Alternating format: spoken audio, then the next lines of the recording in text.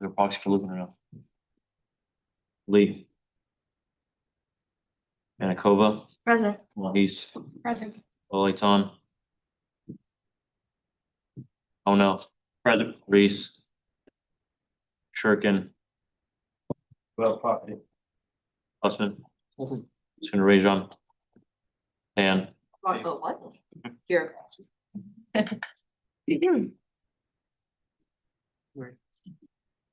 Dan. Here. Toledo. Wang. Present. Wahidullah. Excuse absences time. Let's make this brief, please. Wahidullah. To excuse Senator Ola Leighton for the duration of the meeting due to academic purposes. It's been a motion to excuse Senator Leighton for the duration of the meeting due to academic purposes, confirming that was Yeah, it was. requested that by. Yeah. Is there a second, Manikova? Second. Second, discussion, Wang. Questions, call, another question? Any objection to consent? Seeing none, motion passes. Wahidullah. Motion to excuse Senator Lucan until 7:45 due to academic purposes. There's been a motion to excuse Senator Lucas until 7:45 due to academic purposes. Is there a second? Dan, Second. there's been a second, now discussion. Chief Simonian. Questions, called just other questions? Consent. Any objection to consent? Seeing none, motion passes. Manikova. A motion to excuse Senator Jiang till 7:15. Academic reasons. There's been a motion to excuse Senator Jung until 7:15 PM due to academic reasons. Is there a second, Wayne? Second. There's been a second, now discussion. Wahidullah. Call the Questions, question. call the question? Consent. Any objection to consent? Seeing none, motion passes. Dan, A motion to excuse Senator Wong from 8:20 to 9:40 PM due to an academic meeting.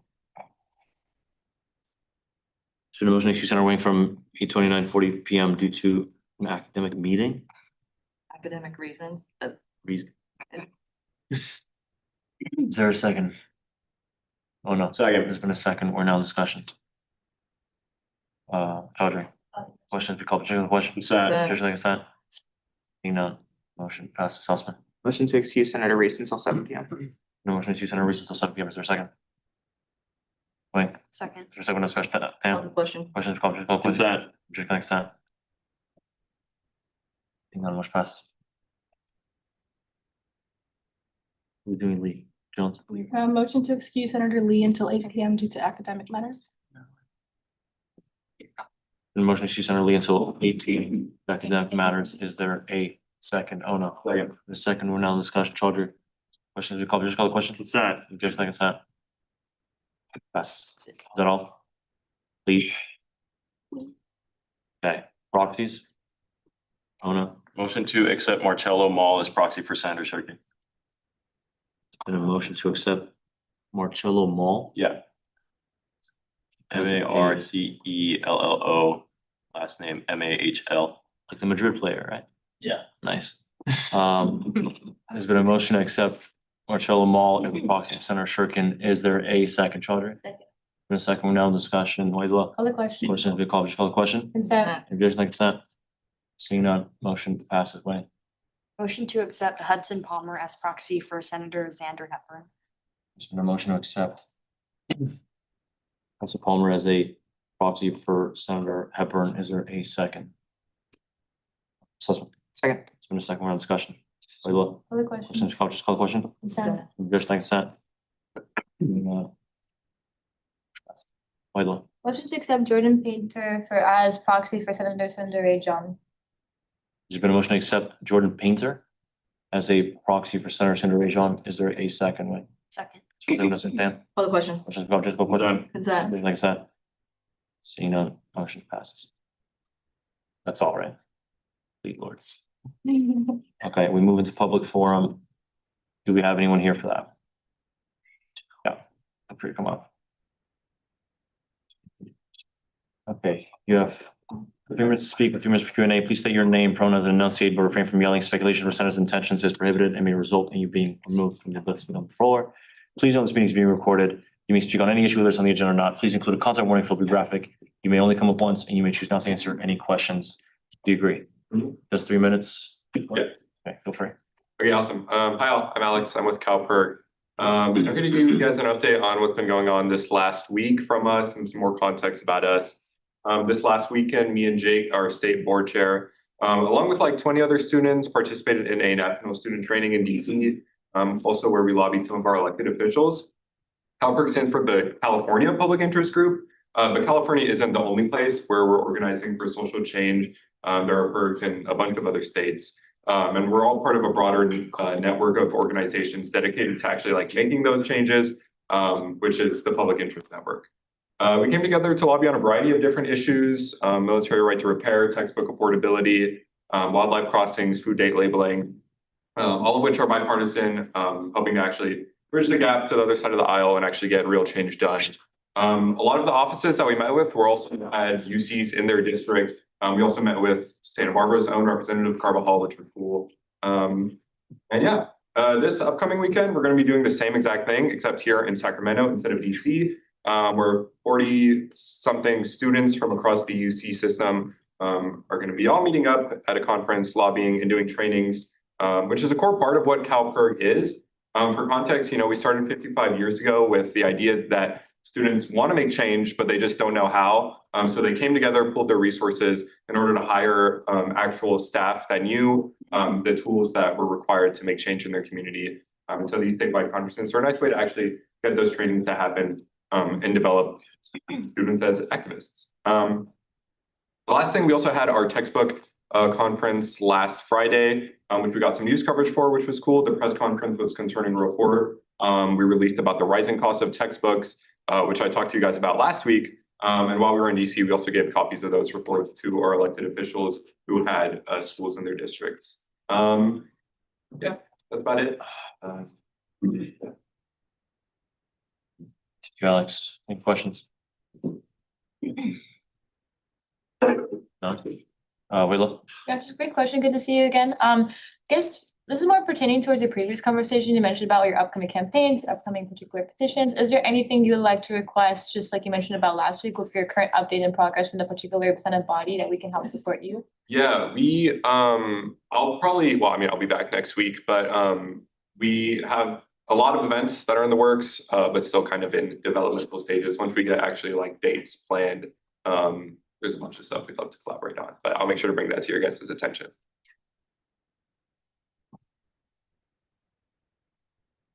Cool. Thanks so much, Alex. Awesome, thank you. Okay, anyone else here? I'm from, my name is Aditi. I'm from the UC Student Association. I was wondering if I could get extra time. Of course. Thanks for coming, first off. How much do you think? 3 as it stands. Like, would I be able to get like 12 minutes? Total? Yeah. Sure. So Motion to extend the speaker's time by 10 minutes. there's been a motion to extend the speaker's time by 10 minutes. Is there a second, Chaudhry? Second on discussion, Willa? Call the question. Question, call the question? Consent. Anything like that? Did you hear the speaking agreement? Yes, Okay. yes. Yeah. I usually use a presentation. Is it okay if that gets shown? Yeah, have you emailed it? Just text it. Thank you.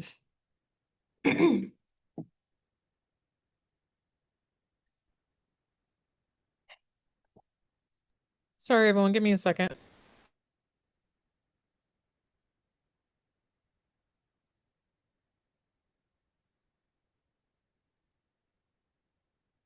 You low-key like start off with the basics while Sure. it's being pulled up.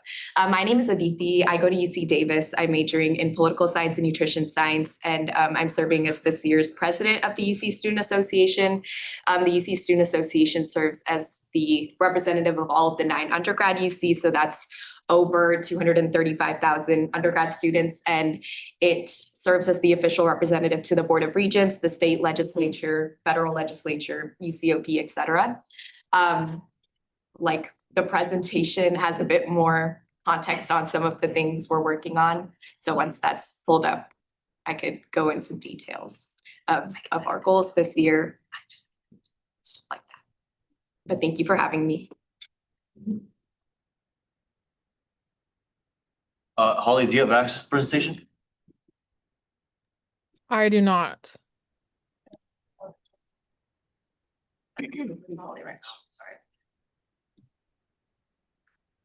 Sorry, one second. You could email it, that might be slightly easier. Yeah, email totally works.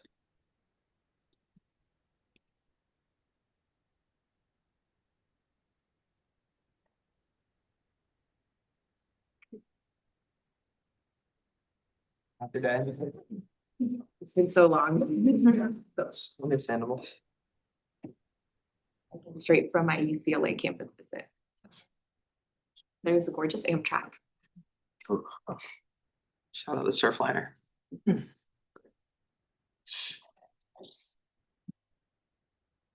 How's your guys' days been? It's going. This is- Just getting started. No, just. I heard that the dining halls at UC Davis are really good.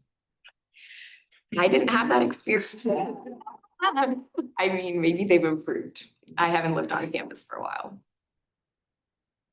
CLA, I've heard. I toured the Davis campus before I committed to Santa Barbara. Do you enjoy your tours? What does that mean? Yes, and they came out, the tour guide association came out with a bunch of steak. And they gave us steak during the tour. And it was really good. Oh, thank you, Lord. Okay. Please feel free, you have 11 minutes. Okay, we can like skip to the next slide. And then I think you can skip to the slide after. So a bit of history of how we were started. The Council of Presidents that's made up of all of the student body presidents basically realized they were unable to sufficiently do external advocacy while also dealing with internal campus issues. So they delegated the responsibility to the UC Student Lobby. That's what we used to be called. We were formed when the first fees were proposed at the UC because the UC did used to be free. And so once we started as the UC Student Lobby, then we've like now progressed to UCSA. Next slide, please. So for our mission, it's to empower and develop students to champion accessibility, affordability, and quality within the UC system for current and future students in a way that centers equity for all and prepares them to impact the world. Next slide, please. So for how we're funded, each student pays $7 for UCSA, which goes directly to supporting our campaigns, specific campuses, staff, and more. And hopefully by the end of this presentation, you'll understand where your fees are going. Please stay opted in. Next slide, please. So for how we ensure that we're getting campus feedback sufficiently is there's the voted external vice president at each campus, and at SB it's Leah. And so they serve as the voting members of our board of directors, and an external vice president brings on 2 members. They bring on a legislative director and an organizing director. So the external vice presidents sit on a committee called University Affairs, and together we strategize on working with campus administration, system-wide administration, and ensuring we're leveraging the relationships that are there to put pressure for student priorities. Legislative directors work to sponsor bills, author bills, push work in the legislature to ensure that we're able to pressure the UC as necessary using budgetary metrics, and also pass legislation to support like the ecosystem that a student is studying in. And then campus action is our committee where the organizing directors sit, and that's to ensure that their strategy around how we're mobilizing to like how students can mobilize, and organizing directors are in charge of connecting with student orgs, ensuring that student priorities that are actually happening on the ground are brought to the board. Next slide, please. So for our standing campaigns, we have 5. These last every single year, and they're voted on by students in August at our student organizing summit. So for Acquire, that's our campaign regarding basic needs, health equity, et cetera. It's a highly broad campaign, so a variety of goals get voted in throughout the years. SEED is our environmental and indigenous justice campaign. Racial Justice Now is our racial justice campaign. UC We Vote is our civic engagement campaign, and Fund the UC is our affordability campaign. Next slide, please. So for this year, our Acquire goal is regarding non-tuition costs, specifically textbooks and parking. So to give a bit more context on how we're tackling that, for textbooks, a lot of current universities are in sort of monopolistic agreements with large corporations, large textbook corporations, and that's why textbook costs are high. So we're looking at the university, hoping to pressure them into applying an open educational resource policy system-wide. And that would urge professors to use openly available materials as well as tailor their own materials to reduce costs for students and also ensure course materials are more specialized. OER, like the policy that we're pushing, was developed after a work group was created at the UC. So these work groups released their recommendations in around 2022, but they were never implemented. So we're just applying student pressure to implement it. And it was developed in consultation with a lot of faculty. So it's not as unreasonable as it may sound. And regarding parking, we're still in our research phase of this campaign. I'm trying to see how campuses are breaking even in their parking collection, where the money is going, and trying to get a better understanding of why costs are so high. For our civic engagement campaign, that's the goal this year is 2 voting student regents. And we actually have an author for our bill. So it's ACA 18, please stay updated, but that one is basically going to, we're hoping it goes through the legislature so it can be put on the California ballot. And why the Board of Regents is important is because it's this board that basically controls the entire UC. The UC has constitutional autonomy, so it can't directly be regulated by the state legislature. All of that power is within the Board of Regents. They control the $200 billion UC investments, all of the hospital systems and the decisions that go with that. National labs are 9 or 10 campuses, and they make such a wide-ranging variety of decisions, but have very limited streams of information. Most of their information does come from the UC Office of the President, which means increasing the number of students that are actually present on that board would allow for diversity in what they're hearing, as well as student priorities to be reflected in that, in their decision-making. And student regents essentially have the status of a regent that's chosen by the governor. They serve a 2-year term. Their first year is non-voting and their second year is voting. So this proposal that's currently in the legislature that just got picked up is one that has 2 student regents that are voting and 2 student regent designates, with the hope of having an undergraduate and graduate representative. Currently, in the past 20 years of student regents, only 25% of the chosen ones have been undergrad. The regents, how the process works is the Council of Presidents reviews the applications. It goes to UCSA. We further around 3 candidates, and then the regents pick one. And they tend to pick graduate students because of there's more on their resume. But that leads to undergrad voice not being represented on the board. So having 2 voting student regents, the hope is to have both grad and undergrad representation there. For our Indigenous Justice campaign, that's regarding NAGPRA compliance. NAGPRA is Native American Remains and Graves Repatriation Act, and it's about returning ancestral remains ASAP. There was an audit done last year by the state which showed that the UC was extremely poor. UCSB is unfortunately one of the worst ranked in the audit. So the hope is to apply pressure on the UC to return the remains and actually be in compliance with state policy and federal policy. And the method that we're going through it is trying to use state pressure to pressure the UC. We've had several legislators send letters to the regents. We're also trying to agendize it in a regents meeting so that the regents are forced to gather feedback from a variety of stakeholders on the progress.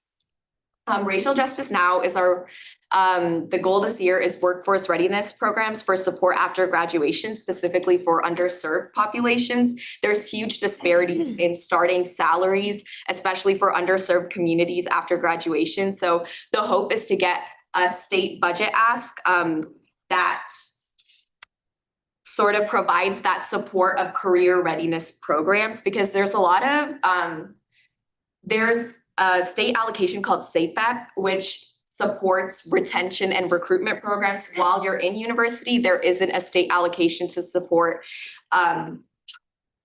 integration into the workforce. So that's the goal there.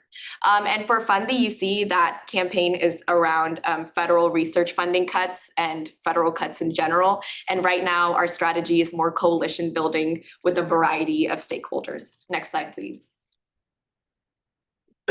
And apart from those 5, we have a lot of other non-campaign priorities. And so this sect of priorities are run by both me and also delegated to some of our appointed officers.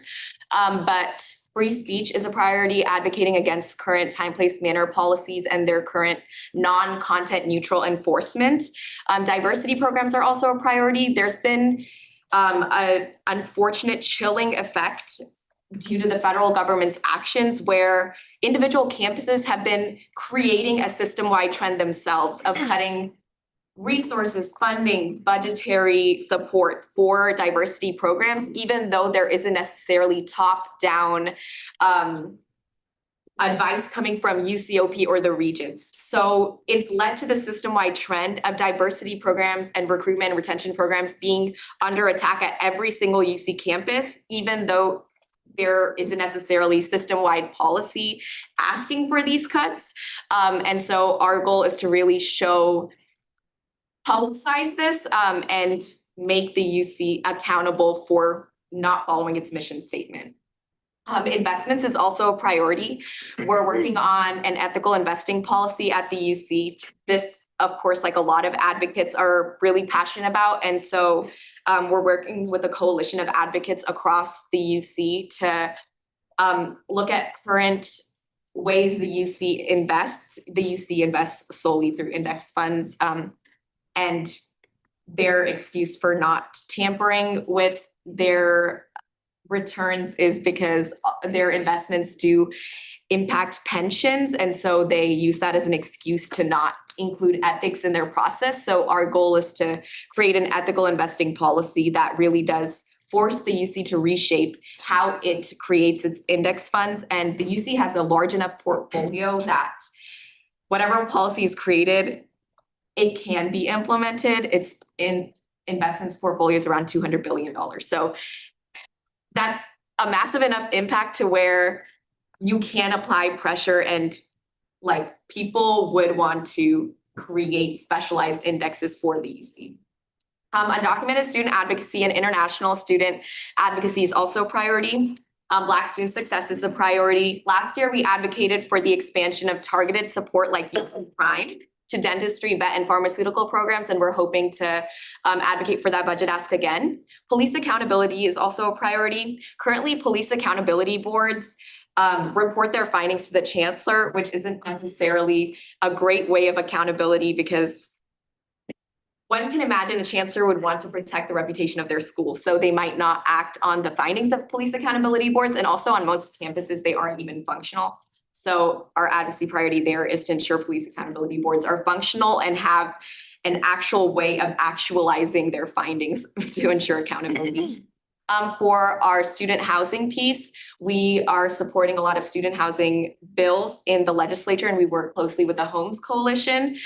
Labor organizing is also a priority, working closely with labor unions to uplift the voices of those who are bargaining and the needs of those who are employed by the university. Disability justice is also a priority. Currently, the state funding for disability service centers across the UCs is slated to run out in April because the state money is not enough to cover the need that's actually on the campus level. So we're advocating for the UC to provide emergency funding there as well as the state to increase their state allocation. Next slide, please. I've been talking for so long, so I'll skip over this slide, but yeah, next slide, please. But we've had wins. For upcoming events and opportunities, we have our Black Student Advocacy Day, that's April 13th to 14th, Transfer Student Lobby Day, April 16th, Latina Lobby Day, April 26th through 27th, SWANA Lobby Day, April 14th, and HPI Lobby Day, that's May 5th. And also all of the information that you see here, all of this information you can apply for any of these through Leia's office. We would have to extend Okay. the time if need be. Do you know how much? I just need 2 minutes. Okay. A motion to extend the speaker's time by 2 minutes. We're going to extend the speaker's time by 2 minutes. Is there a second harder? Second. In a second, we're now discussion. Please, Tony. Questions, please call the question. Consent. Shaken, like consent. Okay, thank you. I'll be quick. For upcoming conferences, we have our student lobby conference that's March 6th through 9th, and that's in Sacramento. That is a conference where you learn how to do state lobbying and also learn how to like read a state bill, and you also get to lobby in Sacramento. And then Hill Day is our DC conference, so you do the same thing but with the federal legislature, and then you can lobby to federal legislators. Next slide, please. This is a feedback form. Like I mentioned before, that chilling effect that's noticed on each campus, the only way we're able to counter it is by creating our own student database of changes. So would love any feedback y'all have seen on campus in terms of changes in student orgs you're a part of, or even identity resource centers, et cetera. And all of this like stays within UCSA. The form has like you can like fill out what you want shared, what you don't. So I think it's like pretty flexible there. And yeah, this is the ending. Follow us on Instagram. We are pretty active and would love for people to stay involved. Thank you. Take any questions? Any questions? If anyone has. Harder? Thank you very much. Thank you for the lovely presentation. I'm wondering how UCSB students can get involved in Hill Day and or the Student Lobby Day. All 3 ways. So actually, the applications have closed for that by now, since like we have to go and submit those. But we do have our UCSB specific Hill Day that will happen in May. So just look out for post on the ABP or Lobby Corps account. I didn't see any applications anywhere. I'm just wondering where can I direct people toward that in the future? We hoped that we could use system-wide emails, but with those being shut down, we're kind of going around to different groups, posting it online, really just trying to use social media. Gotcha. Okay, sounds good. Thank you very much.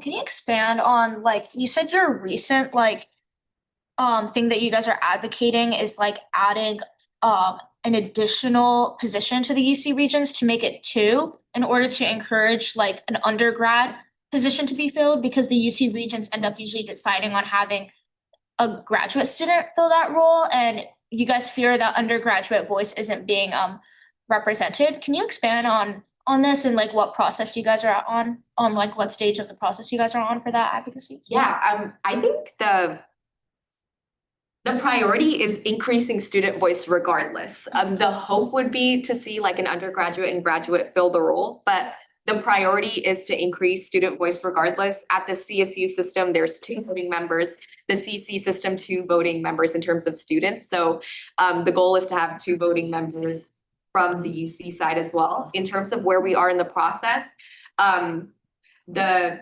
ACA has to go through the state legislature and Senate, be approved, and then it's put on the California ballot, and then it has to be voted on by citizens, and enough people have to vote, and then only can an additional seat be added, or additional, like, technically 2 seats be added on the Board of Regents. Where we are in the current stage is we just got the bill language approved Friday, so it's very new.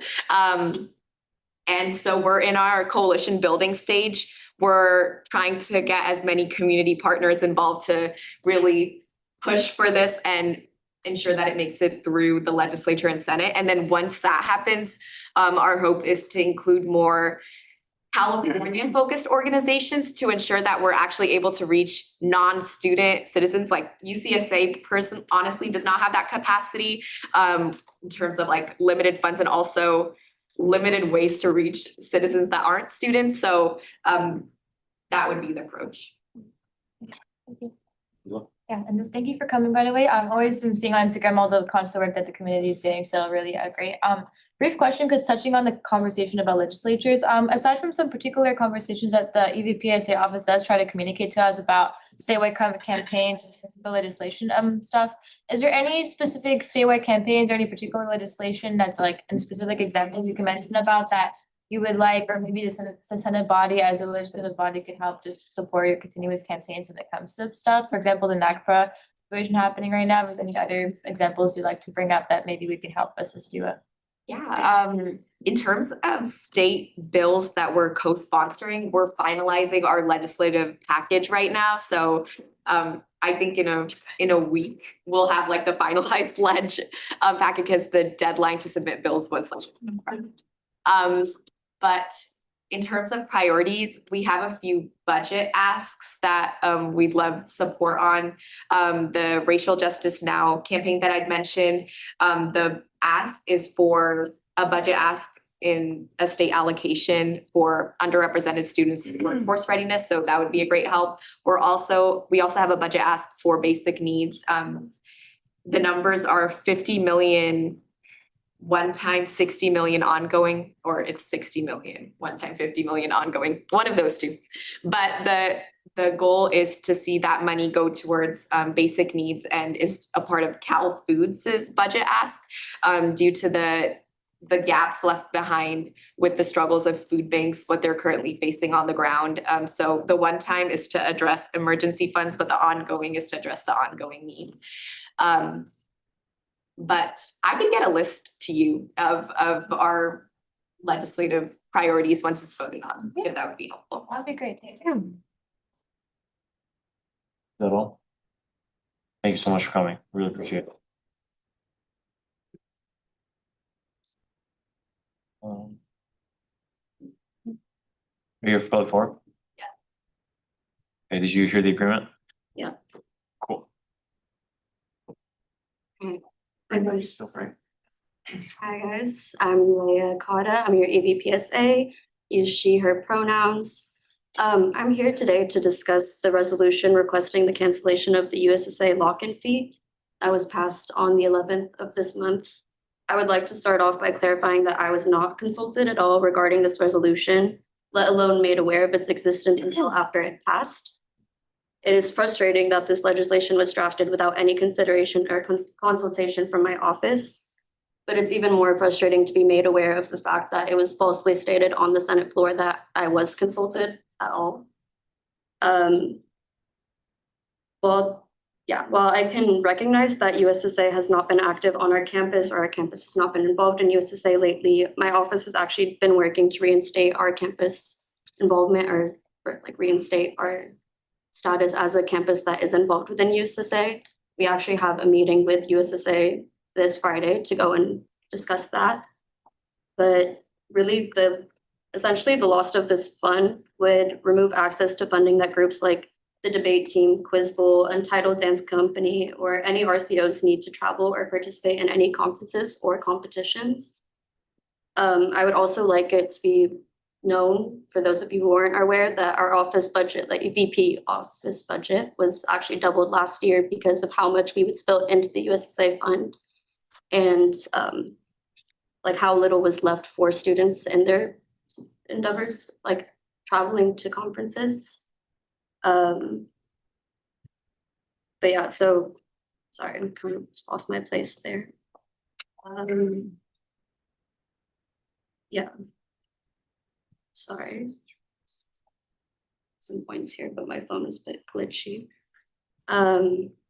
Yeah, to be quite frank, the removal or cancellation of this lock-in fee or dissolving it would essentially mean that there's nothing really left for groups. Like many of you have honestly even come to me to ask for USSA funds, whether it's for Senate travel or different groups like RCOs that you're involved in. They would have pretty much nothing left within our EVP fund to go and use that. Especially with the amount we have spent from our office budget this year, it is extremely unlikely that even with our office budget increasing the way it did last year, that we would have really any substantial amount to go and provide to student groups. So with that, I would advise the Senate to reconsider their choice to unanimously pass this resolution and support the resolution my office plans to bring to you all very soon in accordance with USSA. And yeah, that would just essentially make our office or our campus active again. And yeah, I think those main points were made. I can take any questions. Those- We have permission to make a statement. No, Since I'm co-authored the bill. Resolution. this is Q and A.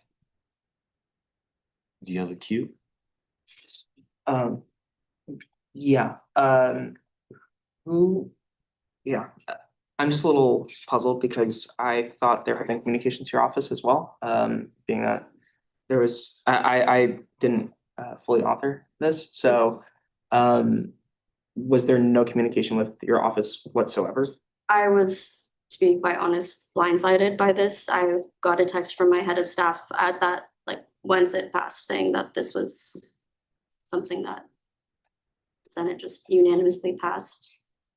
I also think that, I mean, to be quite frank, if I was made aware of it, also, I probably would have sponsored it if it was something that I was in support of.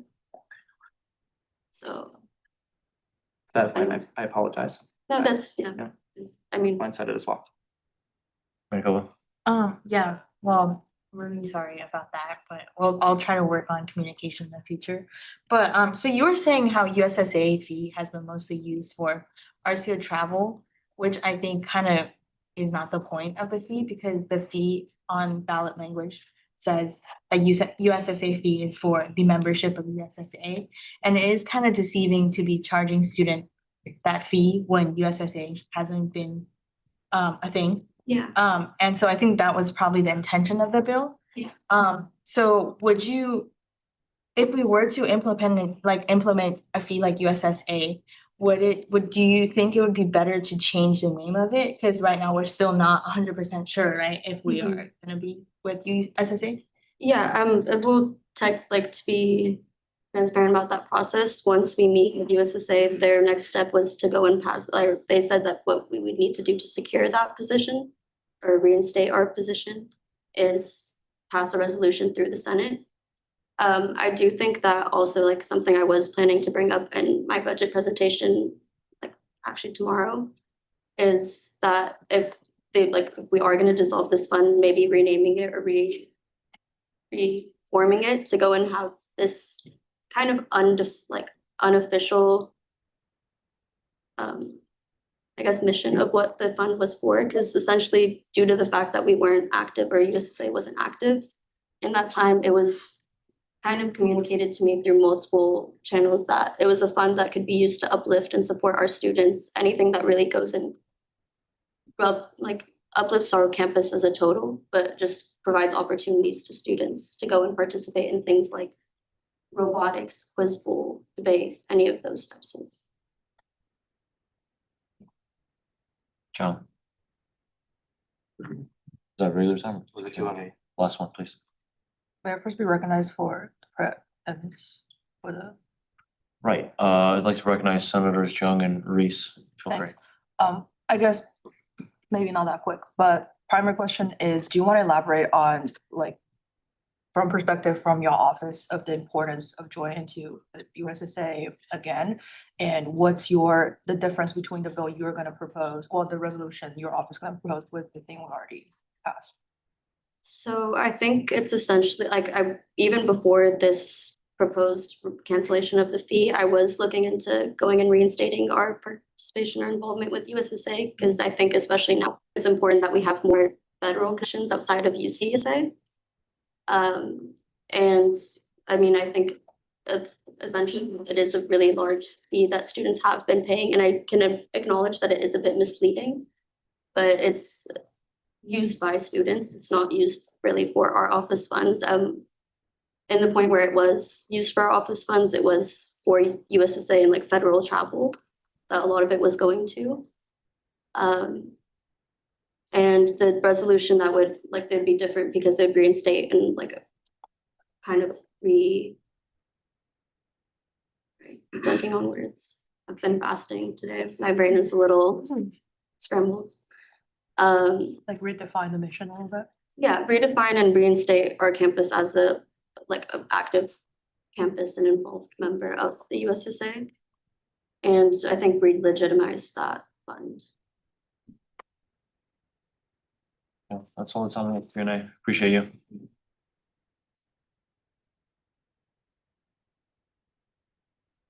Anything else for public forum? Yeah.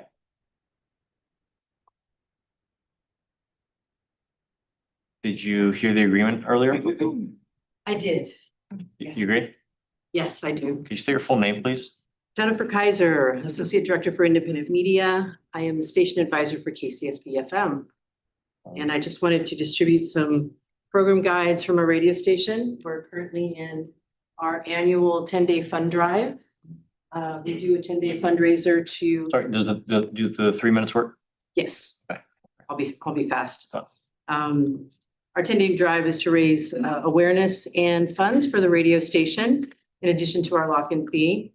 And I just wanted to make you all aware that that is our website. You can click on the website and stream KCSB anytime and listen to an eclectic array of music and public affairs and news programming. And I just am here to introduce myself and ask any questions you may have about community radio.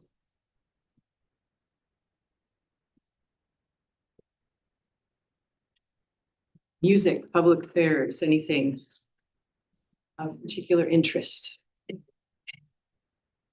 So this is our program guide. We produce it every quarter. And what you see on the back are all of the shows that are on the radio station. So we have 15 paid student staff and then about 80 student and community volunteer programmers. That's why you see such a variety of programming on the grid. Yes. All right. Sure. Thank you for coming and presenting today. I really like these handouts. I was wondering where you got this made. Where we got this made? Yeah. Jano Printing. Jano And mailing house. Yeah. Do you mind spelling that for me really quick, please? Jano. J-E? Jano. Okay. Thank you very much. I appreciate that. Thank you, Jennifer, for coming. It's really great to see you here coming in person to the Senate body. It's a great opportunity to see just staff members in general communicating to us, which is really appreciative. Just seeing all the particular programs that you guys have and diversity of it. You mentioned about some of the particular coordinators that are involved and affiliated with KCSB. What are some, can you explain a little bit further about maybe just the particular opportunities that allow, like, that KCSB provides to give, the opportunity for students to be involved, or maybe making it accessible to student bodies to have opportunities to maybe like how the process, I guess, goes a little bit more in detail further about what kind of particular programs you guys select in the radio Asia process? Absolutely. So every quarter we have an orientation. We invite the entire campus to participate in this orientation. We introduce them to all the sections of the radio station that they can participate in as volunteers or as DJs. We begin everybody with the KJUC or KJUS training program. That's for a quarter. And then after they finish that training program where we go over legal and content training, then they're allowed to apply to FM. So the FM signal goes 75 miles up to San Luis Obispo, down to Camarillo, and in between. So diversity is a really important part of our mission. We want to be able to provide a platform for different, perspectives, and a variety of music and a variety of perspectives through our news department and reporting. So it is very important for us to have a diverse newsroom, to have a diverse, a set of music programming. We want to make sure that we're really representing the campus community in that way. And so we actively seek out the entire campus when we're recruiting during orientation.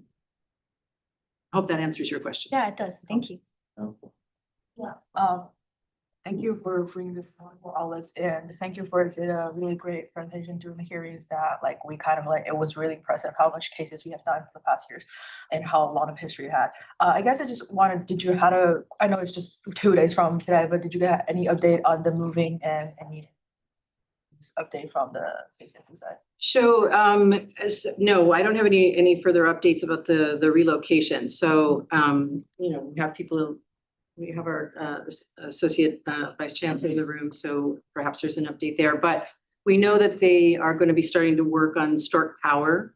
And so the Nexus and KCSB will need to relocate briefly to, well, temporarily to Embarcadero Hall. But I don't have any more details than the timeline.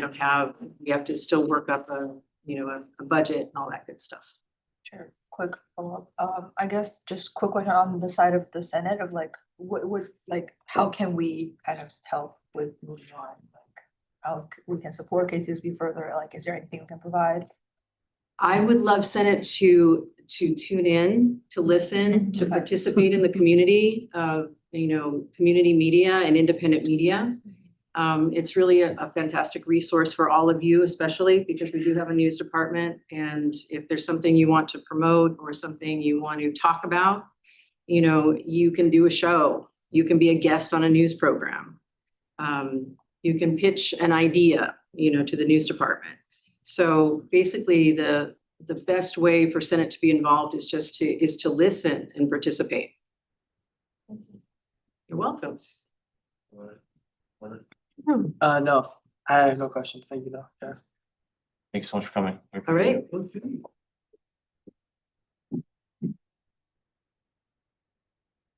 that all for public forum? Okay,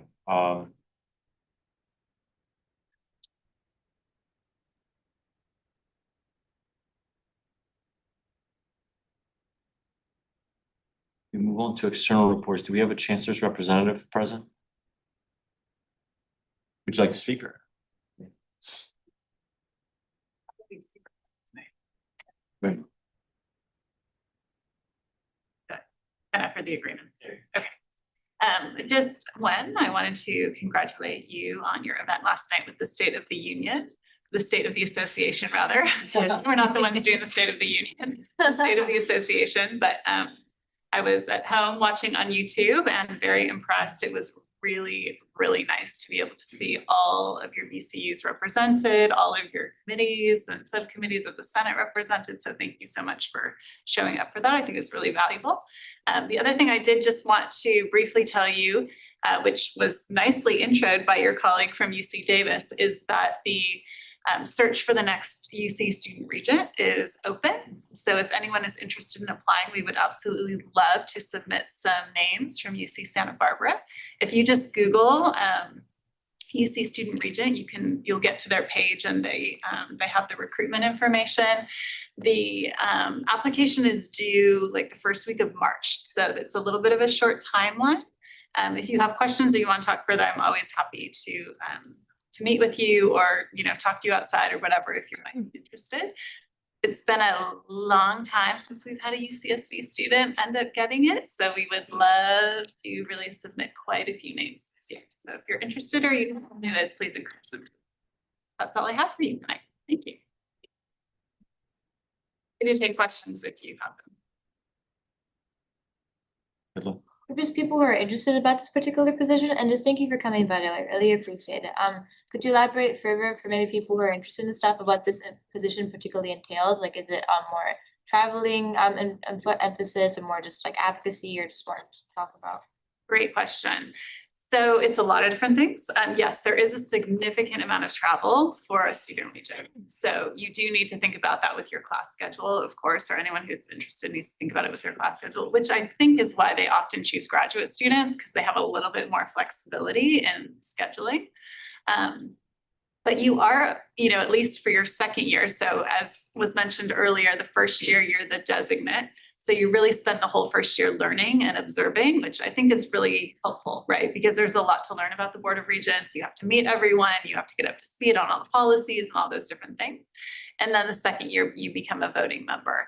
Now, if that initiative passes on the California ballot, then that may change in terms of having 2 members, but it sounds like the proposal is still to have you be a designate for a year and then a voting member for a year. But your vote is equal to anyone else's vote on that board. So that's pretty cool. There's a lot of visiting other campuses, hearing from all of your constituents across the whole UC system. So that's pretty exciting. And then you get to know the other regents who are from all different backgrounds and walks of life, and some very powerful folks in politics. And so it's a really, really great opportunity. Does that answer your question? Thank you. Anything else? All right, thank you so much. Are there any UCPD representatives? GSA representatives?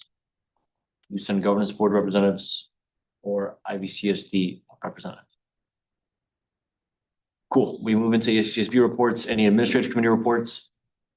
These boards and commissions reports or unit reports?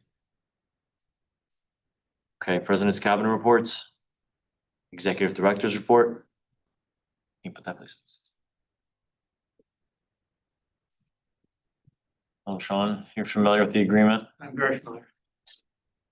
10 minutes. Okay, great. Thank you. And one more thing about the regions. One of the current regions was an AS president. So in case anyone didn't know, 1978, I think. So while he was here during the AS review we had about 15 years ago. And so I like ran across a picture of him recently, like, oh, right, I know that guy. It's kind of a funny small world. Speaking about space and KCSB, Jennifer updated you a little bit about that, but also we used to have an AS weekly show on KCSB where I think it was 2 senators, maybe it was a senator and like the chair would go and like give updates about things. And so that was pretty cool while it was around. It was just like those 2 senators were like really into it, and then they graduated, and then the next people didn't pick it up. But just to throw that idea back out there into the mix.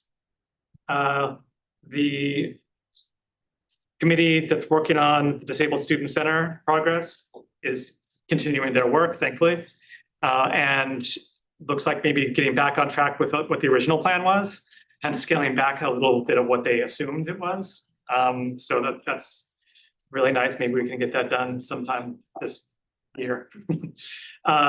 Main office revamp is happening. I'm hearing a lot more from students about storage shortages from AS groups and and RCOs.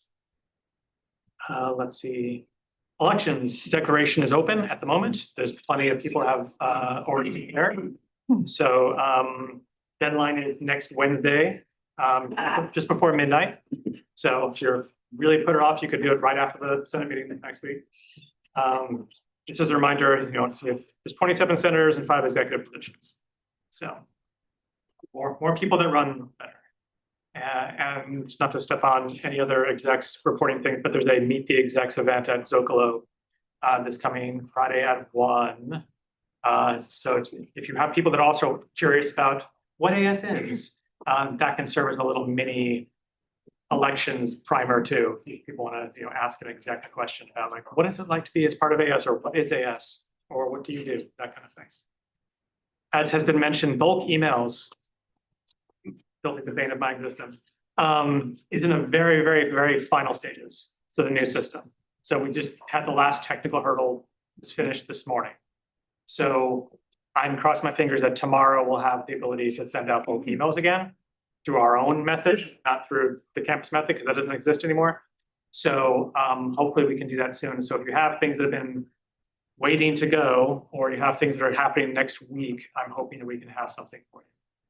Because I know there's been a lot of people anxious and not able to send out messages since December. And then budgets, just please attend budget hearings if you can. It's really important so that when you actually are responsible for it, you won't be so surprised and shocked. So I think it's important that people are there, because it's a lot. Like, it's a huge ordeal, and to be able to be like, oh, of course, I listened to them present. That's what they're about, as opposed to what is this group? What do they do? And having to like go through 10 different channels of, game of telephone to find it. It's just a little bit better that way. So, and once again, it's the Finance Committee, this hearing, it is the President's budget, and it is the Senate. And there's that lengthy discussions at all those stages. Yeah, and that's what I have right now. Amazing. Senator, any questions? Or? Yeah, Hi, Sean, thank you for coming in. Really want to talk about the budget hearings. Mainly that I was on the Zoom this week and I already talked to Fernando or today, and I already talked to Fernando and David about it, but you can't really hear anything on Zoom and I The know. audio is bad. Yeah, the audio is so bad. You actually can't hear a single thing. I was trying to watch it with Senator Ono and Senator Oh. Sherkin. We were tabling and you can't hear a single thing. Thank you for the feedback. No problem, but especially for senators who can't make it to the Pardall Center. Yeah, I know, I was talking to David, they don't really have any technology about it. They have the owl, but the owl that they have doesn't really help. Another thing is that oftentimes the speakers are really quiet like themselves, so they don't really talk loud enough for us to hear. I'm sure that this is something too low caliber than for you to really address, but if we could figure out a way to get the speakers to really either speak up or try to get some technology, it'd be really Yeah, because you appreciated. can't hear on the Zoom, then what's the point? Yeah. Like, no, I'll swap them out with a different Zoom and encourage people not to stand at the back of the room and try to project towards it. Yeah, because when I went, I stood kind of like right next to the Zoom. Okay, thanks for that. Thank you. I gotta just add on to that, because we can't really figure out whether people can hear over Zoom until people who are on the Zoom are able to give us feedback because they actually pay attention. So I really appreciate input from Senator Tham, but you know, it is what it is. again, this is a Q&A. Like, Like I was also on the Zoom, I could hear fine, like there was white noise, but I just like turned my sound up like really high and then I could hear like every word, so does that sound good? Well, we have a better owl, so we have an owl with an additional mic.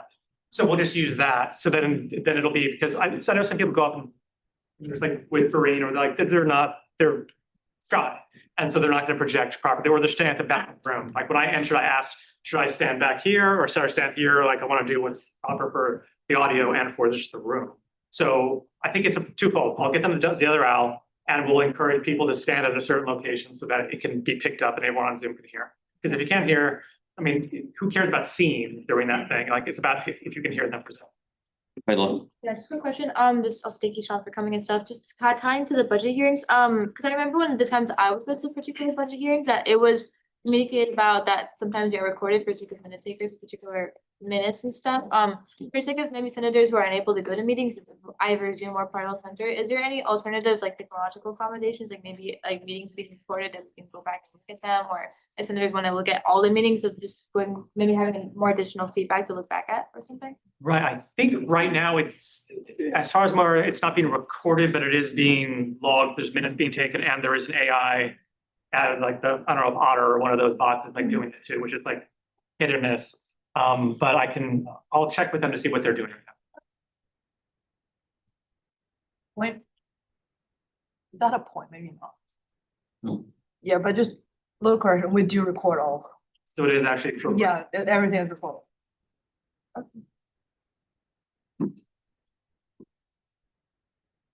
anything else? Okay, thank you, Sean. Appreciate you.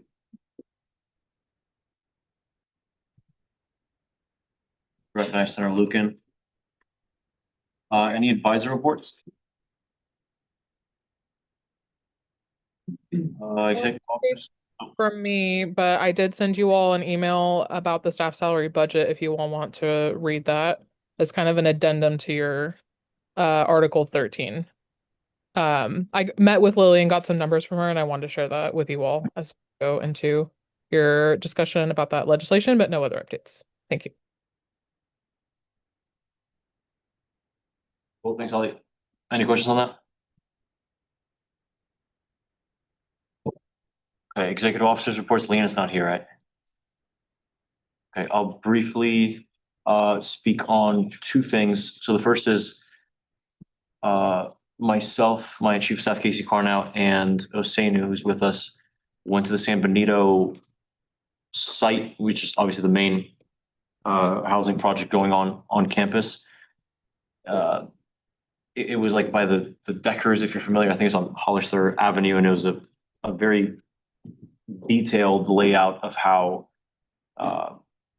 what a unit in San Benito will look like, and it was mostly an impressive and something you're glad to see, and will obviously ease the pressure on housing and IV and give students better alternatives as opposed to the lovely conditions out there. there were some minor concerns about shelf space and students having to buy certain equipment to be able to house their belongings, but it's things that you would kind of have to consider in the dorms anyways. And I was notified by the housing staff there that there will be scheduled tours, I believe, every Friday for their beginning with student leaders. And I think they'll open it up down the road for individual students who might want to visit. But that's something that if you want to see the conditions, I could help connect you to who you would need to speak to. And secondly, thank you, Sean, for mentioning this earlier. We have a Meet the Execs event today, Jesus Christ, Friday at 1 from 1 to 2 p.m. at Zocalo's. And this is a part of our drive to get out there in students' lives. And we will have 100 free AS merch shirts, I think exceptional designs. And we also have about 85 AS reusable cups. So again, something that hopefully will remain a memory with students, and of course, a free drink at Zocalo's, which who would pass that up? So please come out there and let students know we want to make this as big as possible. Definitely missing something, but yeah, those are the two main things. Any questions? Lovely. Leah, did you want to give a report or? I just maybe put some things on your guys' radar. While the student lobby conference and Hill Day applications close, I believe for our specific like identity-based lobbying days are open for about another week or so. So that would be our Black Student Advocacy Day, Latino Student Advocacy Day, Transfer Student Advocacy Day, our newly introduced and HPI, like Asian American, Hawaiian Pacific Islander, and SWANA, Southwest Asian North African lobbying days, as well as the Transfer Student Advocacy Day. And as I mentioned earlier in response to Senator Harder, there's also a UCSB Hill Day that we should open applications for around the start of spring quarter. Like everything else I would touch on was either touched on by you or DT. So.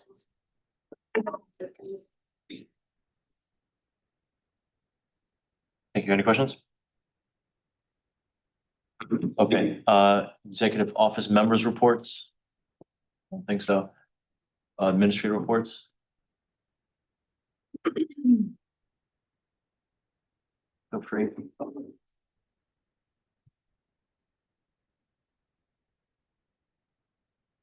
Ready? Oh, okay. Hi, everyone.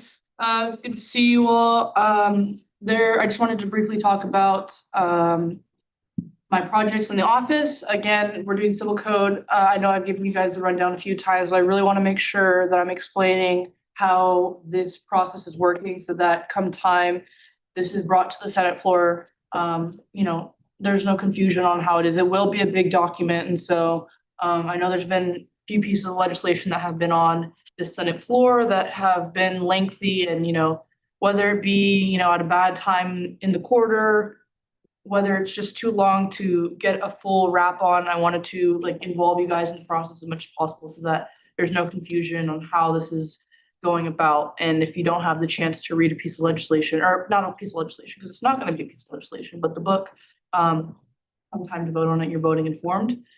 Sidetrack to that, just, separately, I think that it's the use of the secret ballot, I will encourage and condone is all I'll say. And especially on contentious issues, I think that that's great that you guys are doing that. It's a little disappointing and frustrating to see outside of my position, unanimous passing of bills and pieces of legislation that have clearly contentious discussion on the floor be passed unanimously, but that's a whole other issue. So for civil code, I am having my office go through about 100 pages a week on line by line of legal code. There's about 7 of us on it, and they're doing 15 to 20 pages each. And what I'm having them do is sort each line of legal code into 3 different tiers. And what those tiers are essentially administrative tasks, like, what your responsibility is, what is the core responsibility, which versus what is the suggestion. And we're not really including office hours and things like that of the same nature where it doesn't really impact how the position is carried out specifically. Tier 2 is fiscal and more serious administrative stuff like core responsibilities. And then tier 3 is like coercion, stuff like that. So what we'll be doing after all those tiers are sorted and compiled, we will go through each one of them and see what the majority of, things are falling under each tier, and write statutes for those overarching and repetitive things that we're seeing consistently in those tiers, if that makes sense. So that's the plan now. If you have any other ideas on, or anything that you guys would like to be included in the civil code, again, civil code is to kind of lay out statutes and what happens when somebody violates legal code, please do feel free to reach out to me. After we get some more data on the ground, I'll be reaching out to you all individually for quick 15-minute meetings, and hopefully I can get on your guys' calendar to do so, to kind of walk you through specific processes, walk you through not numbers, but the data of it all, and to just make sure, I want to make sure you guys have a clear understanding of it before adopting it officially, if you guys choose to do so. And yeah, I think that's all for me. I'll be in the audience today, so if you need me, I'll be here. Sorry, I'll be taking questions, or I have to take questions, I guess. Sorry. Cyrus. Sure. Thank you very much. How you doing? Good, how are you? I'm doing great. Thanks for coming tonight. I was just wondering when your office actually meets and where. Sure, we're Fridays, 1:30 to 3:30 sometimes. Officially 3:30 sometimes. Okay. Yeah, long meetings. Which reminds me, to be looking forward, I inherited the office with a deficit, so not a deficit, we have money, but in order to cover spring quarter and winter quarter, there's not enough money in the account, so I will be coming to you all to request some extra funding for you. I'm regularly here, so any questions about that, I'm welcome to, but yeah, I think you guys would welcome that in the future. I'll get that number for you maybe next meeting. Thank you. Anything else? No, thanks so much.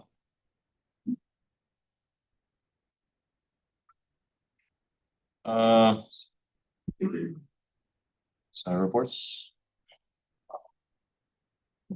I just have a brief, wait, let me just start out so people can hear. I won't take too long. I just want to bring something up to the attention, maybe of members who are part of the public safety committee, to bring to you guys' attention. Sometimes I get just student representatives that try to communicate to me about particular things they're working on, or maybe comments and concerns that they might be having, or things in my senator role, my office hours, they communicate to me about. And there was just something that was brought up to me last weekend. A collective of students that are, residenting in university-owned houses in particular, for example, San Joaquin and some particular houses of those, have been communicating and working on a collective just survey or just Google form so far. In detail, it's called the Student Food Survey, Food Handling Compliance and Health Concerns at the Tenaya Market and Eatery Survey.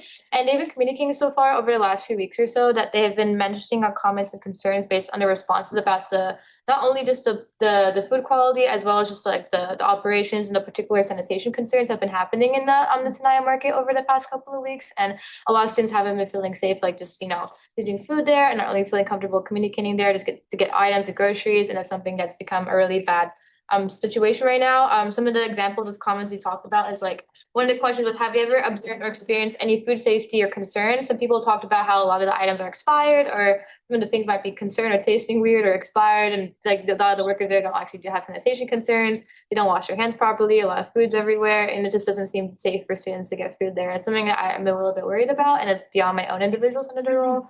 I can, redirect those particular students and their concerns to you guys. Maybe it's something you can work on as a collective thing, whether it's just communicating with administration. I feel like it's a bigger issue, but I wanted to bring to everybody's attention that people have been talking about how the compliances and the regulations and safety have not been very good the last few weeks. So I can share a survey if you guys feel interested about, but this is something that the students will reach out to me from my Instagram.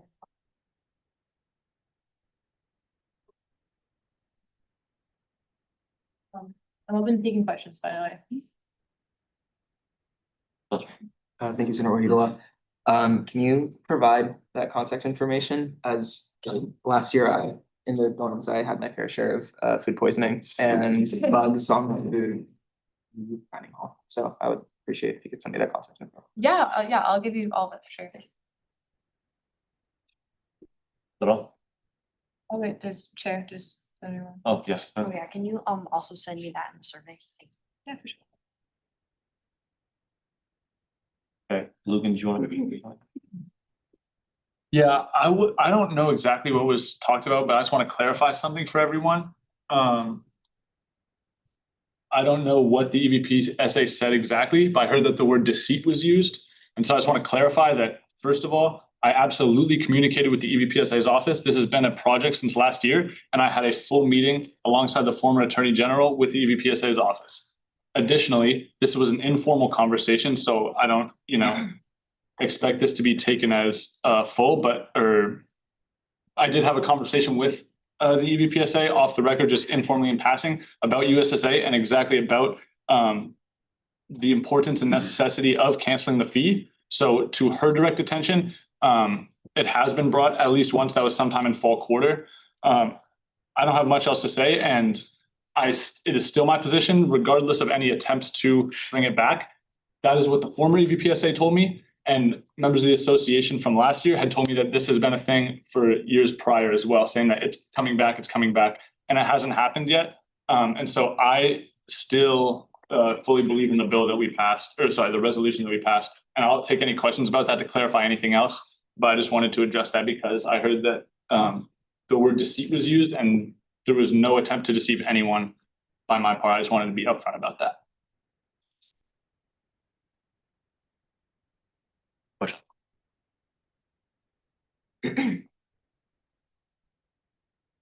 Okay, thanks. We move into new business, beginning with the resolution to establish ACSB structural support for the El Colegio Road renovations. Giusimonian and Sussman. All right, thank you, Chair. I brought this resolution to the floor today at the request of Henry as a private member of the association. But I personally think that it's a very important thing to pass. My understanding is that we have gotten approval from admin to formally to formally say that we would commit financial funding to this project to renovating this road that's been in disarray since most of us have been here, certainly since I've been here, because I haven't been here that long. Yeah, there's not a whole lot more than that to say. I mean, it's a really straightforward issue. Basic infrastructure on our campus that needs to be renovated, and I think if the association has to provide some money to fix that for the welfare of the students here, then so be it. I yield. Awesome. Yeah, this was brought to our attention by Paula, and in communication with the Vice Chancellor, and I think it's a great project, and I think this is exactly what the association is supposed to do, is step up in places where the campus administration has historically overseen or overlooked places that students are needing enhancement or the improvement of their daily life. So I'd really recommend that we pass this resolution. Yeah, I yield. Cool, floor is open. Wait, Yeah, thanks again, guys, for creating this particular legislation. I think that I agree, it's always important to have just holistically more better structural support. I think of just things happening around Isla Vista. Just want to hear if you have any, because I understand this is kind of in the resolution legislative phases right now, but have you had just any communications on the next particular steps, or just outside of legislation, like communicating with administration, maybe other particular supports, like whether fiscally or just communications, just for other updates? Just fine. So this is just financial commitment. This is just us saying that if the school agrees to make these renovations, that we will, that we are committing at this point in time to subsidizing a substantial amount of the money that towards those renovations. Henry might know more than I do about the specifics of what is going on with admin behind the scenes right now. But I do know that we're only committing to giving that money if the renovations are finalized and they happen. You'll chair it briefly to Senator Sussman, if I can expand on this for a little bit. So this obviously does not commit any amount of funding to this project. It's something I've noticed for years, and I'm sure, you know, hundreds of other students have, whether you walk or should admit to this, but bike through that area or drive, obviously it's a major cost to students in repair costs, in time that you could have been in class or in other activities, this kind of thing.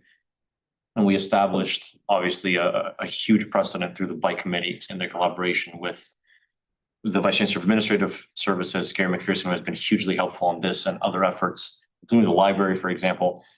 And I reached out initially to him to understand what this process looked like, so why this hadn't been done, whether this was even under the campus's jurisdiction, because it very well could have been the county, for example. He clarified that it was. There are plenty of sort of natural pressures acting on that area from eucalyptus roots, for example, crack the pavement on the road itself. And he explained that funding has always been an issue in the 7 years he's been here and been working on this. And this is essentially a statement that would declare that the association is willing to engage in this collaboration with the administration, including allocating funds towards this project, much in the spirit of the collaboration on the ILP library bike path. Where we go from here, this is one of those things that has to be driven by the administration. Just by definition, we're not gonna get out there with hard hats on and make this road happen. But we should absolutely, I think, obviously its passage would be one step, but maintaining that constant communication and working towards the timeline and, you know, keeping the faith, because the bike path wasn't very clear for a while, and then it all comes together. But yeah, I think this should remain a top priority for quite a bit. You'll trash it back to. Man goes first. Good. Well, I feel like honestly, like, I agree with you. This is definitely a really big issue. As someone that used to bike there too, I feel like my noggin's always jostling when I'm biking there. But I just feel like this sounds like a really expensive project, and like, will we have the fund to do this? Are we expecting contributions from other people too? I believe our legal code illustrates that reserves can be used for capital improvements or infrastructure. I know there's gonna be some efforts with financial operations to rework how they are used. But I believe this is a project that the association can absolutely tackle. And I mean, yeah. Oh no. So as an association, we put up a lot of positional resolutions, some of which are like large in scale on like global conflict levels. Some of which are like nationwide, some statewide. I think it's great that we put one that's just like on our campus. Like we see a road. I drove on it today and I was like, this is so bad. And there's other parts of the road that I would love to, you know, put a shovel down. But yeah, I think in terms of positional resolutions, like this is the cleanest cut one you could possibly come up with for our Senate. So yeah, I think we should just pass this and get going with our day. I think this is great. Okay. For context of how bad this road is, when I'm driving around students with disabilities in the carts, we have to avoid that area because you bump so much. Like sometimes I'll go before on the way to pick someone up, but it makes our routes way longer because we have to go on campus through the bike lanes or whatever because that road is so bad. So I'm in big support of this. Little things that make up quality of life, man. Oh wow. Proxy. Yeah.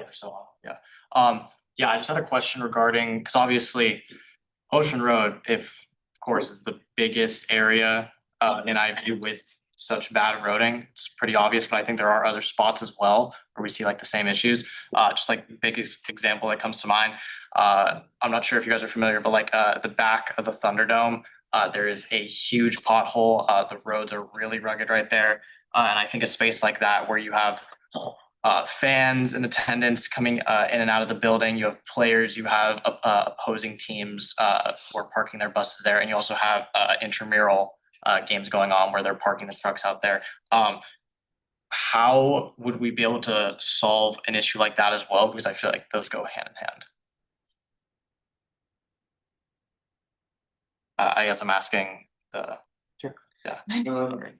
I think this resolution doesn't cover everything on campus, unfortunately. It's one specific area. But I think this association as a whole, or the Senate has been very adamant that, you know, the daily life of students be fixed, whether it's, you know, the service road at the lagoon or, you know, El Colegio Road. I think we can absolutely make another positional resolution, though I think that's unnecessary.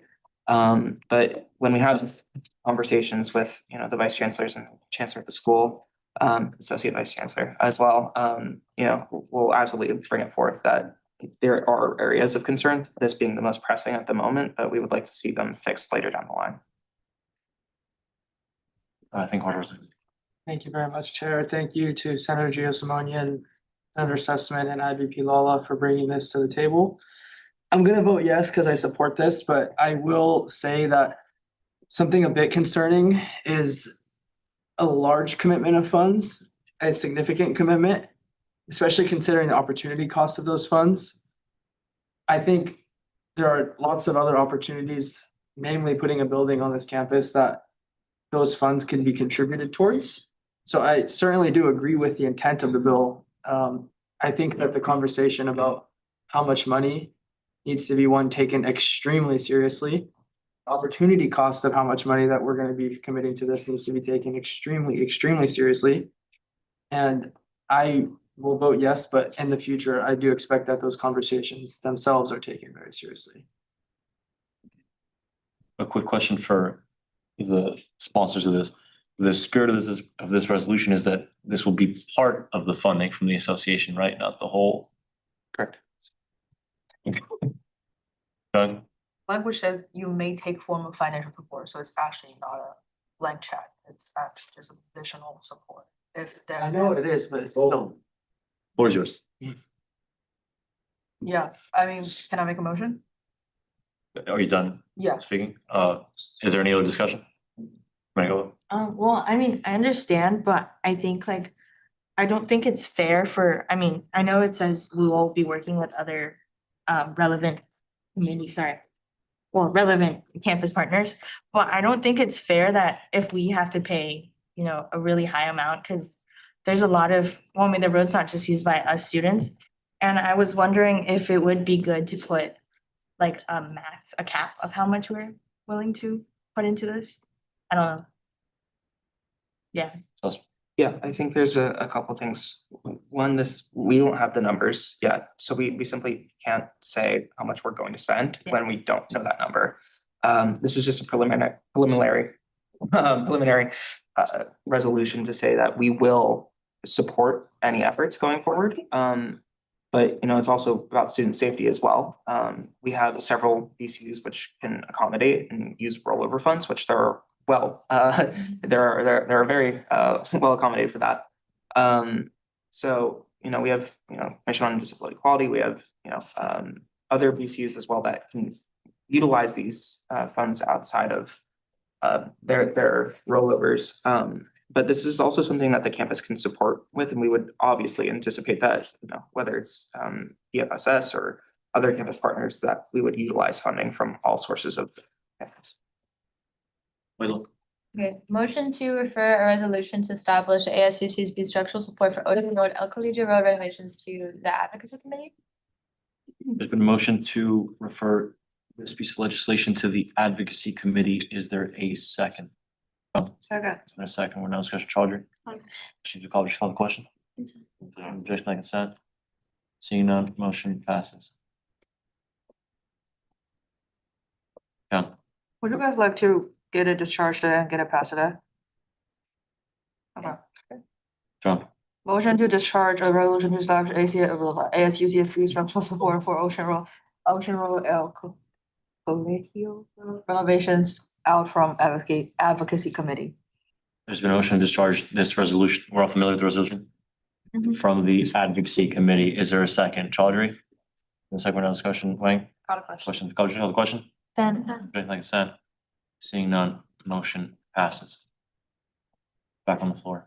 Wydla, Motion to adopt a resolution to establish ASUC's structural support for Ocean Road El Colegio renovations.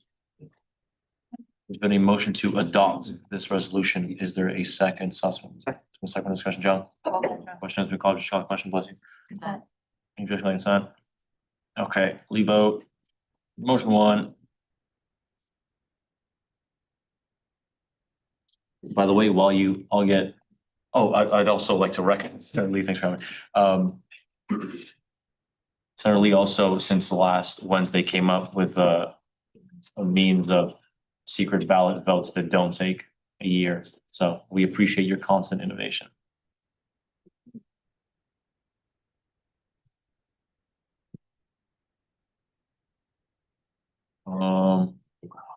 Do your vote in like next few seconds.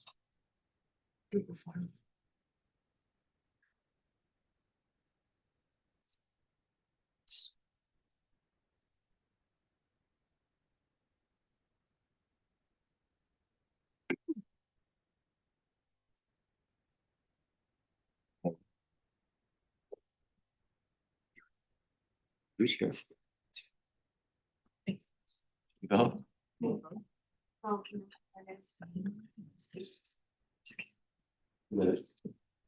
we really have 18 people present? Good job, guys. Boxy, I guess. Is that everyone? Reese, you got it in? Okay, 17 yeses, 0 no's, 1 abstention. Motion passes. Cool. Gonna email the VC again. We're now in a bill to establish email vote procedures authored by the Attorney General. Guys, all the senators' names appear on the agenda, like whoever introduced it.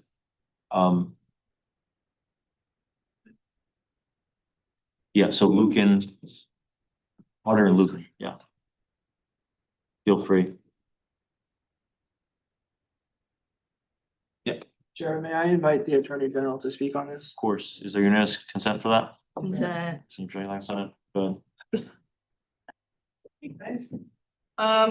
So yeah, I mentioned earlier this quarter that I would be bringing forth legislation after some discussion and investigation in my office. We've done so. We've come to consensus that this is the best way to go about it. Essentially what it does is define what kind of meetings can occur, and that is an in-person meeting or a virtual meeting, and that's what is going on here. And then it differentiates what an email vote is. So an email vote essentially is put in place to vote on specific measures that are urgent. It defines what time urgency is. So that means that you're not calling any meetings to order, you're not approving minutes and allocations unless they're urgent. You're not doing anything that should occur outside of regular business meeting times unless it's urgent. Like the whole crux of the issue here is that it's urgent and that you're voting on singular items or multiple items if they are all in the same nature. And so I think that this bill does a really good job of kind of separating the two finally. And it's not really much different other than the fact that I know Senator Ono reached out to me on how to conduct an email vote and advocacy committee, and it worked perfectly and it was beautiful and it was conducted very well and there was no bumps in the roads. And so this kind of just covers all those bases. You should be able to see live voting unless, for whatever reason, it's to be voted on secretly. And there should be a justification of why the piece of whatever it is being voted on is being voted on, and then it must garner consent to vote on that by the body that is voting on it. So What that means is like at the beginning of every email vote, you'll have a question, do you believe that this is urgent in nature? There's language for it down at the bottom. It says, do you consent to conduct this business via email, acknowledging that a delay in time or until the next regularly scheduled meeting would result in one of the following? Yeah, I think that this is a great piece of legislation. I think it's fairly exhaustive and kind of puts an end to a weird gray area of email votes, and that's kind of been my thing in my position as a senator, and definitely as my position as an AG, is clearing up procedural deficiencies. And so, yeah, any questions are welcome. I'm definitely happy to amend it if you all see anything fit. Yeah, definitely needed.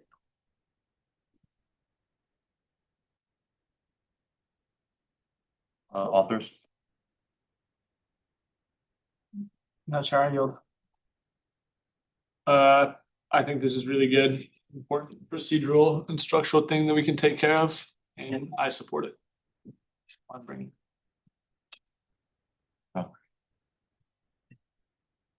Oh, I guess I should ask for clarification before,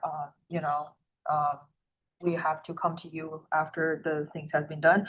So basically, runs has been done, but basically if like, for instance, for finance committee, there has been urgency in terms of granting exceptions. So there's necessarily no financial loss or breach of contract, but it's a breach of procedural in a way that if we don't, for example, give them exception before the event take place, we'll actually have to give them 2 exception, which is why have to be retroactive. So like it doesn't really result in any loss of money. Well, technically, I guess so. If we don't give them retroactive, they basically don't get a reimbursed at all. But would that fall under the urgent matter as well? Because it's kind of a regular, so yeah. Chair, would you allow me to respond? Yeah, you're right. So I mean, yes, I would say that that's a potential financial loss, because if that person comes in the future and says, hey, we tried to request it then, this is how much it was then, this is how much it is now, that's a financial loss to the association. And then again, that all is being covered by the consent at the beginning of the meeting. If everyone is in agreement that this is something that is urgent and that this should be taking place, then there should be no problem. You have that exact voting measure to prove that, we asked if this was okay, it's okay, so we continue on. And then anything that arises otherwise, feel free to include an exception, and when it goes to committee and amending it, I mean, no problem with making it more extensive.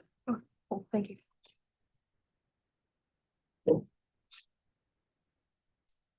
Little. Oh, sorry, yeah, go. See that far.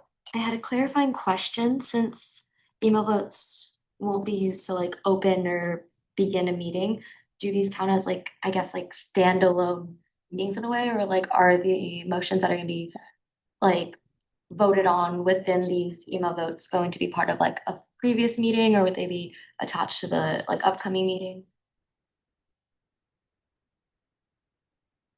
But yeah, so no, it wouldn't be a new meeting. If this is a matter that, perchance is tabled to the next, or you can definitely take something that is on an agenda or on a meeting and say, well, now this is urgent, we need to vote on it.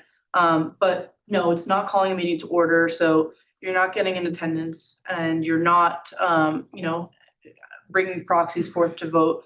I think that one of the main issues with what we've seen with email votes in the past is that when you're calling a meeting to order, you're supposed to have public forum, and email votes really have no way of having a fair public forum besides a Google Doc, which, we all know is not the best way to do that. And so it's just particular, like 1 or 2 item things. If it's on an agenda previously, fine. If it's to be on a future agenda, also fine. I don't quite understand your question, I think. That was lovely, good. I feel like you like actually answered it. I was just wondering if like the things on the email vote have to be reflected in an agenda at some point. No. Okay. I mean, it's at the consent of the body. So if it's like something that, like in the past, we've seen email votes take care of legislation that, for example, a bill to modernize honoraria was an attempted email vote that was on an agenda. But for something like the library resolution, that was never on an agenda and it was only voted on over email. So that's an example of like a completely brand new item versus an item that has been on an agenda, but has, you know, or whatever may have happened with that. That's just an example of such. Okay. Floor is open, guys.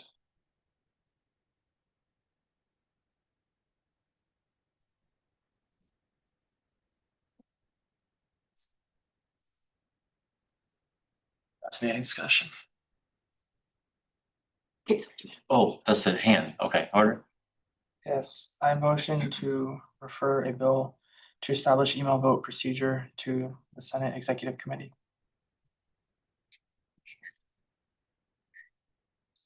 There's been a motion to refer this legislation to the executive committee. Second. Second, second, we're now in discussion, choose voting. Question, question. Objection by consent.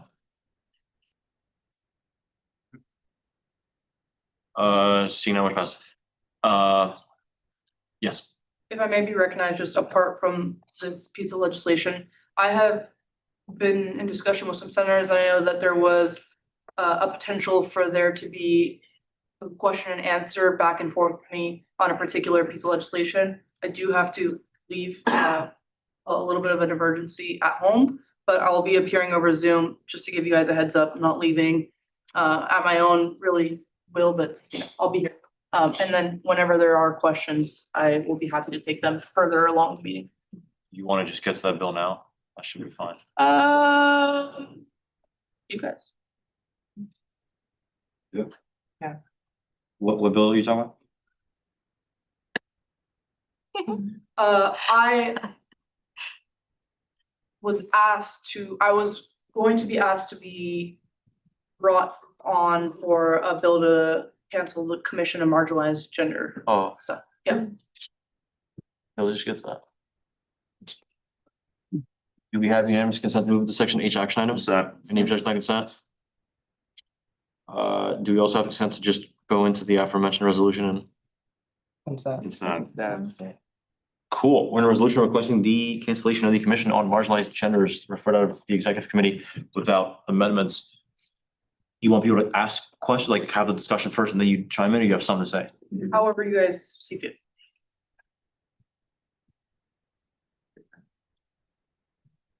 Yeah. I'm sure you guys all saw the email by President Metzger today. Couple of things. This resolution has been in communication for quite some time with all of you. I know it's controversial by its name, and I think that's solely the reason. The mission has been replicated throughout this association on multiple fronts. I've looked at their website, looked at their old meeting minutes from 2022, for which there was one meeting that last convened. And I think there's a couple of things.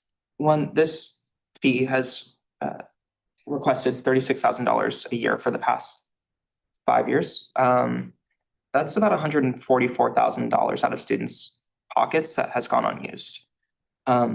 This has never been about canceling the mission. I feel as if the mission is already fulfilled throughout this association through SCORE, through Black Women's Health Collaborative, through TQCOM. And I fully support those missions, 100%. And the fact that there has been speculation when I've said on the record multiple times, I've communicated with campus leadership, I've communicated with the president, I've communicated with Suzanne Perkin, who's here in the audience today, about this very resolution. And I said, I know it's political. I know there's going to be some pushback on it. But the reason I ran is for fiscal responsibility, to ensure that students' fees are being utilized in a responsible and practical manner, especially when tuition is going to continue to rise and rise and rise.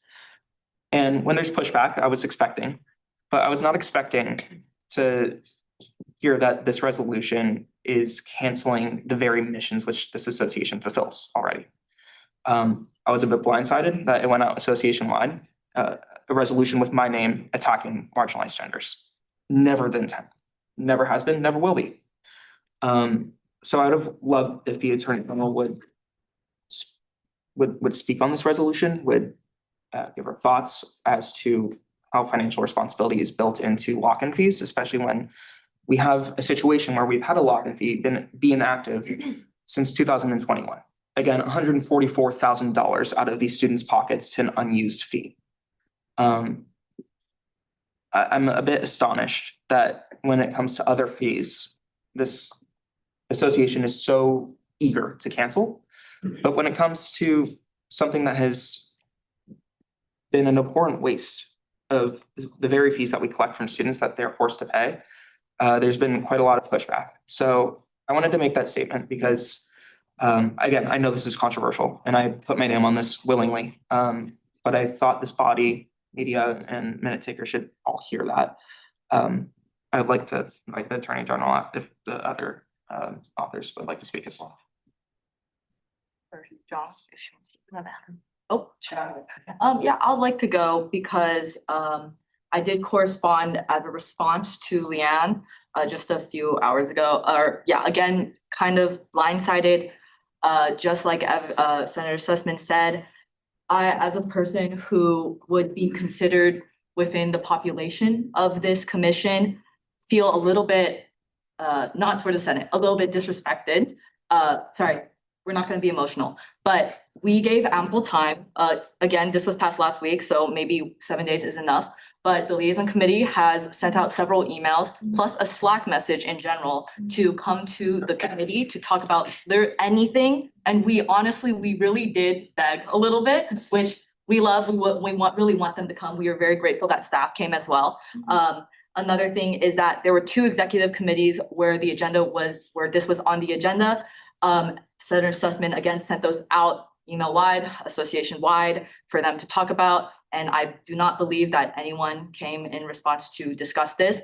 So the fact that this was sent out today, which I will say President Metzger does acknowledge that it was a little bit of a close, I forgot what she said, but like too close to the Senate meeting. I do acknowledge her point, but regardless, I feel like we did give ample time for this. And then there was a third response from a person within the office of the president, I believe their transfer representative, who did respond to that afterwards.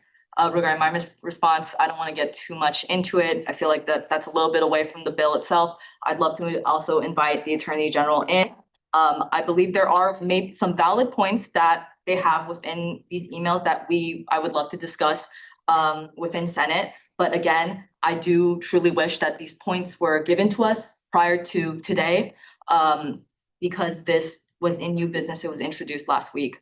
And I believe as someone, again, who would be considered within this commission, there's a variety of things as a senator that I could have given my perspective on, and no one reached out to me.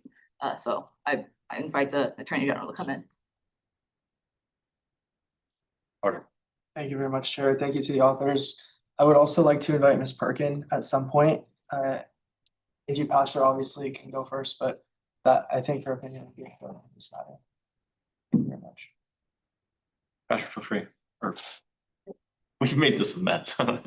But Yeah, no, I was planning on doing this in a question and answer style. I don't know that I had a speech prepared or anything. I was asked to kind of do a hearing testimony kind of thing, channeling my inner Pam Bondi here. So here we are. Welcome to any questions. you're gonna fight with everyone involved. Talk about the Dow as well.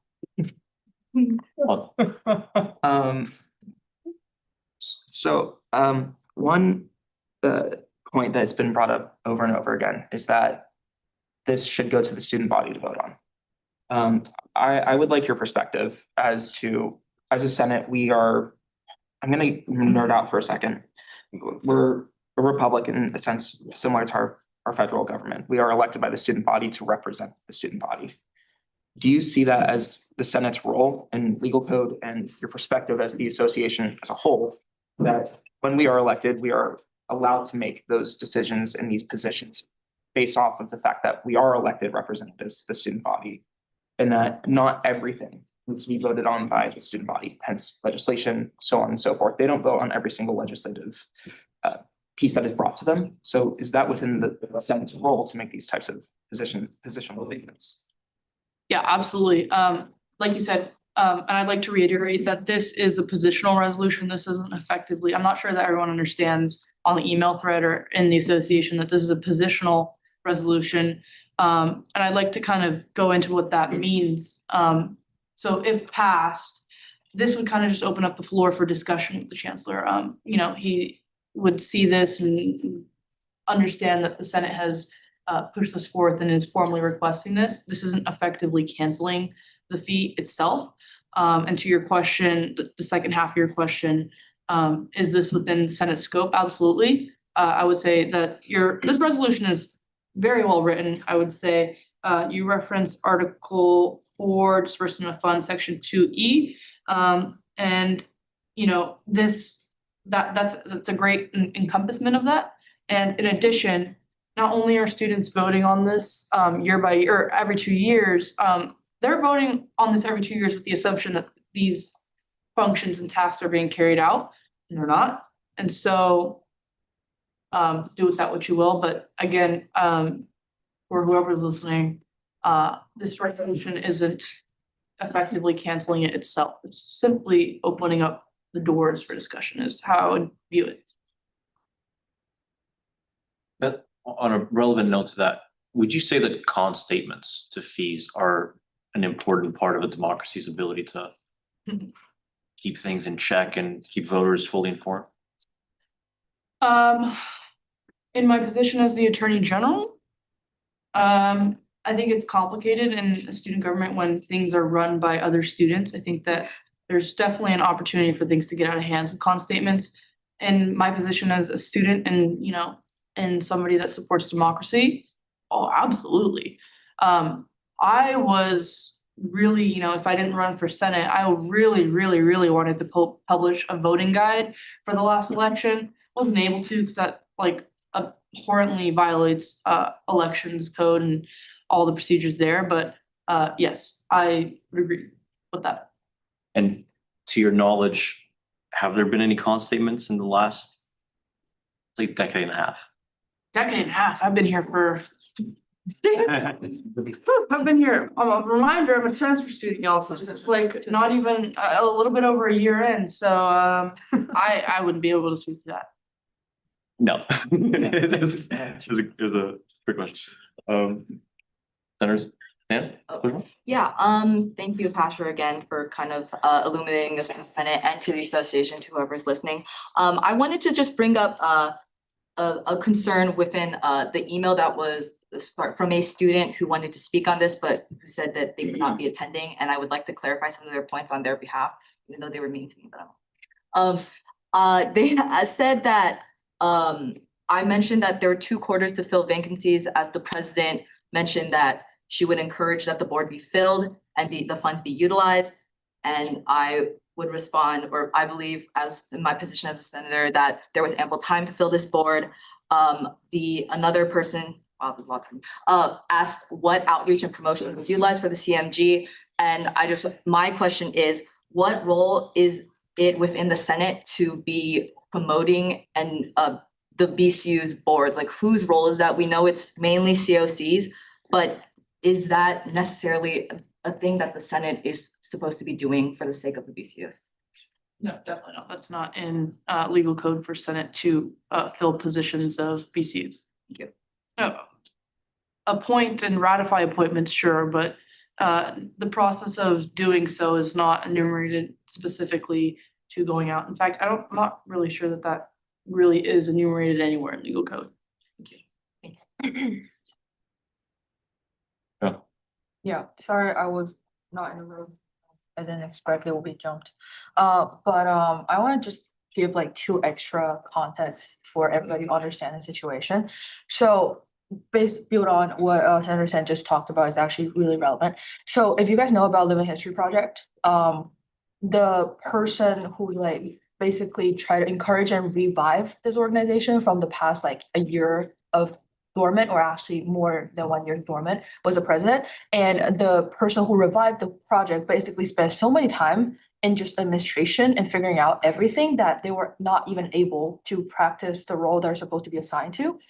That basically there's a time wasted, money wasted, and student passion with it when you're trying to revive an organization that is like, inactive for years. And that's for an organization that's like, doesn't have repetitive mission with other orgs within the AS, that they actually have a like a function that's unique of their own. For CMG actually, sorry. Specifically, CMU is actually really great. DCU, sorry, that's misspoken. But for CMG specifically, I have already discussed the issue of like consolidating or like merging the positions into TQCom. They have been open to the idea. I will say more than open. They were in like agreement of the possibility of adding positions specifically for women, because they already like have positions for trans and queer and other marginalized genders. And basically I kind of agree. I also read the email the student was replying to the general email that was discussing the matter, is that we haven't decided how we want the rollover to be, but I would expect that like after we settle down of like how the money's gonna be for next year and settle down the extra position added into TQCom, it is kind of expected that the rollover will give to TQCom in terms of like supporting their effort to expanding their missions to like cover the original purpose of CMG. So if anybody's worried on that end, it's also like we have already considered and try to act upon of like the proper settlement of all those money and the mission. So, yeah.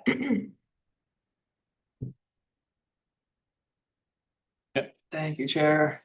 So as far as I understand, the chancellor can cancel this fee at any time he chooses. All he's got to do is choose to do it. And if he were to choose to do it without student input, then the notion that student input was bypassed may perhaps be true. But I think it's been continuously discounted that we are students, and not just any students, but the ones that were elected to represent the rest of the student body. So it's just inherently completely false that student opinion is not being incorporated into the decision-making process.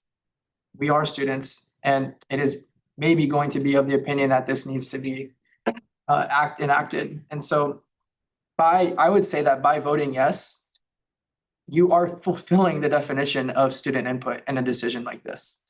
Inherently, definitionally, no way around it. The chancellor could cancel this fee at any time. He's not. We're asking him to. I think all of the boxes are very well checked, in my opinion. I yield. Are you pointing as Lee? Well, I agree with this resolution. I was wondering if like anyone could enlighten me if there has been precedent for the chancellor canceling fees. And then also just a different perspective is, yes, we are student representatives, but we don't have the power right now to raise student fees unilaterally. This does go to the student body to increase fees. Like we don't do that. And so I feel like if the student body has a say in whether we increase fees, they should also have a say in whether we remove fees. And so I do agree with that sentiment, not saying that I don't agree with the resolution. What Senator Van Sussman and Senator John was saying I agree with, but that's just something to consider. And if someone could enlighten me if the chancellor has done that in the past.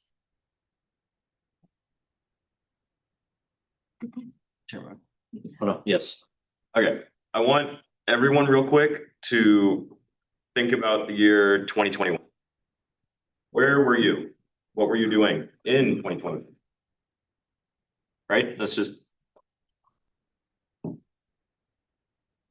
Okay, we all got it? We were in high school, right?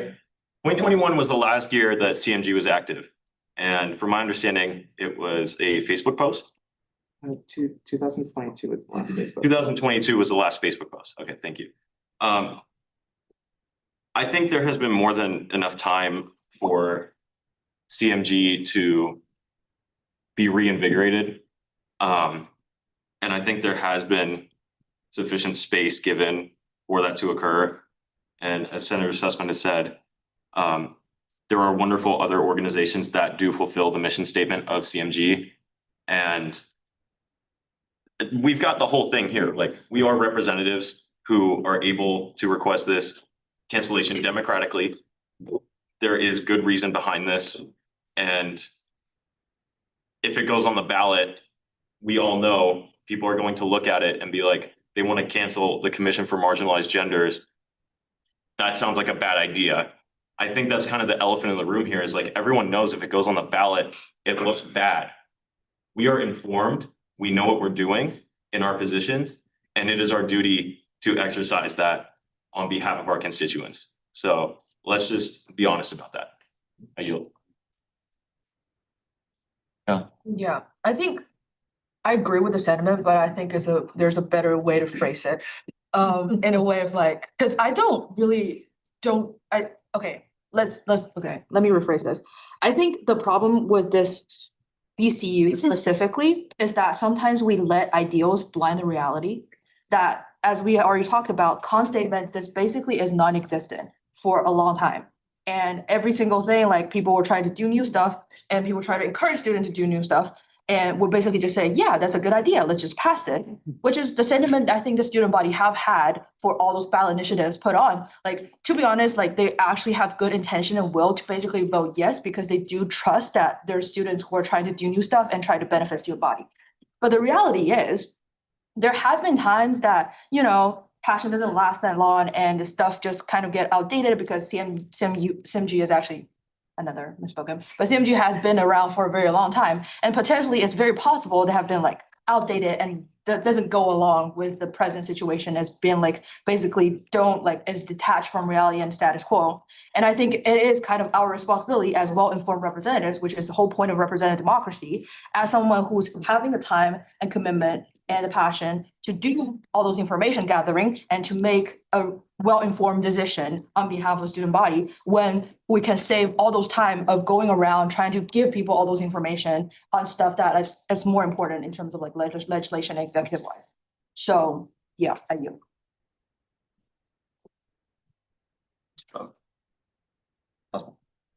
I want to address Senator Lee's point real quick. I think I can't answer the first question, whether or not the chancellor has canceled fees based off of associated students in the past. However, again, this is Senator Attorney General Patrick stated, this is positional. If we wanted to ask the chancellor to increase fees, we absolutely could. Again, it's positional. Though I wouldn't see why this body would want to do that. But if we were requesting the raising of, for instance, another BCU, we absolutely could do that. Could ask the chancellor increase the fee of every other student on campus. But I think this comes down to just core fiscal responsibility, something that's just not being utilized by the body of the student body and hasn't been.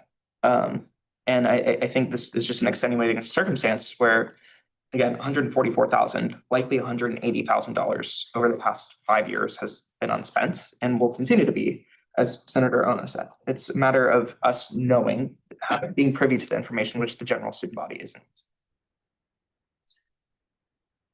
Okay, for the sake of time, I won't take I know that we should have our lengthy discussions about particular things, but I know that we should be talking about this soon. I want to actually make one more point about this, actually tying to, I think, a lot of things that were talked about and said, to give some more clarity. People still have hesitancy when it comes to this controversial communication about this vote. As somebody who's been constantly communicating and was in this particular position for the sake of advocating towards marginalized communities and have curated particular legislation from past, present, and future to support marginalized communities, I actually want to communicate for this particular lock-in fee from also past models we've done in previous LASIK committees before, that actually I think it's more to support, and I think Evan's particular statement as well, that I think it's like that was communicated for emails. I think it indirectly actually does not support marginalized communities by keeping this money sitting around when it could be actually allocated towards existing platforms and existing particular programs that are supporting marginalized communities. And we're keeping it sitting there. In actuality, we're not really supporting marginalized communities. And as somebody that's seeing this money that could have helped support multiple communities, multiple RCOs that have been begging us for Senate for money, and just seeing it sitting here, I think actually doesn't support marginalized communities at all. And I find it that way extremely disrespectful as someone who's marginalized. And in my opinion, actually, this could have been a question to the AG as well. There could have been opportunities, and I don't know if this was brought up to it yet, because this is something we did in the 75th Senate, for example, that Has it been communicated before for these particular BCUs to allocate this alternative funding to existing programs or particular allocating of funding to, like, for example, the food bank, or for other BCUs to use this money instead to promote existing BCUs? Has that conversation been brought up? I think that these questions have to be talked about first, and maybe talking about this if the students are particularly confused about, we could have used this money to help support those things, and I want to bring that to people's tables, because that makes me seeing people communicate emails saying that we're not supporting. This is something I just want to bring to the table, because 75th Senate, we're able to help support, for example, the food bank for 2 to 3 more years by allocating the funding to inactive BCUs to support existing food banks. And I think that's an example of how to actually support marginalized communities. And I think I want to bring that to everyone's attention as well when making their votes. Thank you.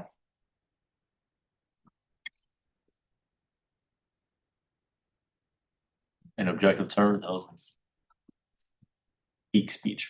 And so, I guess I'm kind of moving forward, like the next step. If we were, have the author been in contact with TUCCM about potentially creating new? Yes. Okay, are we thinking about how to, like, one of the other questions that was brought up in the email was how to reallocate the money? Okay, okay. I yield.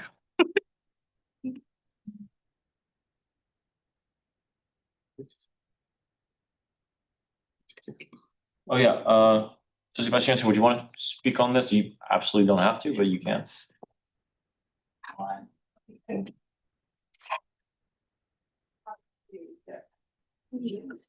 Answer questions if you have questions.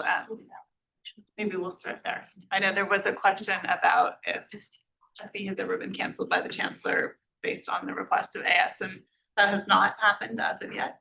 It has happened with the Graduate Student Association. They discontinued a fee that they wrote to the chancellor and asked for his permission to discontinue it, and gave that permission. I'm sorry. I'm not going to play. Has the chancellor ever canceled a fee without the consent of the students?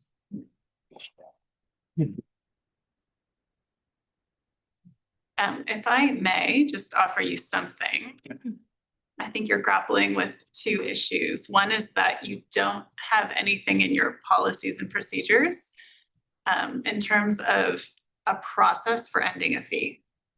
Right, so that's kind of a problem, right? So maybe you might want to consider thinking about what that process should look like for your association moving forward, so that you don't, future senates don't end up in this, like, what do we do in this situation? The other thing is you don't really have a process for what to do with money that's unspent in lock-in fees. So that could be another thing to consider, spending some time on as a group, as an association. If you were to spend time on that, I would say we should be working with the Office of the President, because they have rather strict rules about what, they're not super happy about you reallocating money to something outside of what was on the ballot language. So we've run into that in the past where that's kind of come up, and Office of the President has said absolutely not. So I would be a little bit cautious about that one.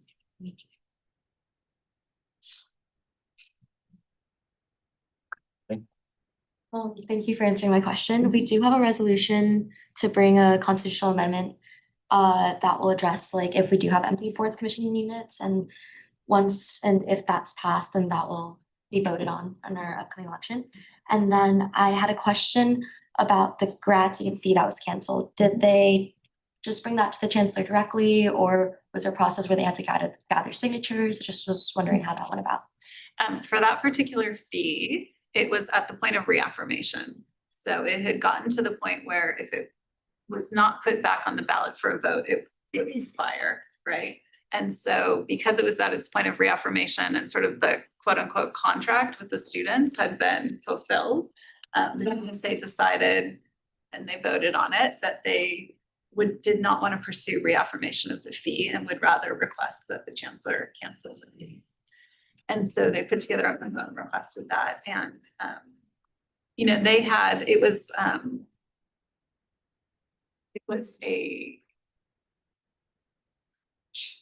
well, actually, I think they've canceled 2, because there was a summer bus pass fee and there was a childcare grant fee. And both of them had so much money in those funds that they felt like they could actually fund both of those programs for like 5 more years before needing any additional money.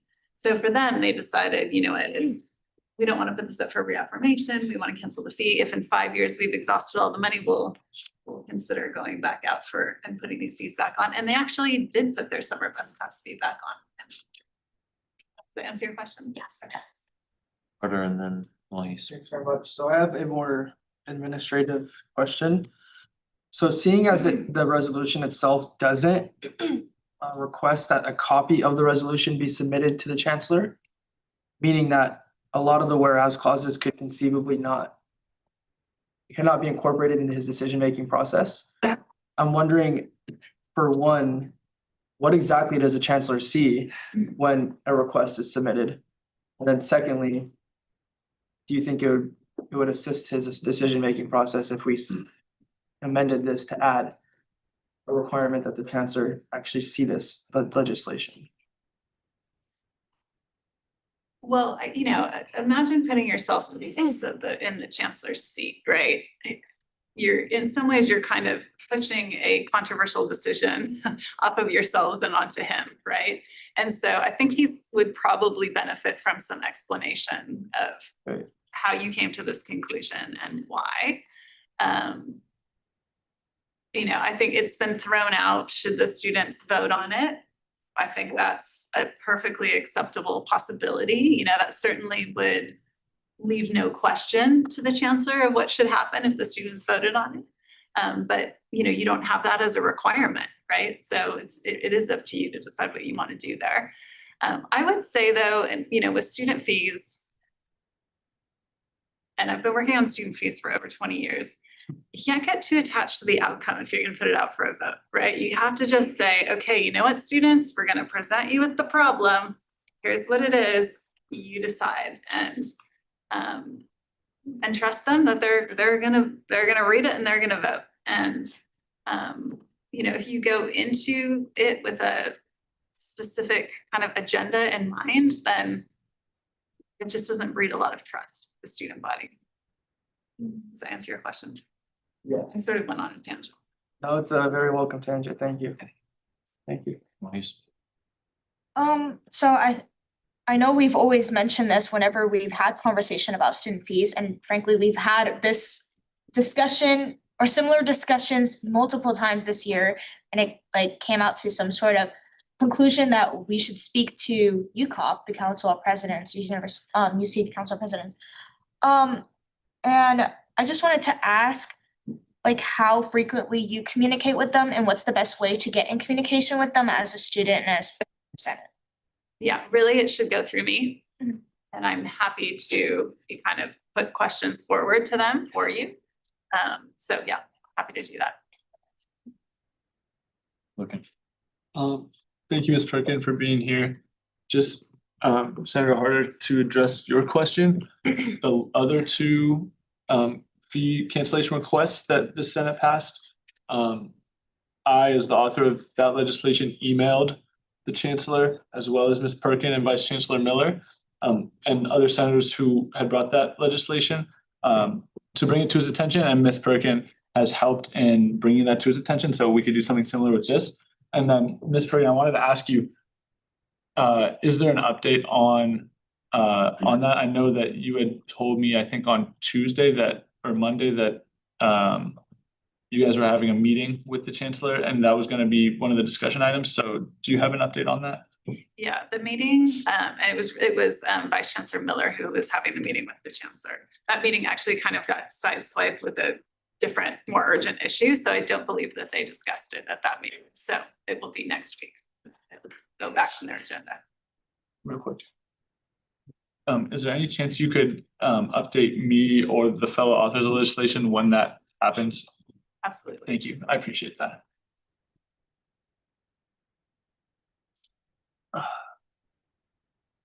Last one, maybe. Well, I was actually going to make a motion in regards. Thank you, questions. Appreciate it. Yeah, come on. I motion to adopt a resolution requesting the cancellation of the commission for marginalized genders, CMG's walk-in fee by a secret ballot. Has that been recorded?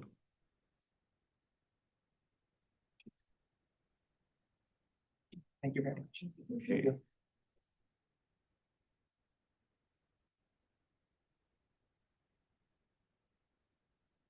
Motion to adopt a resolution requesting the cancellation of the Commission on Marginalized Genders walking fee by secret ballot. Is there a second to sworn in? Second. Second, discussion, John? Call question? Questions, call, just call the question. Consent. Any objection, I consent? Seeing none, Lee, would you want to describe how this form works? I mean, I'm assuming it's just the basic way, but I did not take the time, sorry, to look at its function. Yeah. So please. It's just a Google form. The people who have access to the results are Chair Lala and Parliamentarian Kong, and no one else has access to it. It's not gonna record your email. It's simply you vote yes, no, abstain, and then the results can even be shown if we want either the chair or parliamentarian to show it. And it can just be like it shows a little bar graph of how many people voted yes, how many people voted no and abstain. So that'll be an easy way to verify it too, instead of having to read through all the little paper sets. But yeah. I need more information. Does it, so is there any way to trace back to whose email address submitted what vote? Lee. No, the email is not recorded at all, so it's completely anonymous. Thank you. Yeah, no, point of interest still. Does it limit, Just making a point. Point of inquiry, go ahead. would it make a limit on how many times a person can submit? Yes, you have to log in with your student account. So it's, I think, your UCSB like EDU account, and then it's limited to one vote per email. Oh,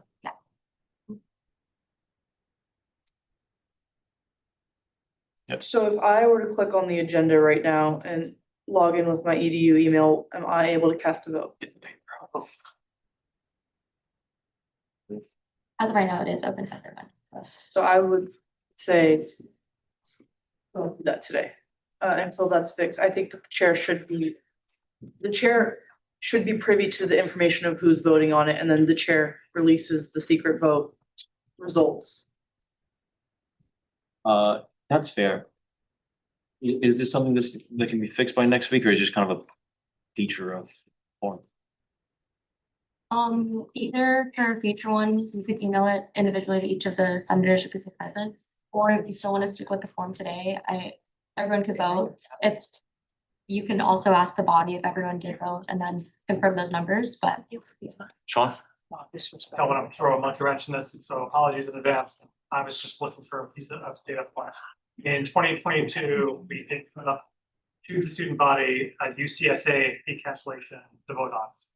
And it had the explanation of why the Senate was asking for the cancellation. And it passed 75%. So that was in 2022. So to set like precedent of things that have happened in recent history. Yeah. Okay, for the AG's request, I think we'll do it old school style, once more, and maybe we can work on this a little bit in the.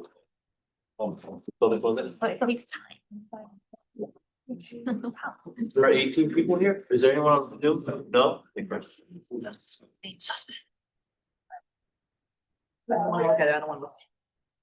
go. Can everyone hand me their own? Oh.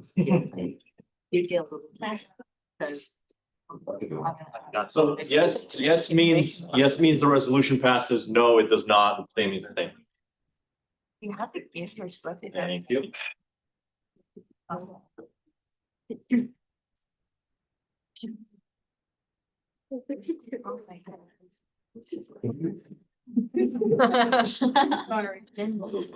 Yes.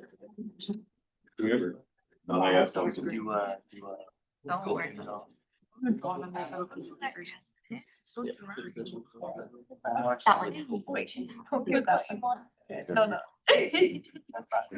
actually, it's not. Can we be shit about it? It's not actually. That would have been- Yeah, I I'm did. not gonna open it up and just. Yeah. Abracadabra or something. About transparency, huh? Wow, that would make me look.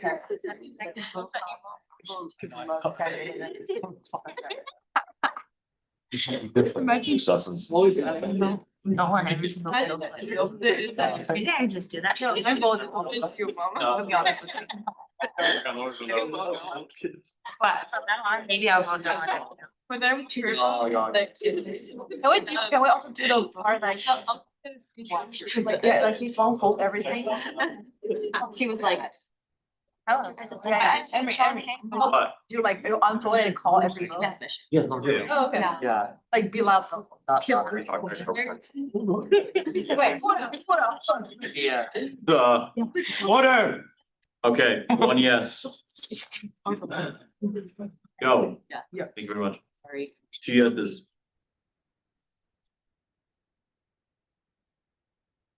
3 yeses with a microscope.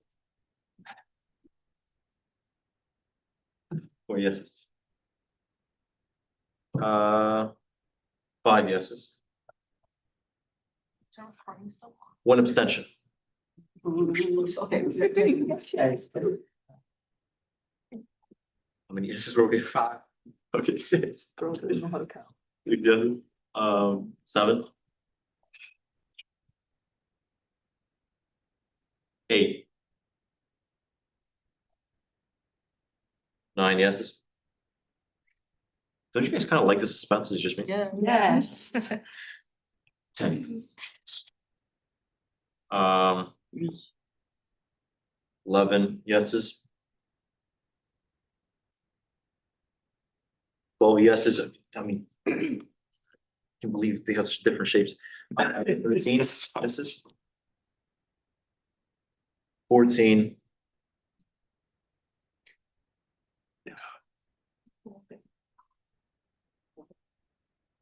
Okay. 15 yeses in a foreign language, which kind of looked like no. You know. 16 yeses, 1 abstention, motion passes. Oh, there's 18 people though. Senator, But there's still one more. No, Yes. 1602. 1601. One. She One left. abstention. Who left? One. Oh, yeah, probably. That's a 1601. Yeah.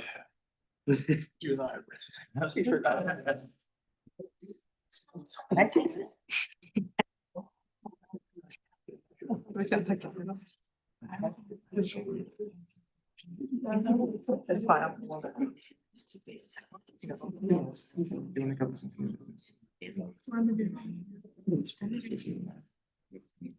Okay. Do we have unanimous consent to move to section F, new business? Consent. Just like that. You have 4 minutes, 5 minutes. Yeah. We're in. Number 25, to take judicial council advisory request, suspend originally, I think, reintroduced by Than. With 4 minutes and I intend to leave here at 9 PM. So let's do this. Yes, so I know we've had talks about moving senators or what is the jurisdiction of the Senate to remove senators, given that they're different elected officials. There might be some, things about that. Judicial Council told us last quarter that we can request an advisory opinion from them, but it has to be in official capacity. We can't just ask them directly. This was introduced, sorry, it says November 19, 2025 still, because that's when it was first introduced. I reviewed the minutes again and it seems there was problems about people wanted an additional question on it, which is gonna be number 4, if you look at that.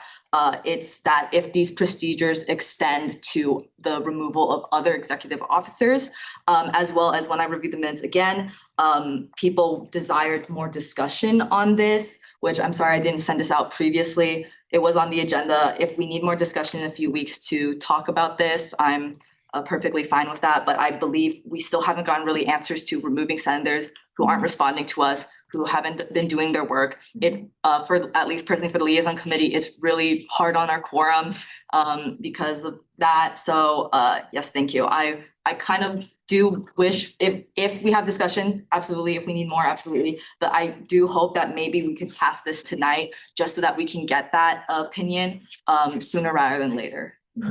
That's it. Thank you.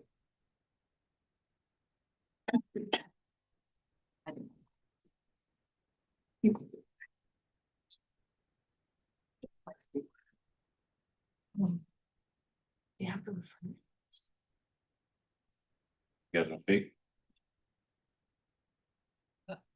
Carter? A motion to adopt judicial council advisory request. That, It's not a resolution, it's not legislation. like a dog, yeah, whatever. Um, This is a 3/4 super majority vote, right? Thanks for bringing that up, John. Okay.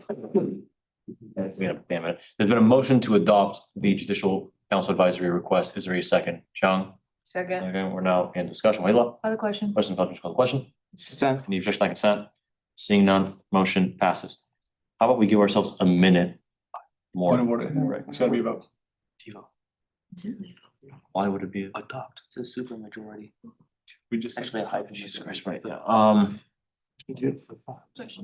I mean, unanimous consent also by definition means it's more than 75%, Yeah. and it's not legislation. But you can do it Requires a 3/4 vote, so we should just do this. again, but sure. Motion to.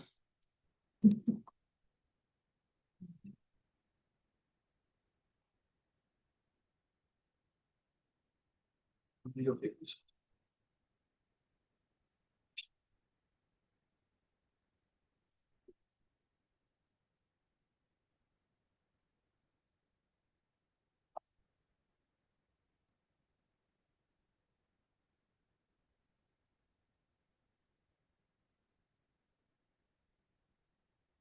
Did you mark Senator Wayne as absent?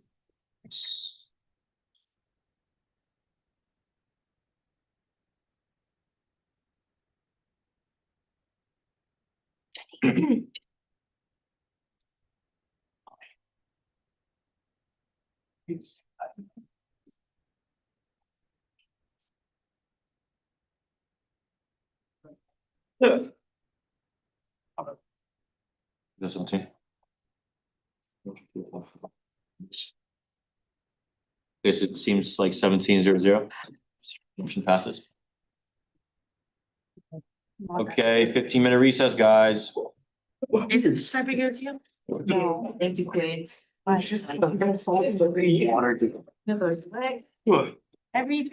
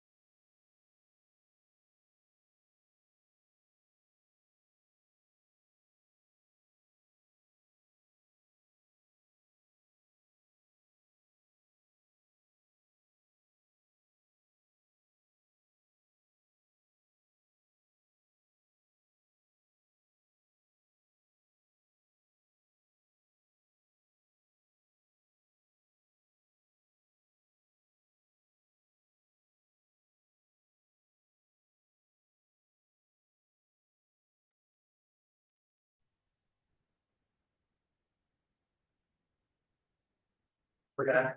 Okay. So we passed reports, but we haven't, I know the chief compliance officer is here for a report of the president as well. So do we have unanimous consent to move to section D7 executive officers reports? Consent. Jack, Any objection? Yeah. yeah, do we have to excuse proxies if they're gonna leave? Doesn't make any sense. I'm sorry. Yeah. I think at that point you would have to excuse the actual member. Yeah, yes, that's what I was gonna, yeah. Sorry, say that one more time? You have to excuse the actual member. There's no means of holding accountable the proxy. Okay, so could we move into excuse absences? Mm-hmm. You have any, does that move to section A2 expenses? Okay, just quickly, Lee, Can I see Senator Ajon for the duration of the meeting? there's been a motion to excuse Senator Rajon for the duration of the meeting. Is there a second harder? Second. Second, we're no discussion. Ed? Call the question. Question to call, just call the question. Any objection like consent? Seeing none, motion passed. Okay, do we have unanimous consent to move into section D7 executive officers reports? Consent. Consent. Okay, President Metzger, please come up. You're familiar with the speaking agreement, I trust? Yeah. Okay, you got some minutes. But, you know, I'll to you. Because I'm losing my voice a bit, so yeah, to the side. Start sounding like that. I find it. I have a few things I want to talk about tonight. So we're kind of just gonna go topic by topic and I take questions in that order, if that's okay, that's preferable to me. First, I'm gonna talk about the AS Executive Director search. And because campus visits and in-person interviews are happening over the next 2 weeks, and it's kind of the final stage of the process, I just want to be ultra transparent. I've come in and give updates throughout the past 2 quarters, but I just want to give an extensive overview as we move into this final stage and ask if there are any questions, comments, or concerns. So as a reminder, I finalized the membership of the search advisory committee in early November. Since then, we have had 2 committee members step away due to concerns with workload. The committee introductions, we conducted committee introductions and training on November 7th, including committee member responsibilities based on UC's Search Advisory Committee best practices and UCSB Student Affairs Inclusive Recruitment Guide. We encouraged the committee to complete the UC Managing Implicit Bias series of training and provided numerous written resources. We began regular committee meetings weekly on Fridays on November 14th going on, where we have discussed search logistics, developed interview questions, and reviewed applicants and discussed interviews. So the executive director position was posted to the UCSB Jobs website in early December and shared broadly on campus through the UC and through numerous national higher ed job boards and listservs. The position remains open on the UCSB Jobs website, but we have set and have observed a priority application deadline of January 8th. Prior to the committee review of applications, my co-chair redacted the names and the degree granting institutions in all applicant materials. This semi-anonymized review is a best practice outlined in the Inclusive Recruitment Guide. The applicants, as well as those we interviewed, demonstrated a wide range of educational backgrounds, professional preparation, and skill sets. The committee reviewed applications between January 12th and 23rd, and each committee member rated applicants based on executive leadership, financial management, student governance and advising, risk management and compliance, and strategic planning and vision, diversity, equity, inclusion, and communication and organizational context. On January 23rd, the committee reviewed 37 applicants and came to the unanimous decision to interview the 7 top candidates via Zoom. We conducted Zoom interviews with 6 candidates on January 3rd, February 6th, and February 13th. 1 candidate did not show and was disqualified from the process, so we did 6 interviews. On February 13th, the committee deliberated and came to the unanimous decision to interview 3 finalists. On March 3rd, 6th, and 10th, The committee will host 3 finalist candidates for in-person interviews. Each day will include an interview with peer staff, so some colleagues from the Student Affairs Department, an interview with the search committee, an open forum with AS students and staff, including any senators who wish to attend, so I'll recommend that you come to these, and also an interview with Associate Vice Chancellor Perkin and myself. So these AS open forums will be held on March 3rd, March 6th, and March 10th. That's a Tuesday, a Friday, and another Tuesday from 2 to 3 p.m. in the AS Pardall Center. We'll also have a Zoom option for those who have to be virtual, but I recommend coming in person. And I have invited all AS students and staff. So each candidate will make a very brief introduction and then respond to questions from our association members. So I strongly encourage everyone invested in the association's future to prioritize attendance at these important meetings. And attendees will also have the opportunity to ask questions of candidates directly. So again, on March 3rd at 2 p.m. will be the open forum for Sean Lieberman. March 6th at 2 p.m. will be the open forum for Annie Block-Weiss. And March 10th at 2 p.m. will be the open forum for Genesis DeLong, all at the Pardall Center. I will share the application materials, which includes a resume and a cover letter, with the Senate and the executives following this report. Application materials will also be available by forum attendees. Forum attendees will be asked to provide feedback on each candidate. So tomorrow I'll be sending the cover letters and resumes to all of the Senate and all of the execs, but I will not be sharing it publicly. So it will not be going to AS staff or to the wider association. So please just keep that in mind when you're viewing these materials. However, all forum attendees have the opportunity to see the cover letters and resumes at the forums.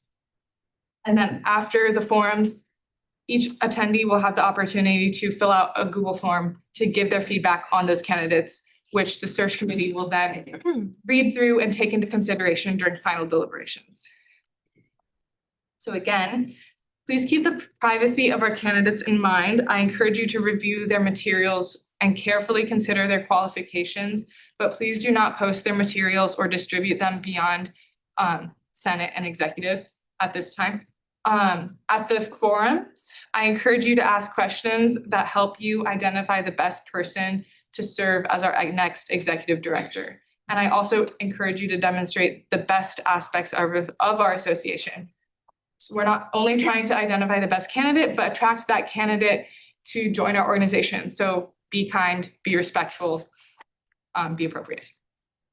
I am not going to describe the candidates in more detail so that you have the opportunity to review the material and hear from them personally without any bias from my own perspective.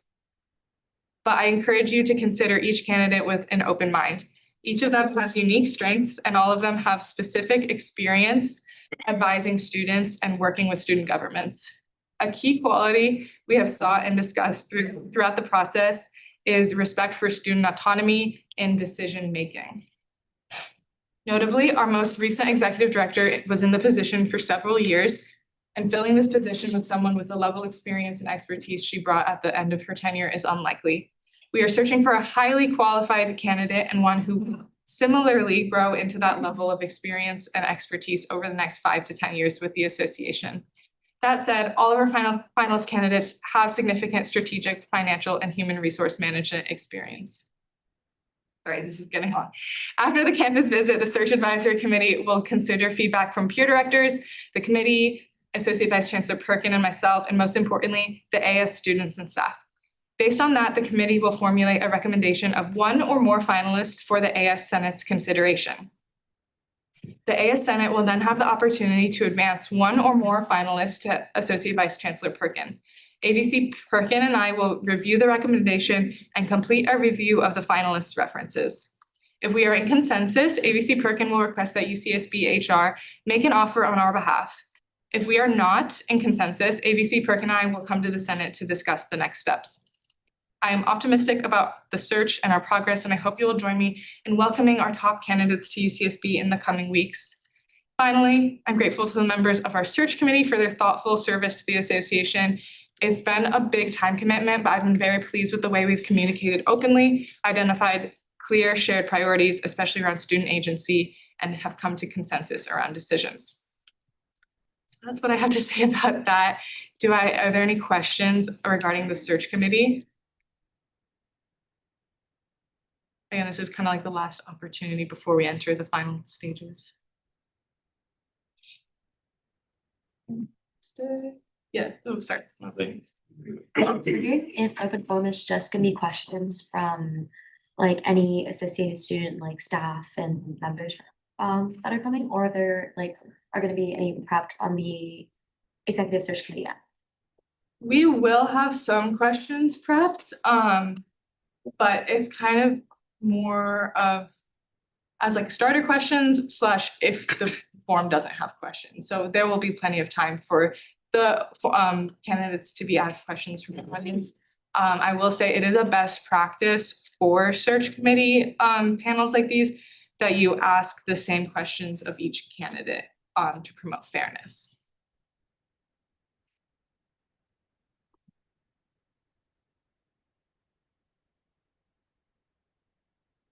Are you? Oh, Okay. yes, go. Then I'm gonna continue speaking. What time am I at?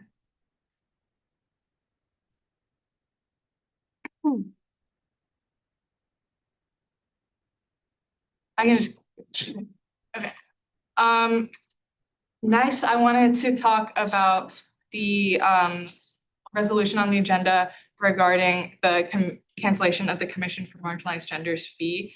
And I also want to preface, like, before I talk, like, get into it, that I didn't mean like any disrespect when I sent the email. It was mainly just a way to raise awareness about something that's on the agenda. A lot of people in the association, like we've talked about, like you guys don't have time to go through and read other groups' meeting minutes, like neither do BCUs all the time. So it wasn't something that I think was well aware of, and I thought that it was something important that should be made more publicized. So that's kind of why I sent that email. So there's kind of two like ends of this conversation that I want to talk about. First is my own personal opinions on CMG, and then the other is like democratic processes. So I can kind of first talk about democratic processes. I just personally believe that we talk a lot about student forward, student voice, student-led decision making, and I just don't think that going straight to the chancellor and telling him that he has the ultimate authority over like student fees is the best way to promote like that student-led decision making. This lock-in fee is a fee that students voted on over 40 years ago and have continued to reaffirm in every election. And so I believe that to get rid of the fee, we should also consult students about it. If the argument is, well, students don't know that the board is empty, we can communicate, or that there are other groups that fulfill the same mission. We can communicate that to students. We can do, like, if that's your prerogative, you can do a publicity campaign. I fully agree that like unused funds are bad, but I think that there are other solutions than hopping straight to a cancellation. For instance, we could pause the fee and then put it up for cancellation on the ballot, or we could pause the fee and try to fill the board. And see, is CMG something that this campus could use is a valued mission on this campus. I want to just talk a bit about my own personal opinion. It's been a commission since like 1980, and I think the fact that it's been like without a board since 2020, so for like about 5 years, that's in the grand scheme of things, that's not a long time, in my opinion. Yes, it is student fees, and I agree that they should be used, but I don't necessarily think that like just getting rid of this group is necessarily it doesn't have to be the only solution. I personally think that in a political situation that we're in, that we need to continue groups like the Commission on Marginalized Genders. I don't believe that has the same like mission as the Trans and Queer Commission because there's straight women on this campus. But besides that, you know, I think that women's issues are not like, I think that this group still has like work to be done. And I think that there are ways to reimagine that. I just want to put it out there that the Women's Center has a programming budget of 0 this year. So programming at the Women's Center is not being done. And that's a space, that's like a hole that CMG could use to fill, could fill. And yeah, I mean, I've spoken with like TQCom about this. I've also spoken with COC and they said that they would be willing to fill the board. I don't think it would be difficult to fill the board. And I granted like it hasn't been filled, but that's just because no one has taken the initiative to do it or has been aware that it's been empty. And I didn't like, you know, it wasn't top of my list of priorities, but it is something that like I can do and can be done for sure. Yeah, that's kind of what I wanted to say on that note. And then I have a third thing I want to talk about, but I'll answer if there's questions about that.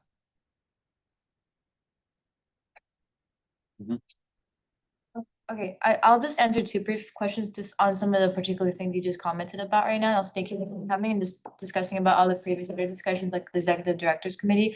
2 questions. One, you just mentioned right now in particular that there are existing RCOs and other particular departments such as the Women's Center or other, you know, entities on campus that are, you know, communicating about issues of funding that this, like you just said right now, that this funding would have helped a lot in the promotion of the Women's Center or particular things like that. Have you discussed or has it brought to your mind a sense of maybe previous historical examples about if the concerns are about supporting, you know, entities on campus or supporting the uplifting existing communities and progresses? Have you ever thought about the mind of simply just if you want to actually support these existing communities of allocating these funds to just instead of reinvigorating a BCU for these particular things, have you ever considered allocating the funding to these programs like the Women's Center if they're concerned about it? That's my question about some things like that have come to mind. If that is something they're concerned about, why not simply give that funding to them instead of, you know, continuously waiting the time of keeping it in? Yeah, I mean, again, this isn't something that has been like top of my mind until recently, but I think that could be a really good idea. It would require, you know, like kind of rethinking of what is the spirit, like what is the spirit of the lock-in fee? Is it for like CMG to function? We kind of have to keep that in mind. But yeah, again, I think that is a potential idea. And I guess I'm just saying like, let's consider alternatives as well. And I think that like instead of going straight to a cancellation, you could ask for a pause so that the fee doesn't keep accruing and that you could spend down the money trying different solutions and then kind of go for there for voting it off the ballot or continuing. Please, let's make this the last one on this section. We have very little time left.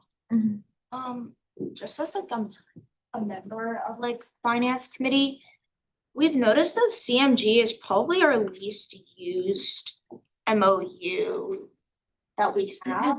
And not a lot of RCOs or campus departments have had requests that we can fulfill by using the CMG login. The only like RCO that I can think of that we granted through CMG this year was one, and that was this gaming RCO, like correct me, Jenny, like Women in Gaming or something that we were able to use the CMG login for. And they only had a request of like $200, and the amount sitting in the MOU is over 30K. And if it continues accumulating, then it would just kind of be like tough. And the entire year, people, I'm pretty sure AS was completely aware that this board was unfilled, and nobody has really taken action on that until now. And I'm really thankful that you came to us and like kind of like talked about the democratic process for this, because it is kind of strange for us to just put this on the chancellor all of a sudden. But I believe that we should kind of take action on this right now. And if you could like expand on what your recommended approach to see if we can find a solution to this at the moment, considering that elections are coming up, then that would be great if you can explain. I mean, I think on the note of like RCOs, I mean, I can think of a lot of like women's focused RCOs, like Women in Media or like Girl Up. But also, like, again, it doesn't have to be necessarily allocating those funds to continue to fund RCOs. It could be filling the board and doing programming in that sense. And I would disagree that like all of AS has known that the board is empty. But also it's not necessarily like, I think a lot of people are just like, oh, it's empty, but like not my job to fill it.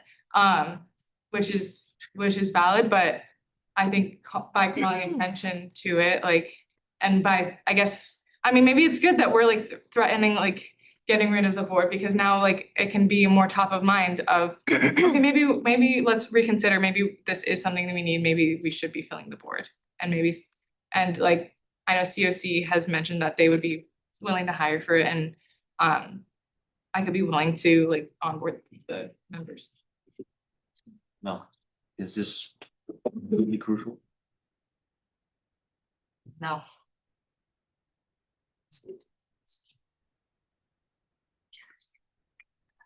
Mm-hmm. What would you recommend a timestamp for COC to fill up the board is?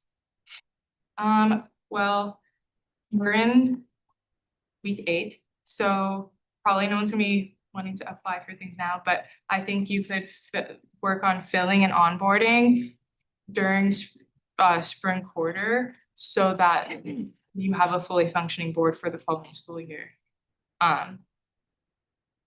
Or you could, yeah. You got one more section to report? I did. Just briefly. I do want to say that. Yes, so the charge of COCs, the main mission statement is to identify and fill these empty boards. It shouldn't be really up to the Senate to figure out the boards such as Living History Project, which me and Iman identified in the summer, talked with the staff advisor to assess if she wanted LA to be revitalized, and then worked in COC during the fall quarter to get that filled. So that's an example of something that we took up ourselves. However, as the Attorney General had said previously, it is actually not our job to do outreach and to promote the board is filled. That's completely up to COC. So I would just want to ask why for 2 quarters they haven't identified and fulfilled it until we corresponded with all of Senate to discuss because it's important to figure out the budget. And additionally, are you aware that of the financial burden that $150,000 unspent does to students, especially given that's been gone for 5 years, which means one whole student could graduate and still never saw that money get to use. And while it is still 44 cents, that's not really the important aspect of this. It's about the association of what it represents for the association. On the point of Living History Project, I believe that I was actually the one who initiated the conversations with COC and Leah to like refill the board. But that's kind of, and I remember like we had conversations with Iman, but that's like not really important. You're right, I guess it is like an oversight of COC that they have identified it, but they also haven't done that for the past 4 years. So yeah, again, we are all students and we're not perfect, and it's really easy to say, well, okay, well, that's not my job, it's not my job. On the note of funds going unspent, I don't think that's a good thing whatsoever. Like, I'm not saying that these funds should have gone unspent. I don't think it's a good thing that this board has been empty. I'm just simply saying that we can continue to consider that CMG has a place on campus, and just because it has been empty doesn't mean it always has to be.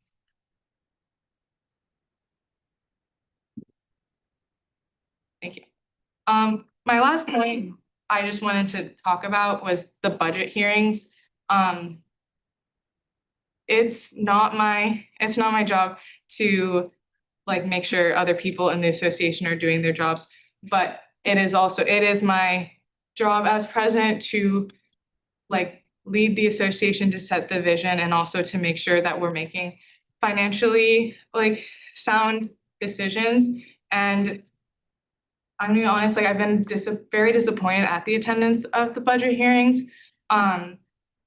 Because the people in this room are the people who make the decisions for the budget allocations for the year. And I think that the budget hearings are really, really crucial in hearing why a group is requesting the money that they're requesting. That's the purpose of the budget hearings. And I would be afraid for that our budget of the association I wouldn't want the budget of our association to go in the hands of people who are uninformed. You know, knowledge is power. I think that when making decisions over $16 million, we need to be as informed as possible, and the budget hearings are the place to do that. So please, I hope that you all will make it more of a priority for the last 2 days. Maybe one question, Dawn? Yes, in regards to the budget hearings, I heard previously that there was, a recording or minutes or something like that. Can you please ensure, or can someone please ensure that those minutes get sent out to the entirety of the association, or at least the Senate? Because I literally cannot go to any of them, but I'm very, very interested in everything that happens, and I want to read everything. And in my spare time, I will watch the video if necessary, but I literally cannot go. Like, I have other stuff that I have to do. I just cannot go. But I need, I need to make the decision informed, just like you say. So that's the question, I guess. Can you please help me do that? The minutes will be in next week after we get them. Okay. Thank you very much. You have anything to add to that? No, sorry. Okay. Thank you so much, Madam President. Appreciate you. Yeah. If we move on to executive office members' reports, Chief Compliance Officer Ben Rosales, who is known for his brevity, challenging you. Brevity? You familiar with the speaking agreement? Yes, sir. Okay, you have 10 minutes. Yeah. Thank you. Go on. Okay, let's try and do it in 5. Sorry, Holly, if you could also pull up the link maybe that I've put on there Sure. that Ben will be referring to. Absolutely, I will. Yeah, I think I've met most of you all before, Ben Rosales, Chief Compliance Officer. I sent all you fine senators email just a couple hours ago. Which I'm not sure if some of you have had time to review. Very, very, very briefly, and I'll just take some questions which will elucidate it for the rest of you. Essentially, I received an email from a Daily Nexus editor on Monday. It's up there now. Essentially from their advisor, the Nexus advisor. It's an email sent to all of the editors at the Nexus, requesting a couple items from them. Requesting first that they sign the petition, fill out a form, but crucially that they report back to their advisor, confirm that they've signed the petition, update their contact info, which is all mundane. If you scroll down, something we can see, there's a list of names which I've redacted, but basically flagging who has signed, who has not signed, and indicating that signing a petition and getting this passed will basically have more money for the students themselves, that is the editors, as well as the Nexus. So that's there for your review and for your treatment. So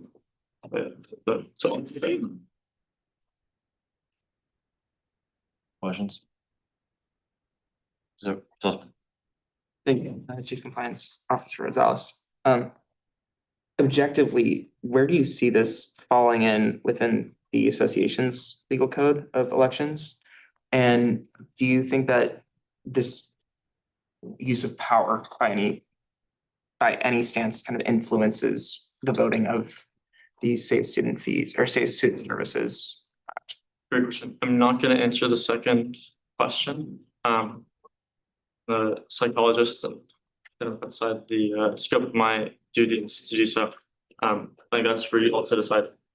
On the first question of the legality of this, what does this look like, compliance wise, what is in the code? When we spoke to working together the other week, trying to work out exactly what governs these kind of this petitioning period, but also campus elections later. There's a real kind of market difference between how AS regulations and AS elections are handled versus that of the campus. There just doesn't really exist as much oversight. There's certain things which are there in terms of funding and budget, but there's really no regulation on it. So this isn't to say that what was done was illegal or out of compliance or anything like this, but just something to be aware of, especially as the campus uses the AS ballot as well to get their things through. So.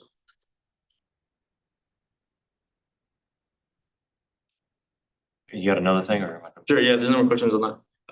Just in regards to a bill which should be motioned on later tonight. Which in brief, you might want to ask me a question later, but the reserves, that is the money which has kind of been accumulating and from our investments and all the rest. In conversations with Michael and with Henry and Evan and Senator Ono as well, looking ahead to not just our Senate, but also future Senates, there's a lot of money that's available that could be used for very high impact capital investments. And so the bill that you'll find is just going to be opening up those reserves to replenish accounts, such as Senate unallocated, which is currently in deficit, which is a bit of a problem. So that'll be able to solve that problem and also free up more money for big investments such as repairing the light tunnel on Hardall and kind of making that established. So just giving you guys more resources. So that's all there is to say on that. Is everyone clear on both of these? These are both important, potentially actionable items. Lucan. I have a question unrelated, and forgive me if this is better asked to the Attorney General, but if senators send legislation to Senate leadership and it is not reflected on the agenda, is it just that senators have to motion that on later? Because obviously then if it gets motioned on, senators do not have the days before to review it. And so there's some kind of transparency concerns there. So do you have any guidance there? Is this not a question for you? I think it's common practice. Off the top of my head, I don't see a legal code reason why you're not allowed to motion bills. I think that's been standard for quite a long time.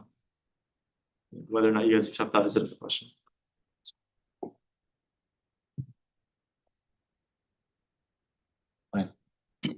Hi. So, yeah, I just felt like I had to mention this since, we are talking about AS reserves.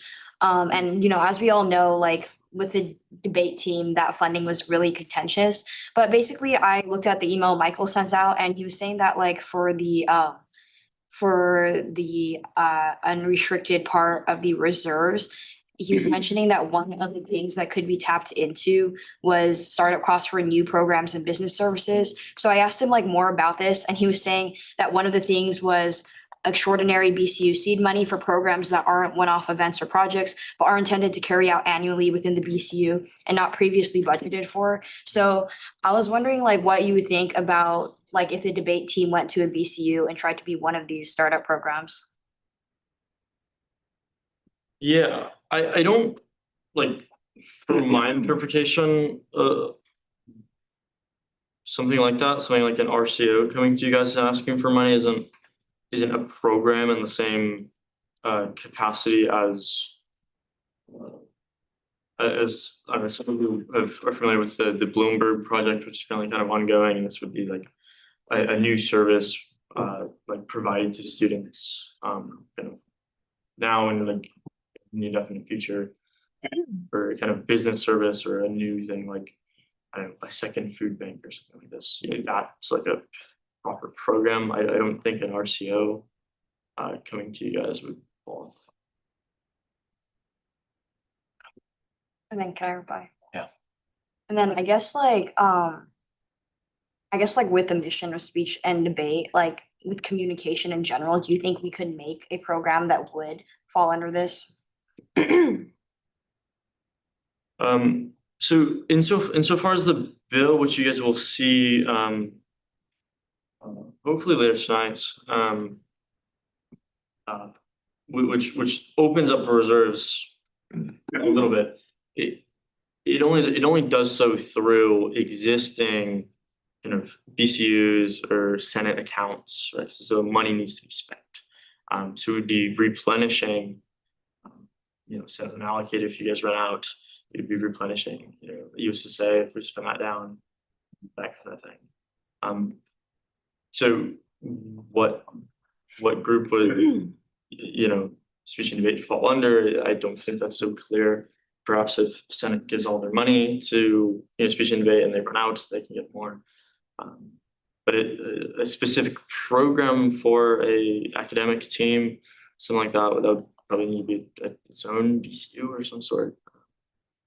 I don't think it's strictly related. All right, thank you. I think that's all the time we have. Thank you so much.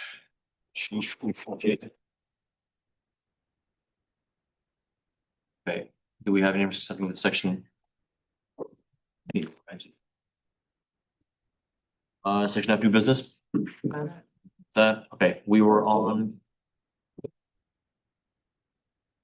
resolution and act Article 13 of the Associated Students Constitution to improve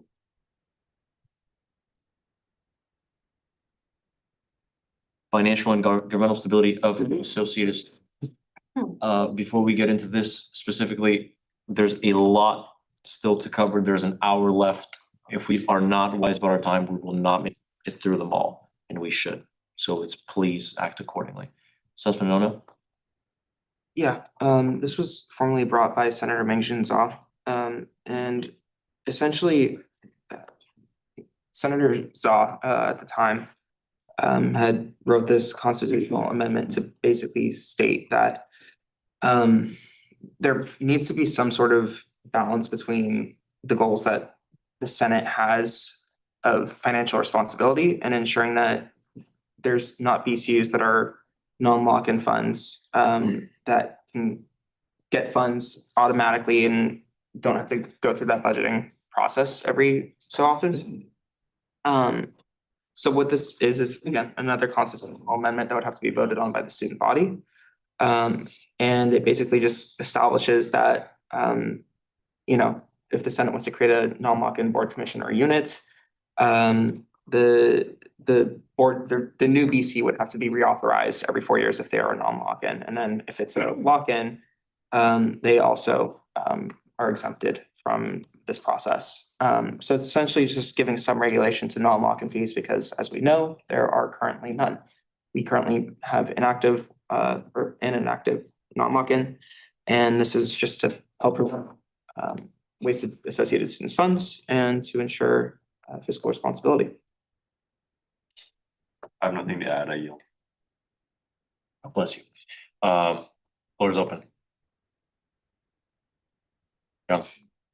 Motion to refer a resolution to enact Article 13 of the Associate Student Constitution to improve financial and government stability of associate student to executive committee.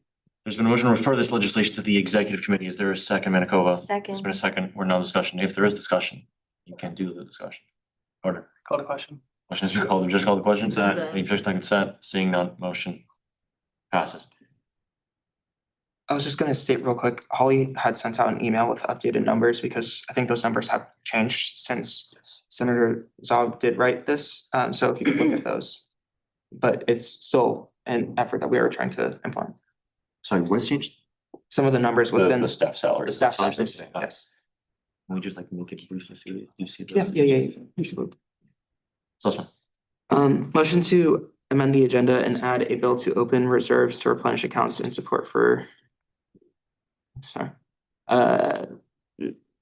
I lost the name of it. Student development. Student projects. So there's been a motion to amend the agenda and add a bill to open reserves to replenish accounts and support student impact projects. Is there a second, Jung? So good. There's been a second. We're now in discussion. Harder? No, no motion. Or not? Wait, the question is called the question? Consent, there's no consent. This is what the chief compliance officer was referring to and should absolutely be referred at best. Lucan? I need to make a motion to add something to the agenda, so everyone's aware. It's a fee, it's a resolution requesting the addition of a lock-in fee for the mobility transport services program that would, if passed, go into effect only if they don't get enough petition signatures. I had sent this to Senate leadership. I'm assuming it just got lost in the email, so it wasn't added to the agenda, but that's the only reason why I have to motion it on, not for any I wish this was on here so you guys could have seen it earlier, but I don't blame them for, I know a lot of emails. I'm sure that just was a mistake. When was this sent? It was sent Monday. Well, that explains it. But you can absolutely motion it on. I move to amend the agenda and add the aforementioned resolution. No, we're still in the previous motion. Are we? Yeah. It just passed. Yes. Yeah.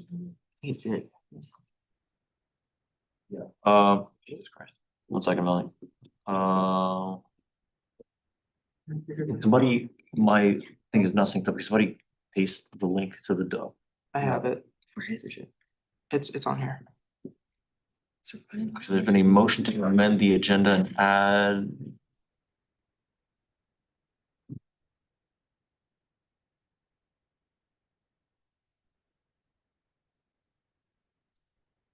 Resolution adding a lock-in fee for mobility transport services to the spring general election ballot. Is there a second? Second. There's been a second. We're now in discussion. Suspect. Call the question. Questions, call the question. Any objection to consent? Seeing none, motion passes. John, One last one, I promise. And this one is pretty straightforward, so, motion to add a bill to rearrange Senate agendas.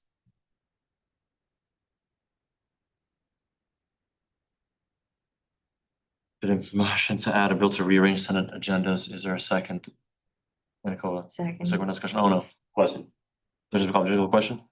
Any objection to consent? Seeing none, motion passes.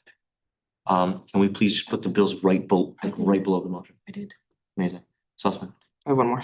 Motion to add a resolution requesting the cancellation of unusable student services, authored by, unusable student service fees authored by Attorney General Pasher. That's not a thing. Which senators are introducing it? She authored it. It's in the motion.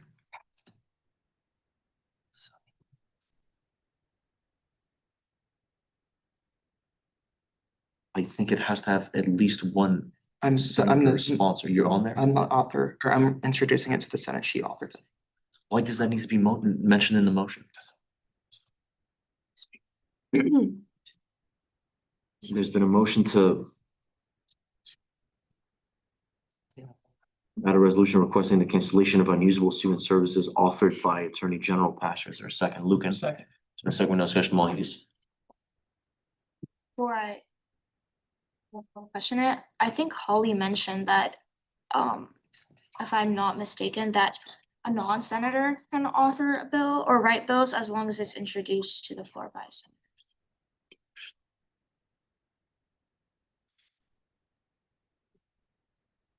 We're now discussion. Molly's question has been called. Just call the question. Any objection to consent? Seeing none, motion passes.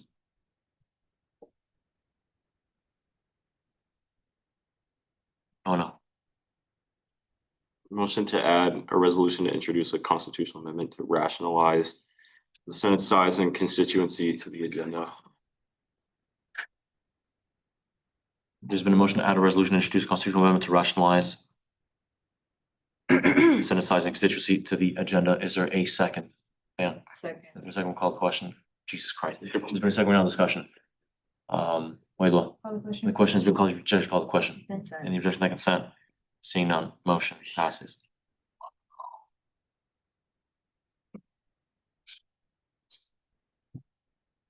Okay, so we just I guess we go through them one at a time. So the first one is the replenish accounts and support student impact projects, right? Okay, I mean, the unfortunate nature of motioning things on is no one is really familiar with them, so I'd appreciate if we all took the time for the rest of the week to familiarize ourselves with it. Is there any initial discussion to be had, or do people just want to figure out what committee is most relevant and send it to them? Yes. For the bill I authored, right? Well, not authored, but brought by. Yeah. So basically just quick context, we're in deficit, Senate allocated in a deficit of 60,000-ish. So it's actually pretty, we'll recommend executive committee. I thought the Senate allocated was 20,000. It's worse than that. That's lovely. Cause more context, because how the Senate, well, that's why we're gonna rearrange the Senate agenda, but because how the Senate do the financial motion, like, pretty randomly, so the finance, operation team cannot track it, and after we tracked it, as we're doing budget hearings, all that, it's 60. And USSA is also in like a 5K deficit. Not yet, after we figure out some of the. Okay, sure. Okay, floor is open. Wait, Motion to refer bill to open reserves to replenish accounts and support student impact projects to the executive committee. so a motion to refer this legislation to the executive committee. Is there a second? Oh, no. Second. There's been a second, no discussion. Chaudhry. The questions, comments, call the question. Consent. Any objection to consent? Seeing none, motion passes. Okay. We're in a resolution adding a lock-in fee to mobility transport services. Yeah, just for it doesn't matter. An email was sent out about this by Micah, who is he works in the Veterans and Military Services Department. He's been leading the push for this fee to get signatures. I'd encourage you guys to read his email. He's been in here to talk about it. We've talked about this before.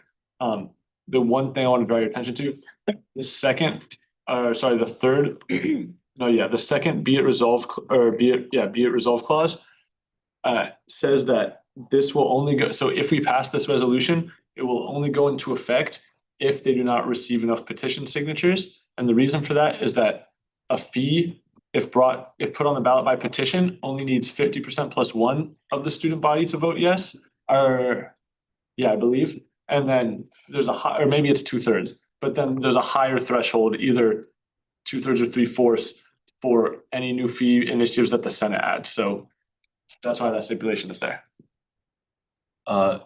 Sean, would you want to clarify that? You're right the first time. It's 50% plus one if you get the petitions. It's 2/3 if you come to the Senate to go off. Thank you. And they've gathered the signatures through some official, They're actively gathering the signatures right now.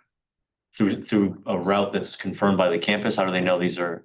Yeah, because they have to log with your NetID. We have a whole system. Got it. Floor is open.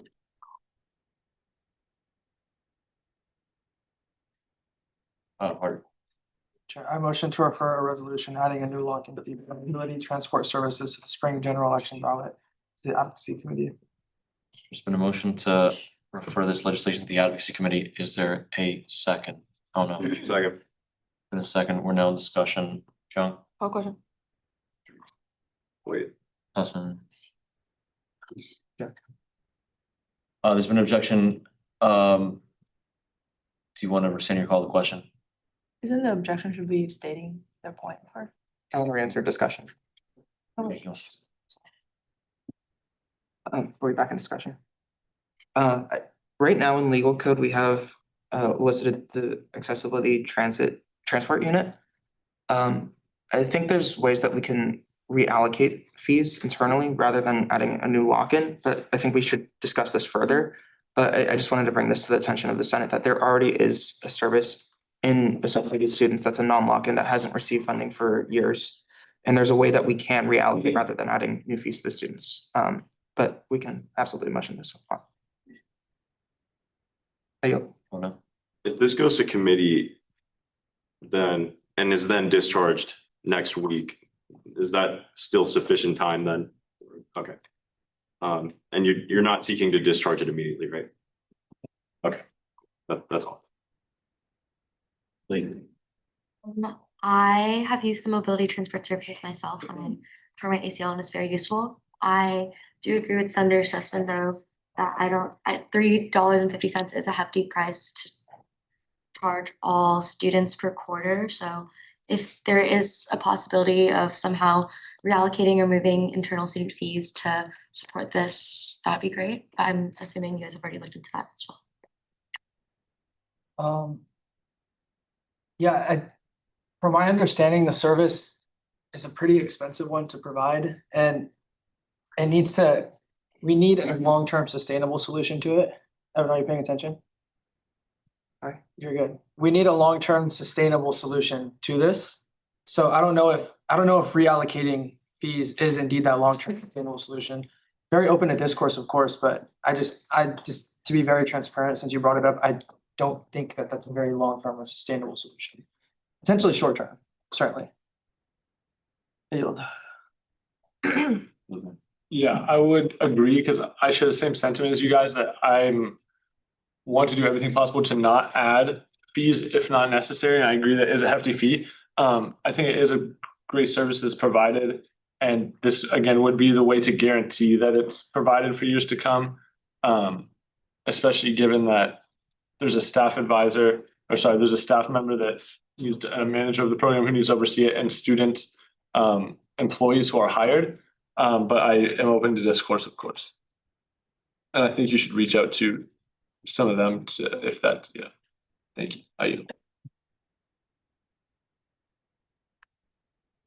I have one question and a context. So there's no money in the account you're talking about. They were, I know. yeah. Oh, never mind then. Then a question for Senator Lucan. Do you work at the? Is that a conflict?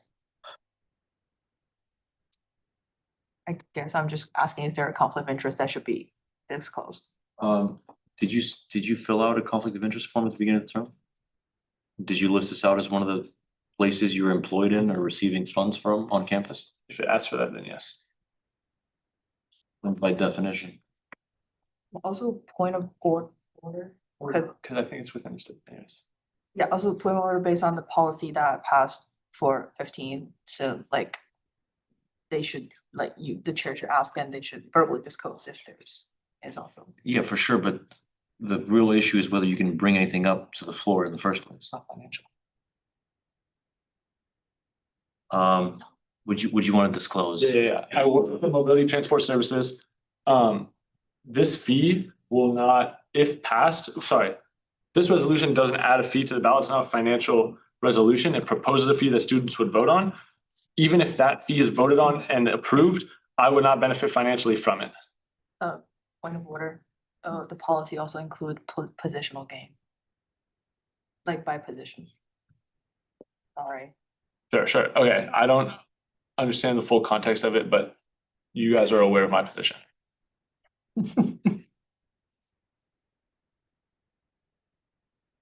It's not up to me, it's. Partner. Yeah, if someone can just call this to question, we can just change the authorship in the committee. And I can do this. No, you can't. That's not how that works. Are you sure? Yeah, that's not like a comma, that's who introduced it in the first place. Lucan. I can confirm this with the Attorney General this week, and if necessary, since it's a resolution, we can just suspend the standing rule or discharge it to a committee and bring it back next Senate meeting, because it just has to be passed by week 9. So it's on the floor, we can discuss this week. I'll talk to the Attorney General, and if there is potential of conflict of interest, then we can have like Senator Harder, someone bring a new resolution and then just pass it next week or vote on it next week, I suppose. So there are ways around it. So yes, we'll work it out.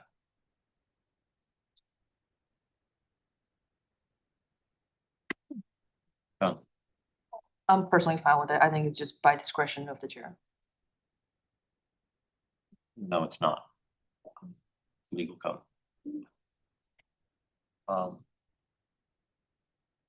Yeah, that's fine. We're in discussion.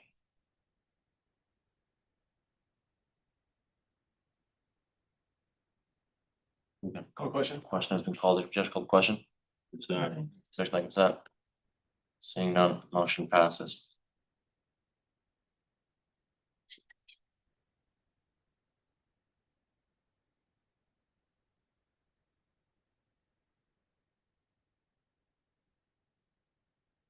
Okay, we're in.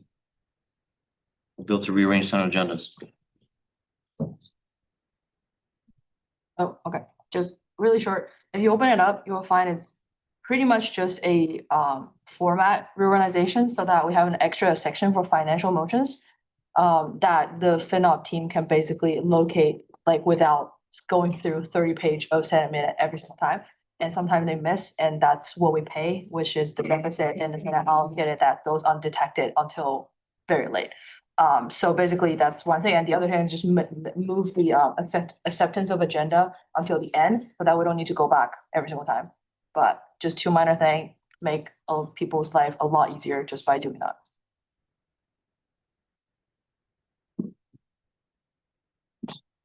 Oh, we got him. Okay, we're in discussion. As in, no motion has been made, you can discuss. Oh, yeah. Wait. Thank you for bringing this to the table, Senator John Manico. Yeah, it looks really great. And I was just wondering if you would like us to try to like discharge it tonight so we can start using it. Can we, yeah, we can. Thank you. Appreciate that. Oh, no. Is there a particular committee you'd like it able to, or just any? Next one. Doesn't liaison make much more sense? Is this like a simple internal thing? Sure. Lee. I was gonna say, I like how our agenda is structured today with like public forum and like reports at the very beginning. So I don't know if when we bring this to committee, if we're open to also adding that, and then the changes that you guys made to put the financial motions and financial allocations and action items is great. Yeah, if we wanted to make further changes to the agenda, it's just something to bring to mind if we wanted to do that. Do you want to clarify that? So the Build to Clean Up Legal Code did that. Oh, like, did that that's- already? Yeah, we've put public forum and all of it. The only thing was that acceptance of agenda isn't at the end amongst the like initial list. Lucan. So I have a point of information, then, is the legislation before us reflective of the Build to Clean Up Legal Code changes? Cause it doesn't, it looks like the whole. Not. I copied from the live version. I don't know if it's updated or not. Yeah, kill this. Just introduce them. I mean, it's just like, it's like it was something that's just non-existent. Sussman. Which policy did you take this from? What do you mean? It's one of the standing policies. It's standing policy for which I rewrote in the Bill to Clean Up Legal Code. You mean which document I copied from it? Guys, you're wasting time. You both know what's happening. It's from the old thing. Not. What? Traffic. Just take. Sussman. Motion to table the bill to rearrange Senate agendas indefinitely. A motion to table a bill to rearrange some agendas indefinitely. Is there a second? White law? Second. It's been a second, now discussion. Lee. Call the question. Question, just call the question. Like I said, thanks for catching that because you're looking at, yeah. Point of information. Mhm. Which version is the right one? A bill to clean up legal code. Can you share it with? Oh, only in that, oh. No, live legal code. Wait, I had like, okay. We can figure this out later. We're in a resolution requesting the cancellation of unusable student service fees. This is a constitutional amendment. No. It's a positional resolution requesting that the chancellor. Sure. Yeah, sorry. Yeah, go on. So the Attorney General wrote this and brought it to my attention today. Essentially, the childcare pass-through fee has $206,000 in rollover. The Attorney General's requesting, and I'm bringing this forward on her behalf, that the fees canceled until rollover is exhausted. This doesn't need to be passed by week 9. I would love if the Attorney General could be here to speak on this, considering she authored it. But I would recommend that we table to committee so the Attorney General can elaborate further on this resolution.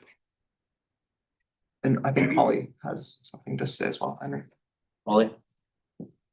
Oh, yeah, I was just gonna comment that I just posted the live legal code in the Slack, and I'll post my bill book as well, which will show you basically which edits have been entered into legal code. And then since I have the floor, if you all would entertain a comment about this resolution, you all may want to consider amending the language to say something like the childcare grants. That is the ASV, the pass-through fee for the children's center. That is a CEC fee, so the chancellor may not consider your request to cancel that since that's outside of your purview. But if you're referring to the childcare grants, that is an ASV. Thank you, Holly. I'll work with the Attorney General on that. Yeah, absolutely.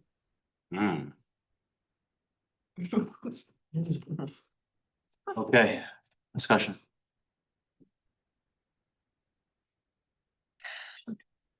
Lee. To clarify, so the Child Care Center lock-in fee is through AS, but is the University Child Center fee through AS, or is that through CFC? Or not CFC, but another entity? Sean. Oh, there's a childcare fee through us, and that's our AS grant. Then there's the University Child Care Center, that is a pass-through, so we've nothing to do with that, that just goes through. It's, yeah, that's why the language is very confusing, and you would wanna mix those up. And also, this past 3 months, we've totally revamped the system for requesting childcare grants. The system was poor, and that's why it built up, because people were like, I don't want to apply for this because it was a hard system to apply and get granted for. We totally revamped it, got it through DocuSign. It's like a nice system that we've got going now. And we can probably just increase the amount of that's, you know, given out or awarded as part of that, but commentary. John. Motion to table a resolution requesting the cancel of unusable student service fees indefinitely. A motion to table this resolution indefinitely. Is there a second, Lucas? Second. There's been a second. We're now in discussion. Wait, look. Everyone's like familiar. Okay, question has been called. You object to the question? You object by consent? Seeing none, motion passes. Like lightning. We're in a resolution to introduce a constitutional amendment to rationalize the Senate's size and constituency. Oh no. And suspect. Yeah, this has come up before. I think these are necessary changes to the size of this body. And I mean, I would encourage all of you to look at this, but this has come on our radar before. And you know, like a lot of other things, we need it on the ballot in a timely manner. So we'd like to see this through expeditiously.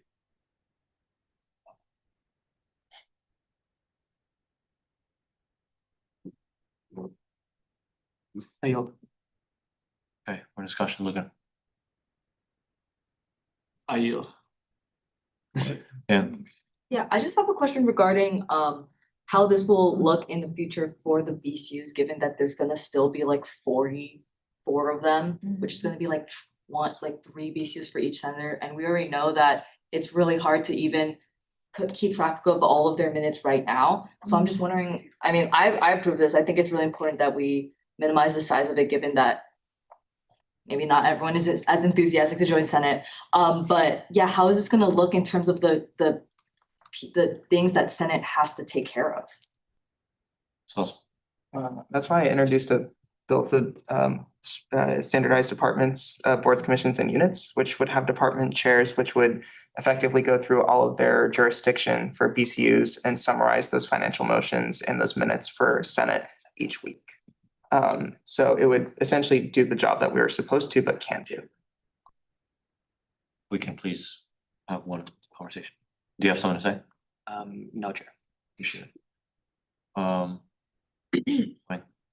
I remember like seeing a bill like this earlier that made the senators at large to have 10 seats. So I was just wondering like why you decided on 8 seats now?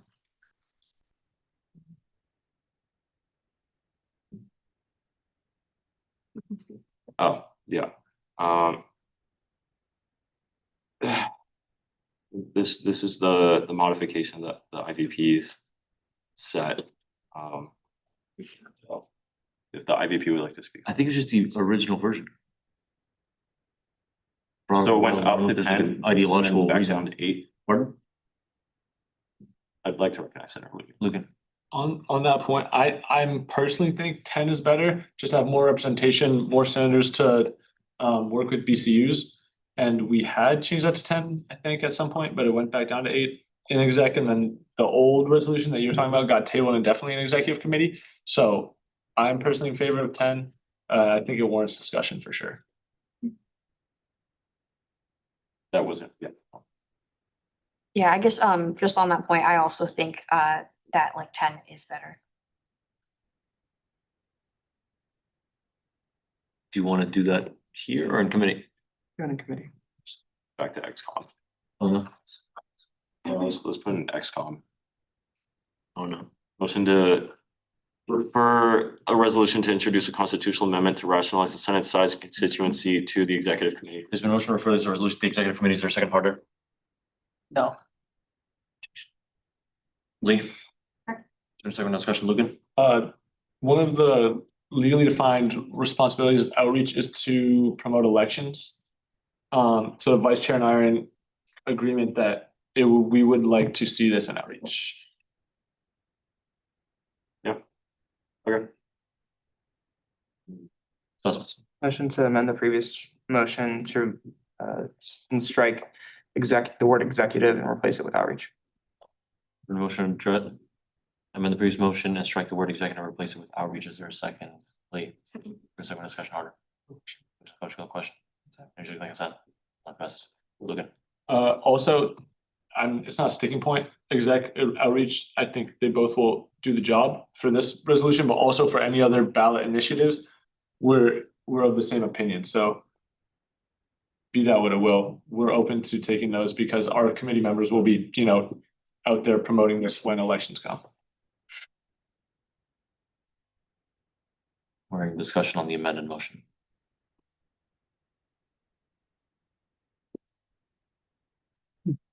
Lugan? Cool question. Questions, comments, call question? Anything like that?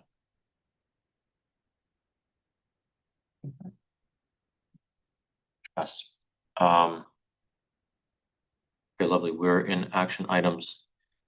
Beginning with the HIP proposal, Ivy Underground. I know Sanu has waited God knows how many hours to speak on this. Is there unanimous consent to recognize him? Speak on the item. Anything like that? Okay, feel free. I didn't work on this directly. Just want to let you guys know. I'm just like a messenger for Valentina and Aaron.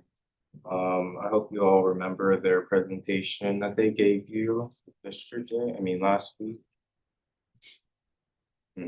Thank you.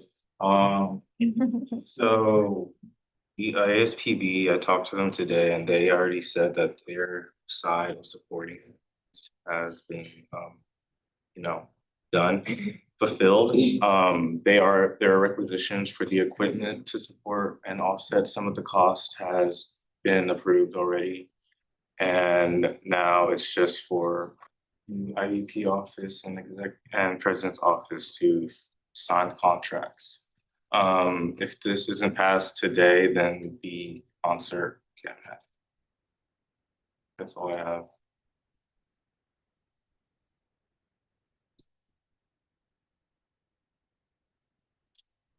Okay. If this isn't passed today, like for example, if it was tabled and passed next week, why could the concert not happen? Because we have to sign a contract.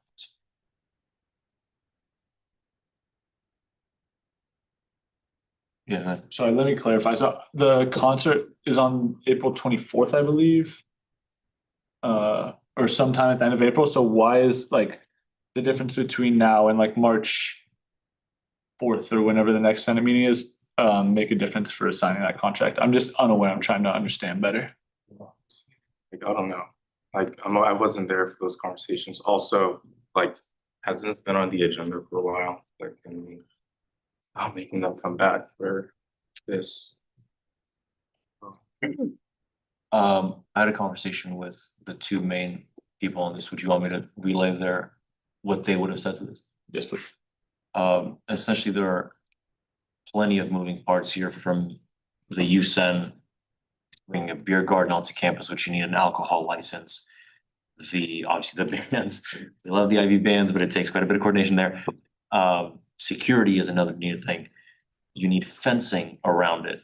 And the original timeline that they gave them was, they were half joking, but half not really, is try this next year, like a calendar year from now. So this is the kind of thing, from what I've been expressed by the two members of my office, where you need every day, every minute you can get.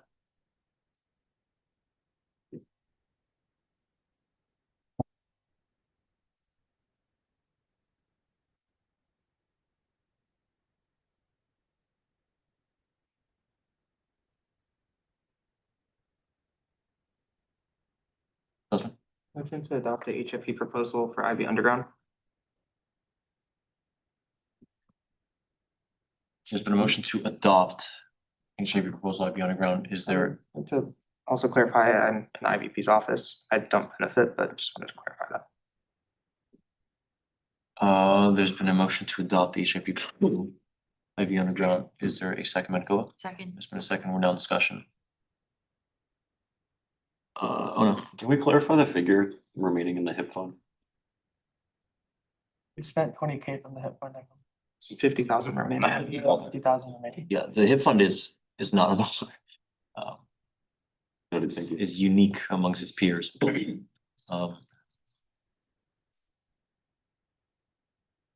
now in discussion. Dan? Call the question. Question has been called. Just call the question. Consent. Any objection, like consent? Okay, carries funding, so it should definitely be a leave vote. What motion would this be? 3. Okay, motion 3. Like next 30 seconds, please.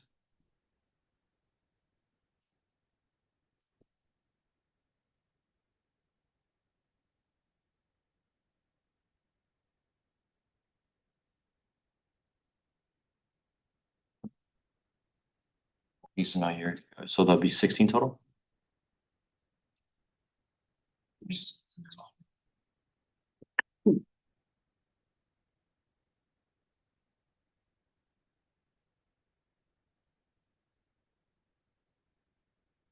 think there's one missing. Oh, Jenny's also, okay. So that's it? They should be marked as present, but their vote would be abstention since they're here. They just went on PPP. Yeah, you're right. Can you reflect that, please? So they should be present, but abstentions. So She's right. Jong, Reese and Malhis. Yes. So the total would be 15 or would be 14? It would be 17. So we have 20 people with them? Or I guess, Jesus Christ, they're abstentions, right? Yeah, okay, cool. So 11-1-5 motion passes. Yes. Just wanted. I move to add the legislative reform amendment 2026 to section F. We have to discharge. I move to discharge it first from executive committee. Sorry, you just said like 5 things. Do you want to rescind and try it again? Maybe. No, you're discharging. It already exists. Yeah. I move to discharge the legislative reform amendment 2026 from executive committee.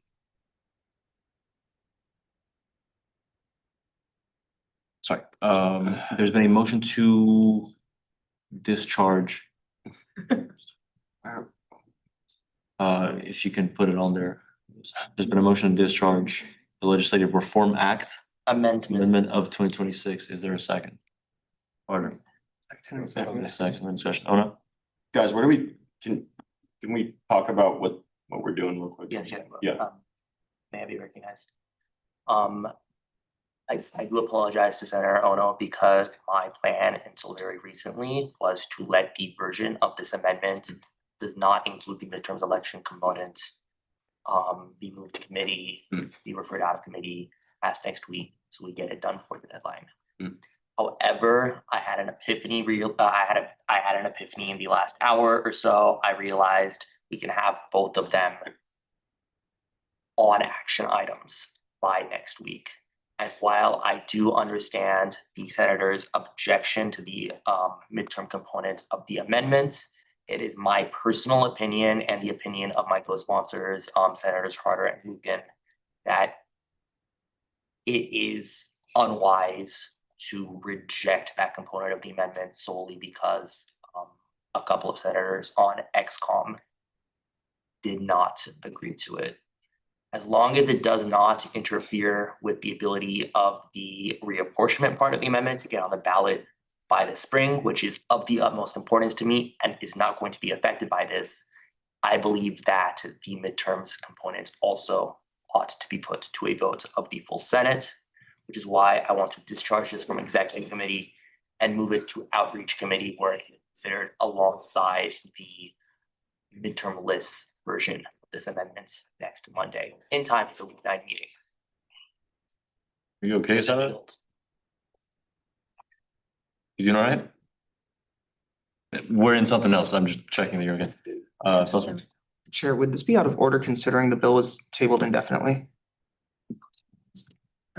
I have no idea. No. Would the JC representative know? Yeah, even when it's tabled indefinitely, right? Yeah. Yeah. Oh, no. So what exactly is gonna happen between the midterm list one and the one with the midterms, right? Like are you just gonna compare them or like are there modifications planned for the midterm list one or like can we just clarify that? No, hold on a second. This one. The plan is to move both to outreach, where they can both be considered amended and referred back to the Senate floor. I would like a vote on the midterms version first next Wednesday. Mhm. If it fails by a vote of the whole Senate, I will then move to consider the midterm list version. Okay. That way I still get what I want, which is full consideration of my full amendment without endangering the incredibly critical reapportionment of the Senate, which I know we screwed up last year and I don't want to be responsible for that happening again. Okay. Just to clarify for everyone else in the room who may be a little bit unaware of what's happening. So the Legislative Reform Act amendment that Senator Gio Simone is talking about was tabled indefinitely in executive committee on Sunday. Senator Gio Simone came to Senator Harder and I because he believed that it should still be put before the body to be ultimately decided and not just not just tabled indefinitely and basically gotten rid of in committee. And so this discharge that Senator Gio Simone has just motioned would just allow all of us at the table to discuss it instead of it going away in executive committee. And then we can all talk about it. But so that's what this motion is. Oh, no. Okay. Sorry. Let's just can I request like an informal hand vote? That's the thing. Can we do an informal hand vote on just like a smell check on like if the rest of the body thinks this is a feasible thing to proceed? Cause I think that would be a fair assessment of what we're looking at. Like, you want to speak on it first or you want to just do the hand vote?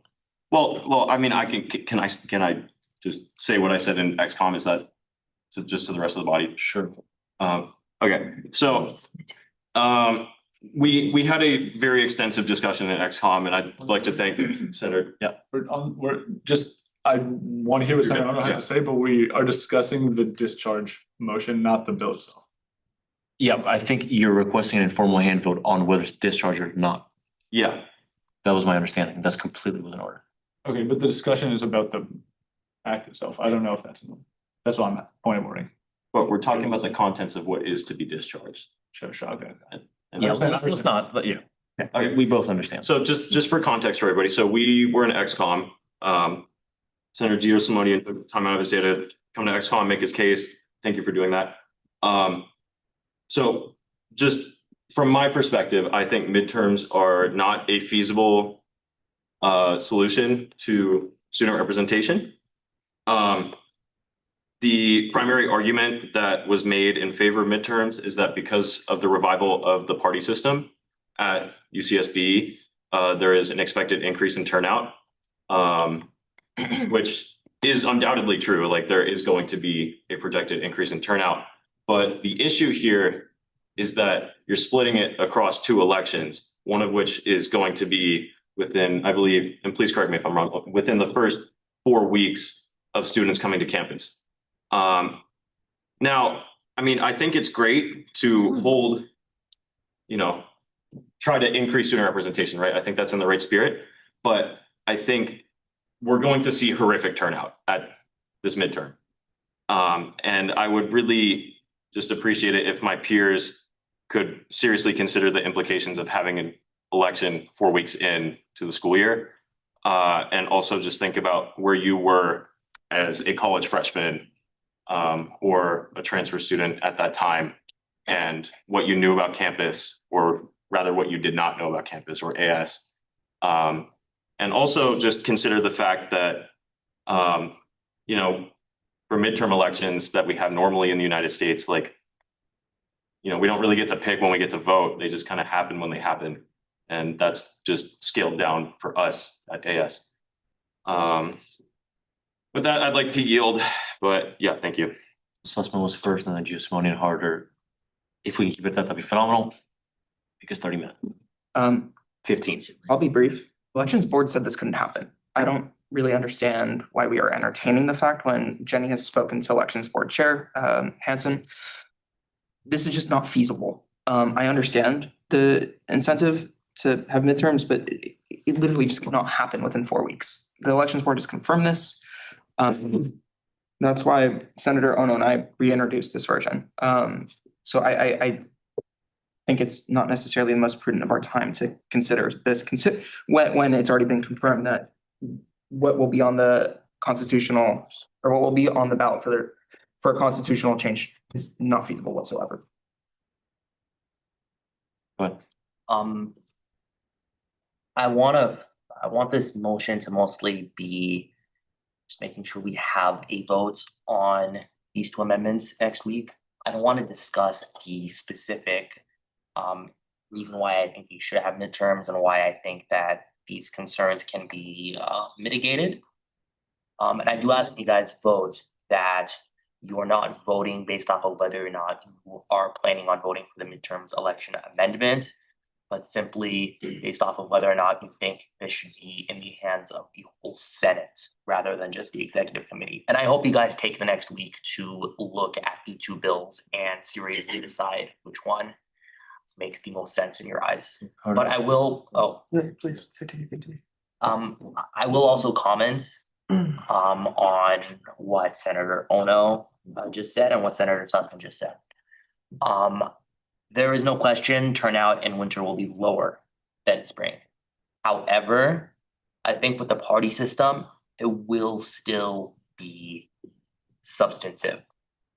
And the plan is to add an amendment to the amendment that would, for Senate elections only, nothing else, waive the turnout requirement after 2 weeks. Another thing that this whole body needs to discuss. Another thing with lots of implications, but I ask you guys not to focus on that right now. Focus on that over the next week. While outreach does its work, assuming this motion passes today, refining these 2 bills to the best extent possible. Making sure that the Senate as a whole gets to vote on which path to take. I also want to touch on Senator Sussman's comments on elections board. While elections board in its current form probably would not be able to handle 2 elections a year, we would have 18 months, actually we would have 19 months from May of this year to December of next year from the ratification of this amendment to hire more student elections workers, use some of that $13 million in rollover maybe. I don't know what it's going to take, but we have lots of time to make our elections board bigger and more effective and capable of doing 2 elections in a year. But again, I urge all of you to vote not based off of what you think is the best option, because I think that that's something that we're all going to need to think critically about over the next week. But just based off of the fact that whether or not you think it should be a couple senators in XCOM or the whole Senate that decides what is honestly probably going to be the most long-lasting and substantial change that this body makes. I yield.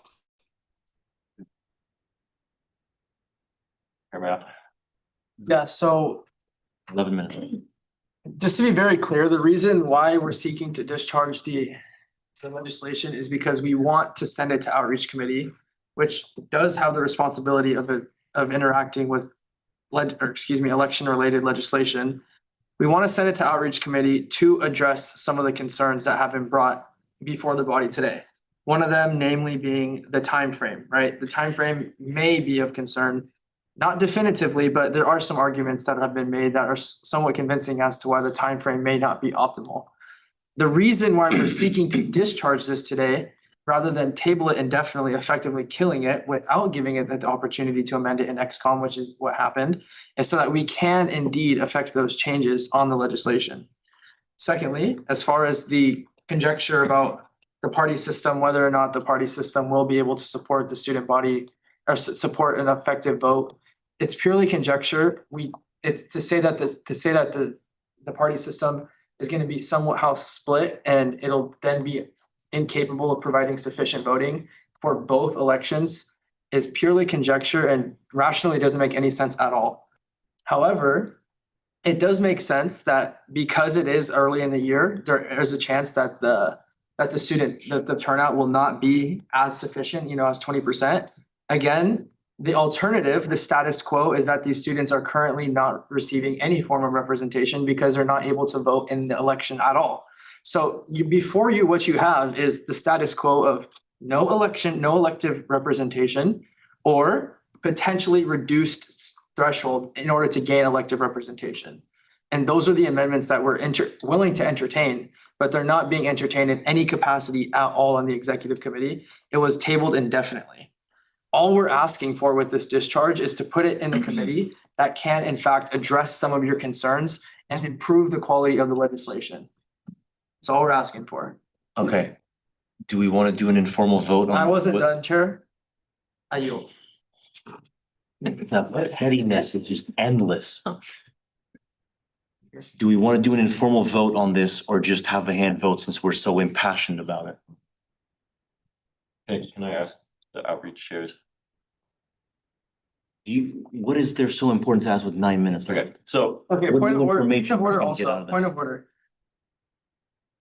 And speculating on intent, the pettiness portion. It's a perfectly accurate descriptor, actually, but I apologize. Oh, no. So will the version without the midterms be discharged in a form where it is feasibly the same as it is in its present existence, right? I think that's a valid question for us to have, considering that we have this disagreement. So if you could just offer reassurances that the midterm list version of the bill will be discharged relative to its original mission, I would sincerely appreciate that. Okay. Yes, and I would appreciate someone called a question because I think we've exhausted the discussion, but yes.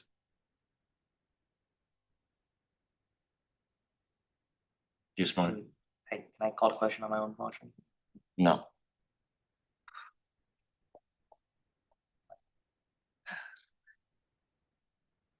Wait, look. Question has been called. Did any judge call the question? Consent. Consent. Okay. Per chair's discretion into a leave vote. Motion 4.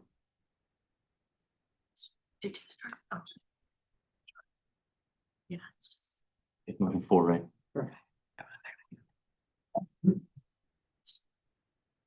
A yes would discharge, no would not.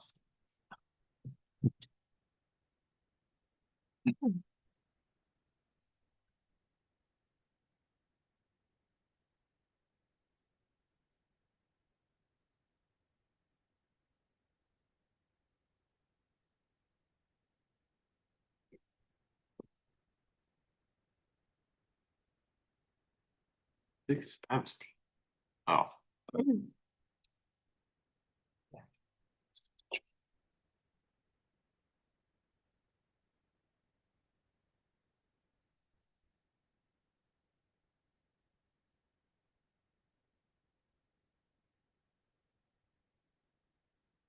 Well done. Yes. Okay, so two motion passes.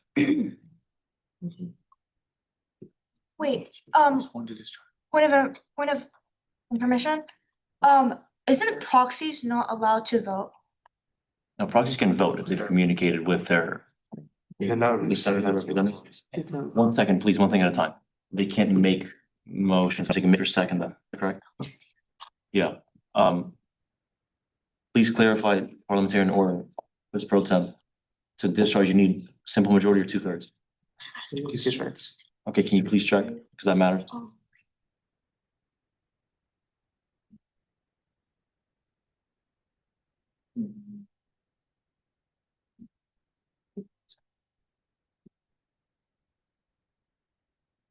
We're within our own bylaws. Yeah. I believe judicial council has the answer. Yep. I'm 90%.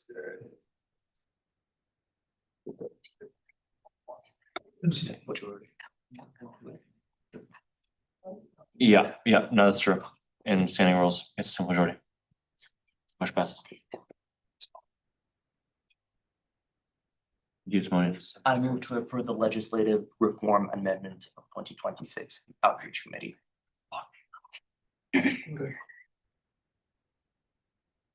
Vote. A motion to refer. Lost, bro.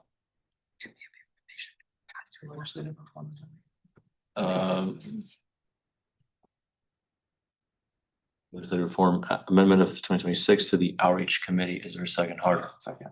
A second. We're now in discussion. Sussman.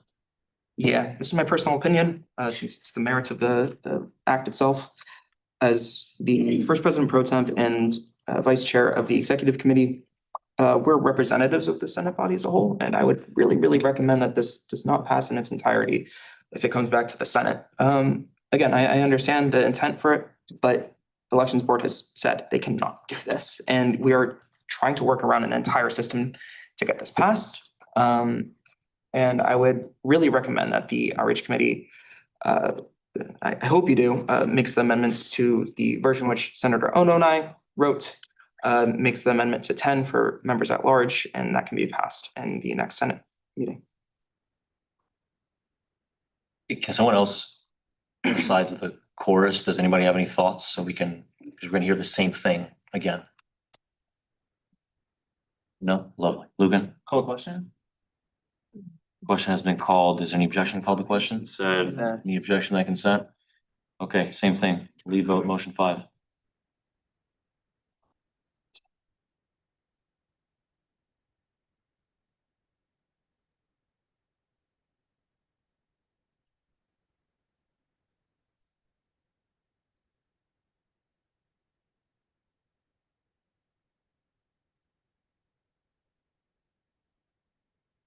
Let's get that done in the next few seconds, please.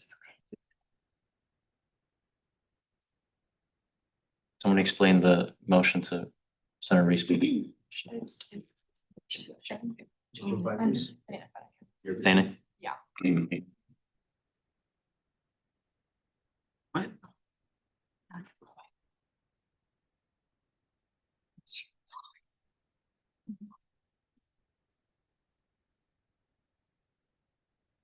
I believe there's one missing. Why is Shurkin present? The proxy. Oh, you're right. Good. Proxy for Senator Shurkin, vote please.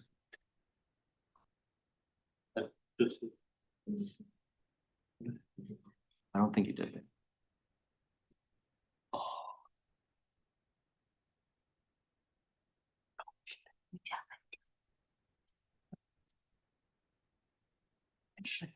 Okay, so 395, is that correct?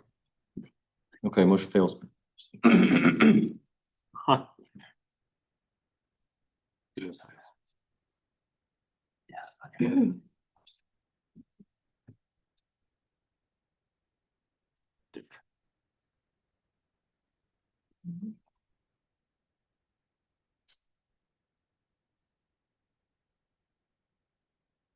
Carter.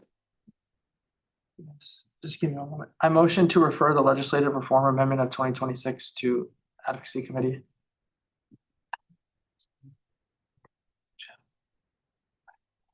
I mean, there are some legal principles of not repeating the same thing I'm not. 15 times over. There's been a motion to refer this legislation to the advocacy committee. Is there a second? Sussman. Second. There's been a second. We're now in discussion. Lucan. I'm just a little confused. I don't really have an issue with it going to advocacy, but we're all just, I thought, clear on why it would go to outreach. We voted yes to discharge it, and then we voted to send it to outreach, so I would appreciate if anyone who voted no, if they could explain just why, because I genuinely don't understand the thinking. So I thought we discharged it to then send it to outreach, which is the most relevant committee besides exec, which it just came from, so I don't really get what's going on. This is my second. Second has been rescinded. Is there a second to the motion?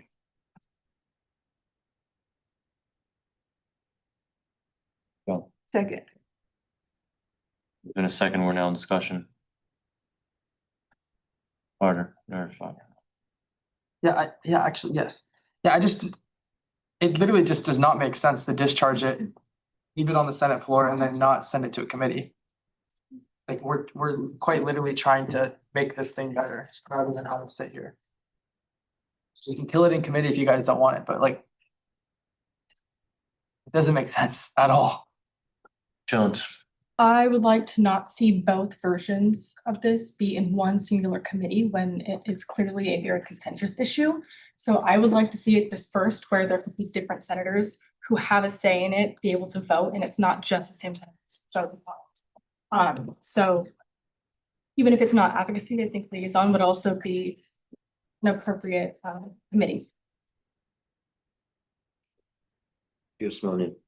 Senator, would you be okay with us moving the midterm list version to advocacy committee and putting the midterm amendments into outreach?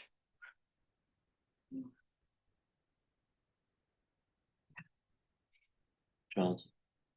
I would just like to see both of them in different committees and not in the same committee. That's it. Nicole. Call the question. Question has been called. Do you have a question? Yeah, that's what I said. For the sake of consistency, leave out. There's no reason to do the other ones and not this one. 6.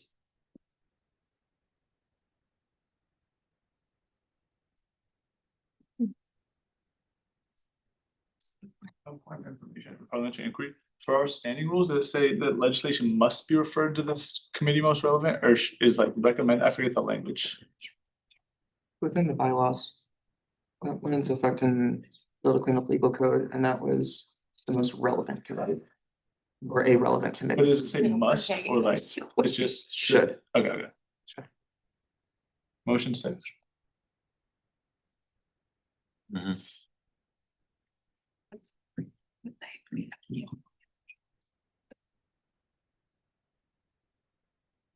Time, guys, just so you know.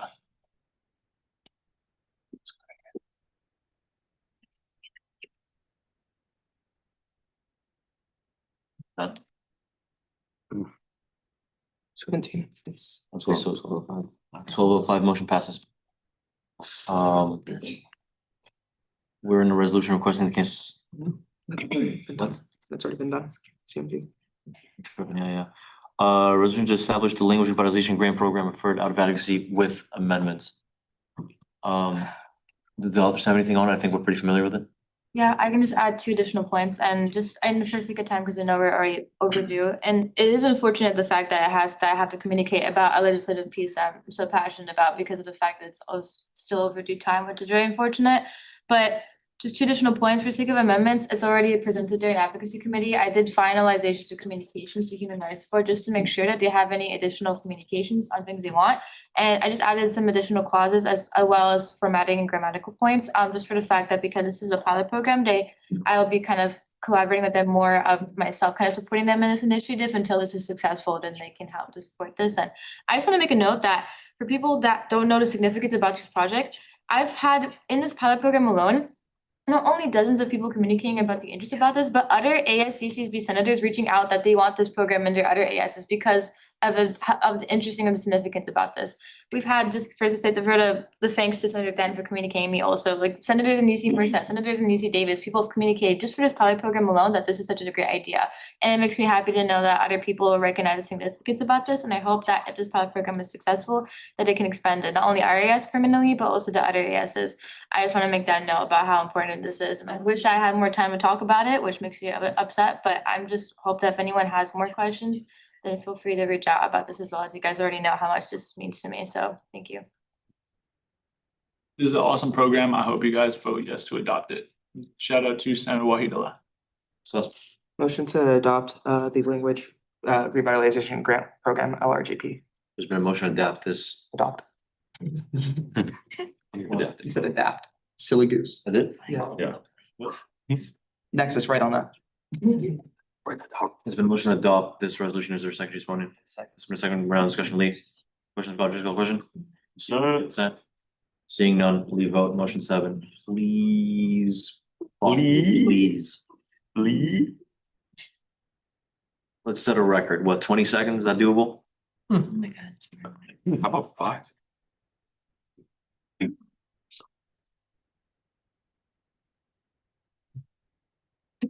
Young, Manikova, iPad is a little hard. wait, Cinderazio should not.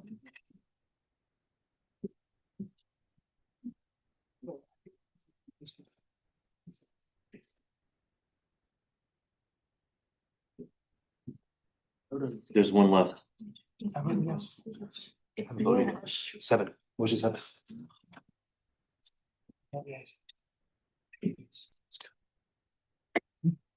Okay, 17-0-0 motion passes unanimously. Congratulations.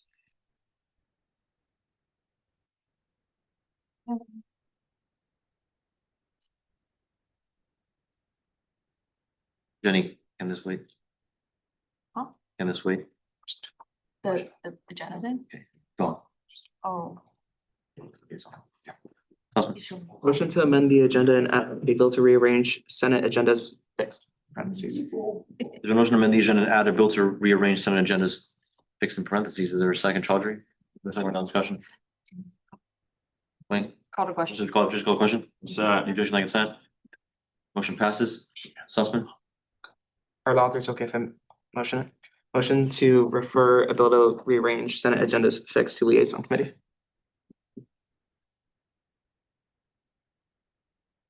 There's been a motion to refer the legislation to the committee. Is there a second, Lee? Second. There's been a second round discussion. Carter? No. Wait, point of information, did you say exec or liaison? Just- Liaison. You said liaison, but chair said sec. Yeah, I think I said liaison committee. I don't know what I said. It's the liaison committee. Question, Chaudhry? Question to call, just call question? Objection like consent? Seeing none, motion passes. Is that all for action items? Young? Motion to allocate $27,500 to UCSB Shabbat, account number 617 out of Jewish Commission account 438 due to their dormant status. No, motion to allocate $27,500 to UCSB Chabad 617 out of Jewish Commission account 435 due to their dormant status. Is there a second? Wang? Second. Second, we're now in discussion. Jung, you mean Jewish Commission's dormant status, not exactly clear from the motion? Oh, how can I make it? No, I'm just saying. Yes. And you expect this to just fly through? Like, are people familiar with? Yeah, we what this did is? it last time, remember? Really? Yeah, this is the second time we did it. Okay. Chaudhry? Questions we call, just call the question? Any objection to consent? It's financial, motion 8. Dude, what's going on? The empty board commission unit bill got passed up on the agenda. Oh, what? It just was not brought up at all, but it's on the agenda. Oh, yeah, we'll get to that. We have plenty of time. Please, next like 15 seconds, get your votes in.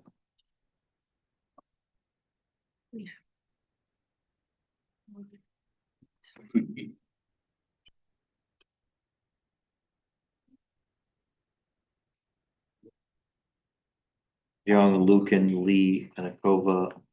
Oh, no. You have to ask if there's a conflict of interest.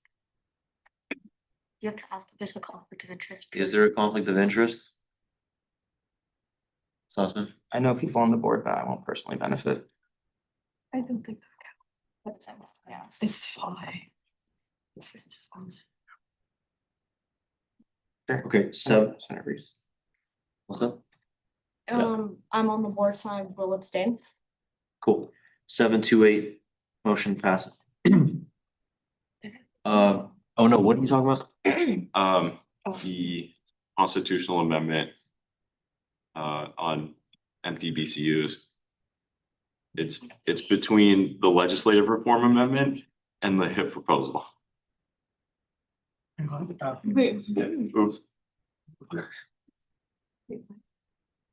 So, Chair, really quick. Some of the USEN staffers are just waiting for us outside, so if we can move our meeting maybe to AS Main, that might be best. And that would delay it by at least 30 minutes. Let's please just get to this. Oh no. Okay, yeah, so just briefly, we did a minor amendment to this in XCOM, basically just saying that this is under the jurisdiction of the executive director for like tracking or just monitoring PCUs during the budget cycle. And because it's a constitutional amendment, we're not gonna outline specific positions because that's not what constitutional amendments are supposed to do. So it basically just says relevant student members will be doing oversight and accountability for this amendment. I'd highly recommend we pass this because this is the issue that we've been dealing with empty boards, commissions and units where these are not being used. So I'd recommend we pass this today so that way it's on the ballot. Okay, whatever you do, let's get moving. Lee. Motion to adopt a resolution to bring a constitutional amendment on ASCCSB fee provisions for. Has to be referred and discharged, Senator. Oh, sorry. You're saying? Are we not in action items? It's been referred and discharged. Yeah, it's. Jesus Christ, what am I saying? Yes, I'm so sorry. Please proceed. Yeah, you already did. Motion to adopt this resolution. Is there a second? Ben, Second. there's been a second, we're now in discussion. Reese, One question. questions called, just call the question. Any petition that consent? Okay, leave vote, please. Motion 9, right? Yes. 15 seconds, please.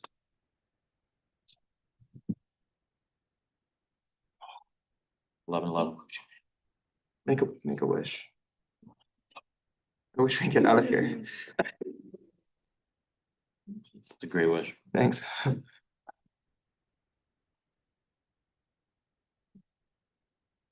Three more. Manakova, I just voted. Stay. Lucan. Can't access it by abstain. You abstain? Is it okay if I put that? Yes. Oh, I didn't vote. Okay, 1403, motion passes. Great, that's all, right, for Yes. these beloved, okay. I don't know. We have. Okay, do you have any consent to move into section K minutes and allocations? Consent. Motion on consent? Sussman? Huh? Alright, oh, What? recognized? We're in minutes and allocations? Yes. Yeah. I mean, I went through them. I just wanted to tell everyone, I went through them to check them. There's a lot of huge financial motions that are actually on here, not necessarily anything that is worrisome. The only thing I want to bring up is the spring alternative break by CAB, that they do, like we know every year. It's like, what, 50 grand? Let me just check real quick. It's like 50 grand. The main thing is that we can't access the budget to it. So I'm not sure if they go through FinCom, and talk to them about that as well. But I mean, like, I'm sure they do, I know they do this every year, but the whole issue is that when BCU send in their minutes and then they have these budget sheets or they have these like reports about things that are really information that we need to know, no one has editing access to it, or like no one has like actual like viewing access to it. That's it. I yield. John, Yeah, I think we do. I can forward it, but I just need the time to find it. Sussman? Motion button on approve all minutes and allocations. It's been motion bundle approval, all minutes and allocations, there's a second, Dan? Second. There's been a second, we're now in discussion. Chaudhry? Questions, comments, call question? Any objection, like I said? Seeing none, motion passes. We're in appointments and resignations, Sussman. Motion to bundle approve all minutes and allocations. Appointments and resignations. Kind of rhymes, but, there's a motion to approve all appointments and resignations. Is there a second? Lee? A second, motion? Oh, actually, I do have a comment. Sorry. We have to reappoint our CFO. Our CFO have never been to any of the president meeting or the finance committee meeting. We actually need them for budget cycles. We're appointing a new person. Like, we actually do need to get it done. First thing next week. Please. I need it for budget cycles this week, bro. They have to brief the president. You just thought of this at 11:14 PM. No, it was emailed previously by the president and it was like on Monday. Okay, you rescind your motion? Can we deal with this in like next 2 seconds? Yeah, what's the name? It's in the, so you guys didn't get an email from the president. Just put the name. Okay. Yes. Just motion it on. You have.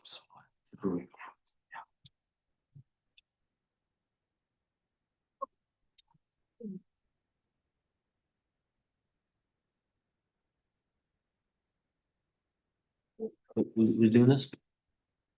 Jenny, can you say? Yes, I don't know his last name.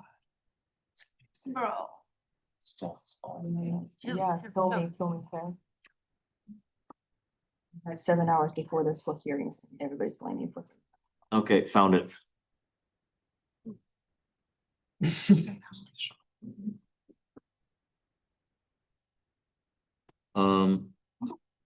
Wait for this on Sunday, so that won't get me late. He was like.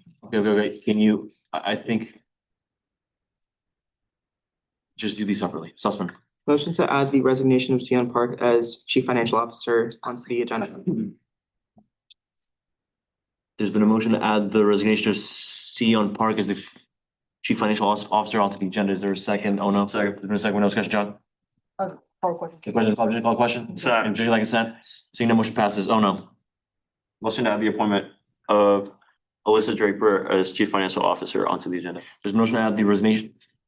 The appointment of Alyssa Draper as the CFO onto the agenda. Is there a second, Lee? There's a second, more in the discussion. I don't think we should appoint Alyssa Dripper as CFO. She doesn't even have the agenda open during our finance committee meetings.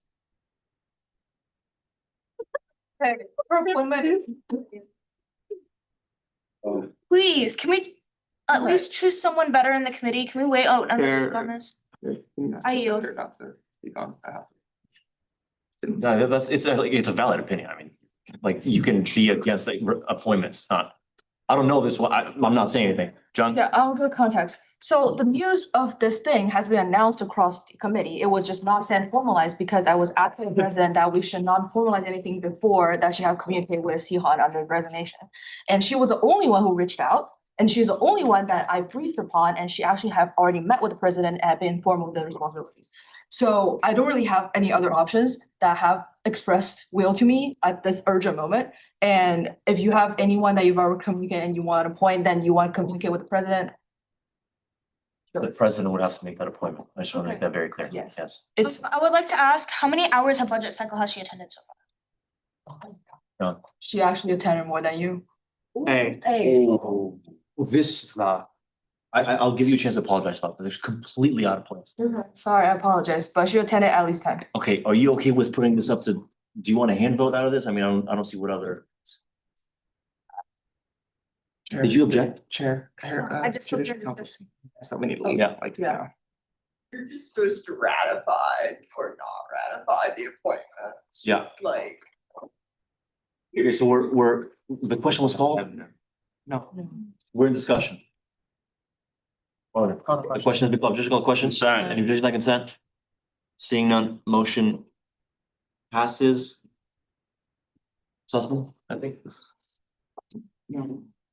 Oh, Yeah, motion to bundle and approve all appointments and resignations. there's been a motion to bundle and approve all appointments, resignations. Is there a second, Lee? There's been a second round of discussion. Dan? Question been called, just called question? Any objection like consent? Seeing none, motion passes. Acceptance of agenda.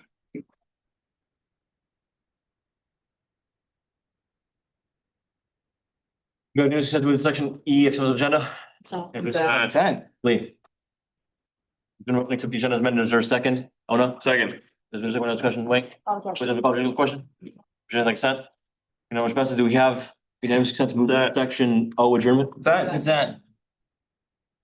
Just wanted. Motion to adjourn the meeting at 11:18 PM. There's been a motion to adjourn the meeting at 11:18 PM. Is there someone else? Second. There's been no discussion.